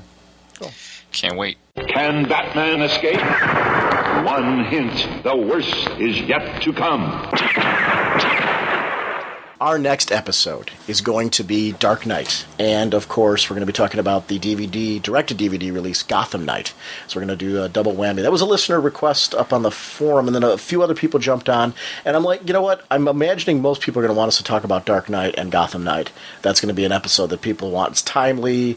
I think they're a good connection. It's a good connection to have those two at the same time. I also think this weekend's going to be kind of a big weekend for everybody. So Tuesday's episode, when it comes out, is going to be all about the whole Batman film thing that's going on right now, and we're going to do a big episode on that. So we're bumping our content by 1 week, so we're still doing everything that we said before. We're just bumping everything a week, which means it'll bump Top Bullets is going to be 1 week later with Trinity. We got a big episode there. We're joined by colorist Alan Pasalacqua is going to be joining us, and we're going to be dealing with issues probably 1 through 7 or 1 through 8, depending on where we get. I think probably 1 through 8.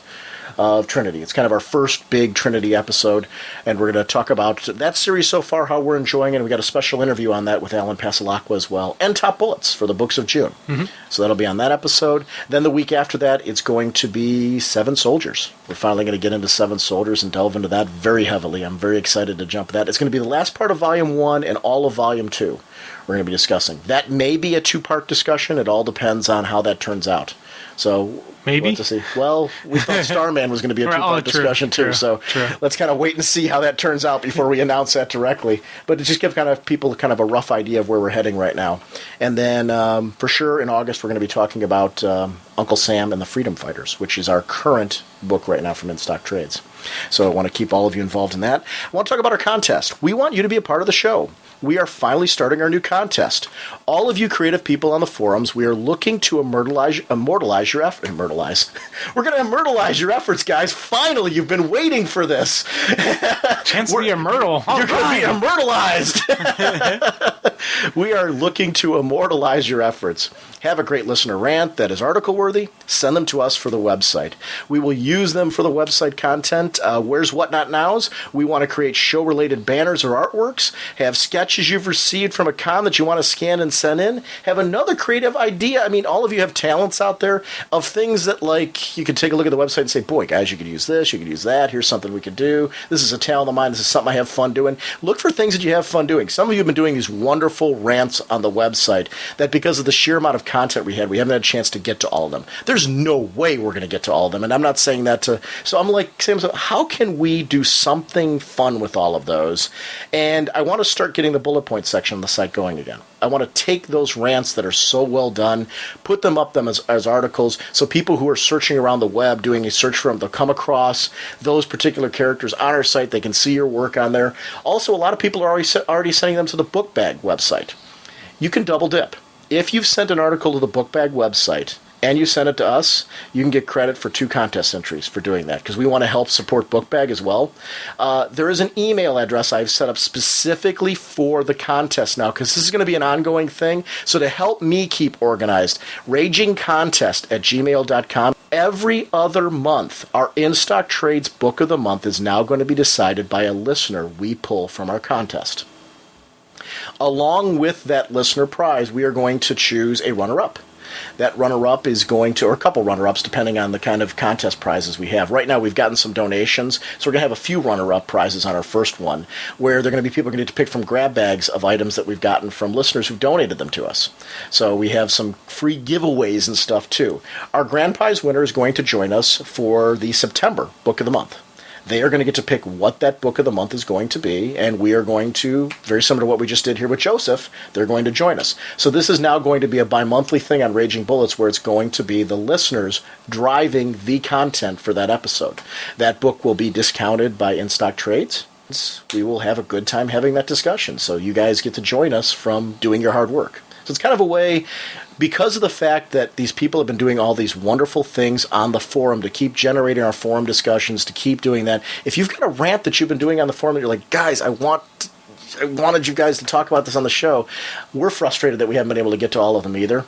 There's just only so many hours in the day. So now you can turn it into an article for the website, participate that way. Where's What Not Nows? You can participate and send those in. I just got a Where's What Not Now. The first one for the contest is ready to go up and be in there. It's from Mike Sims. So, as a matter of fact, here's what I'll do. Anybody who sent me a Where's What Not Now, seeing as we started that after our last contest batch, any of the Where's What Not Nows from before, if you sent them, will count as contest entries. So we'll count them in, because, in fairness, I think that whole section was kind of drummed up out of that, so we'll count those as well. Because what I'm figuring is there's a lot of listener rants on the forum that people are going to have 5, 6, 7, 8 entries or more on, because of the fact that we haven't used them on the show.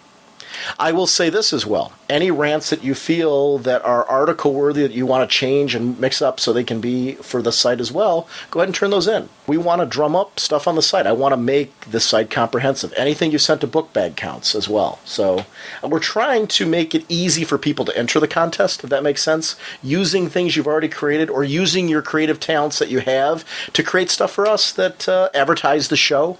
So if you want to create banners that we can put under our link to us section, if you're talented at that, I'm terrible at that. So to have somebody create those things, and I'll get a contest entry, and hopefully jumping in the bag, and hopefully we'll have you on the show. I want to do this bi-monthly. I want to get people involved in the show again in a little bit of a different way. It's kind of our way of saying thank you to all the people that have been participating in the rant section and giving them an opportunity, if we haven't used some of their stuff on the show, to turn it around in a way where they get something for it. Well, I don't know what do you think, Jim? I like it. Yeah. I like it, yeah. I wanted to give something back to the people that have been doing things for us, and this is kind of the easiest way. It wasn't, I know it's for some people, they're going to be like, but I wanted you to read that on the show, guys.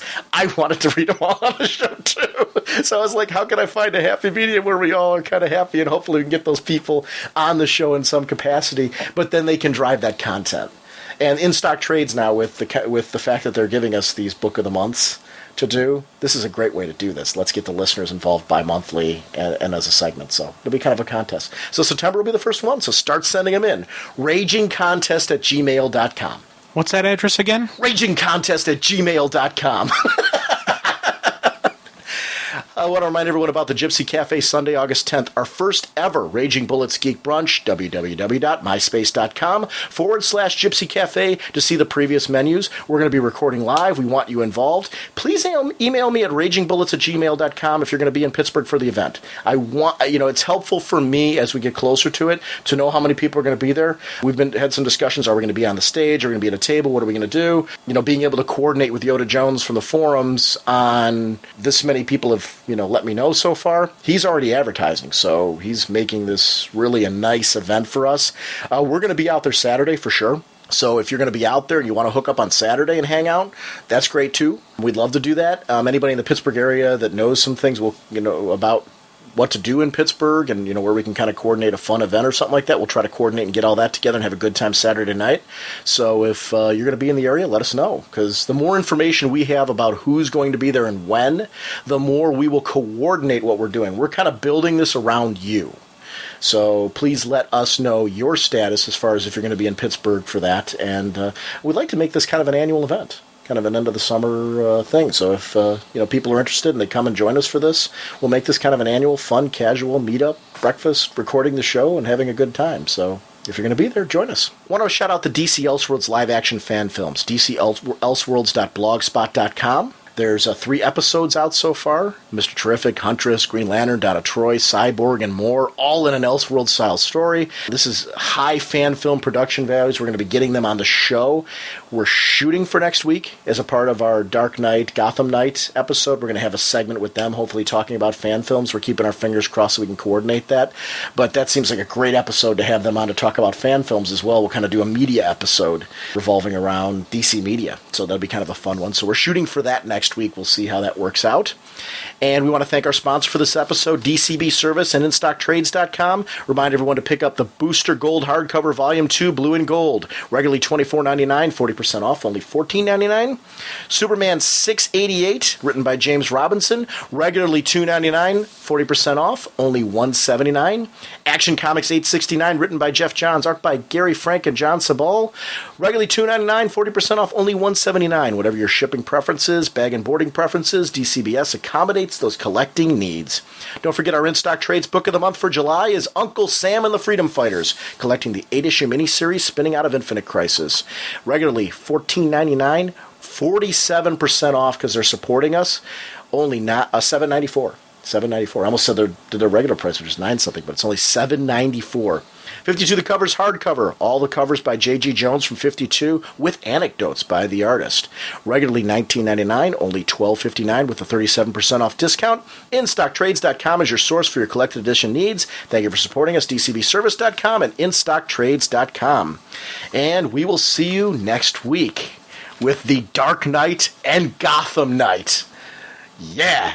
I'm excited, man. I am. I'm geeking out. Dude, you're giddy like a little kid on Christmas. Right now, it's awesome. It's Tuesday. We're getting this episode done. I'm excited. I'm trying to figure out how I'm going to edit all this together tonight so we can get it out tonight. I don't know if I'm going to be able to pull that off, but I'm going to try. But I'm even more excited about in 2 days, baby, 12:01, Thursday night, Dark Knight. My wife's going with me because you can't. Yeah, I couldn't make it. It's got to be painful for you, doesn't it? Yes, it is. Yes, it is. I'm going to call you up and tell you how good it was. Yeah, I know you will. But remember, when you call at the crack of dawn, you'll be waking up my parents. I'll tell them how good it was. I'm sure they will appreciate it. Okay. Well, I'm not going to call you at the crack. I'll call you at work. Oh, okay. I was thinking once you walk out, like, dude, man, you don't believe it. They did this. And it's like, Sean, no, I wouldn't. It's like 2 a.m. Shut up. I wouldn't do that to your parents. Oh, okay. I like your parents. Okay. I like you too. No, we're going on Friday, so I'm going to see it in 24 hours. I'm going to see it twice. So less than 24 hours, I'm going to see it twice. I'm excited. Yeah, because I'm definitely, and actually, I'm glad we're seeing it twice because Superman Returns, I had the comic adaptation to work off of when we did our notes on the show. We're not going to have a comic adaptation for this one to work off, which is weird. I'm not used to that, so. I'm all excited for next week's show, though, to talk about Gotham Knight, the anime, and talk about Dark Knight. Bye! This is Sean Whalen from Raging Bullets, and I'm tracking the mysterious whatnot.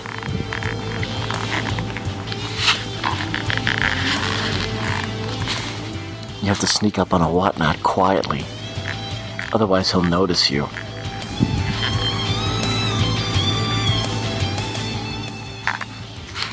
When he holds up his middle finger, beware because he's preparing to strike.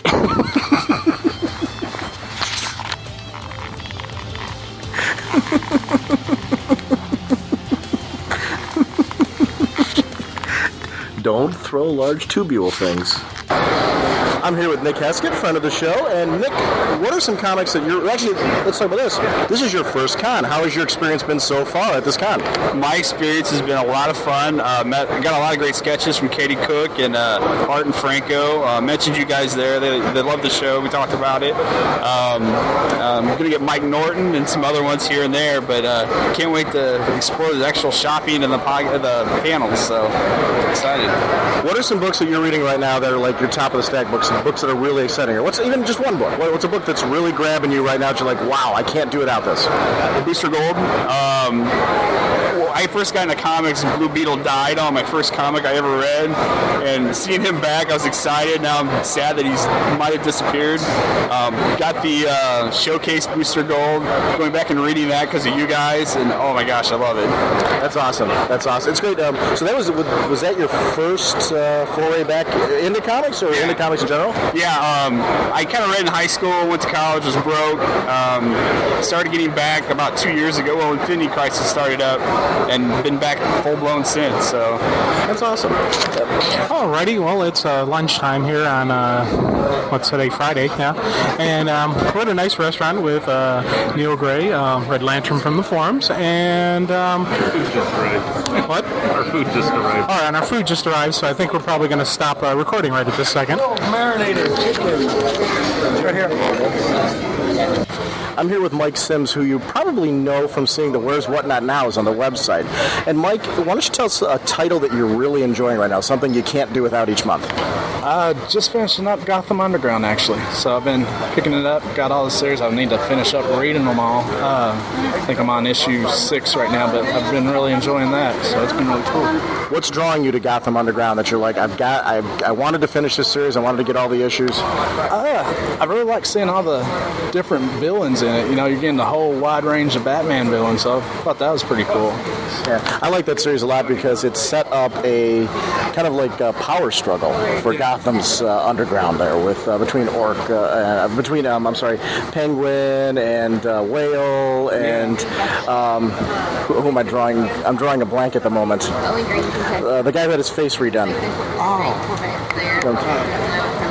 I can't even think. Yeah, I'm drawing a complete blank. But Gotham Underground was, to me, absolutely an awesome miniseries. Jim Calafiore, I don't know if you saw the artist from that, actually has an Artist Alley table. Yeah, I just picked up 2 of his pages from that book. It's the pages where the ventriloquist was gunned down. So it was really awesome. He was a really cool guy to meet. So that's one of the fun things of the con, is being able to run into the creators and have that personal experience. I wanted to thank you personally because you spent a lot of time doing those Where's What Not Nows, which are absolutely hysterical. If you haven't gone to the website and check them out, please check out all the ones that the listeners have done since then. But you went crazy with some of them in a good way. The most current ones you did were like the Jim Throughout History, which were a riot. Yeah, those the guys I work with, you know, they're not too happy about me taking their pictures and then post them around the plant. So at least this kind of gives me a chance to do it someone else, and they actually seem to appreciate it. So it's pretty cool. I definitely appreciate anything that's put on the website where Jim's actually he actually loves it. He showed it, all kidding aside. He actually shows his family every time there's a new one, and he'll call me up and he'll go, "Did you see the new one that you just put up there?" I'm like, "Yeah, I put it up there on the website." But he actually genuinely really has a big affection for that section, and that kind of goes out to everybody that's doing the Where's What Not Nows. That's one of Jim's favorite sections of the site, to see what people do with his pictures. So. Oh yeah, they're a blast. They're really good. All right. Well, thanks again. It was a pleasure meeting you at the con. Pleasure meeting you. Thank you. Okay. Jim, I just want to tell you, I really enjoyed the first day at the Wizard World Chicago. Are you still recording? Uh-huh. I enjoyed it as well. Good. Jim, being that we're at a convention, tell us a story you did in New York. It was wonderful. Once upon a time, there was a podcaster. What was his name? His name was Doctor, but he wasn't a real doctor. I'm drawing a blank. This isn't a very good story. It's 1 o'clock in the morning. I'm tired. Is this part of the story? No. I'm going to bed. But you said you'd tell us a story. Once upon a time, there was a podcaster. He really upset his co-host, who bludgeoned him to death with a long tubular pillow. End of story. That's a great story. It's got violence. Was it illustrated? Yes, the artwork is with writing and artwork by the Sensei of Whatnot.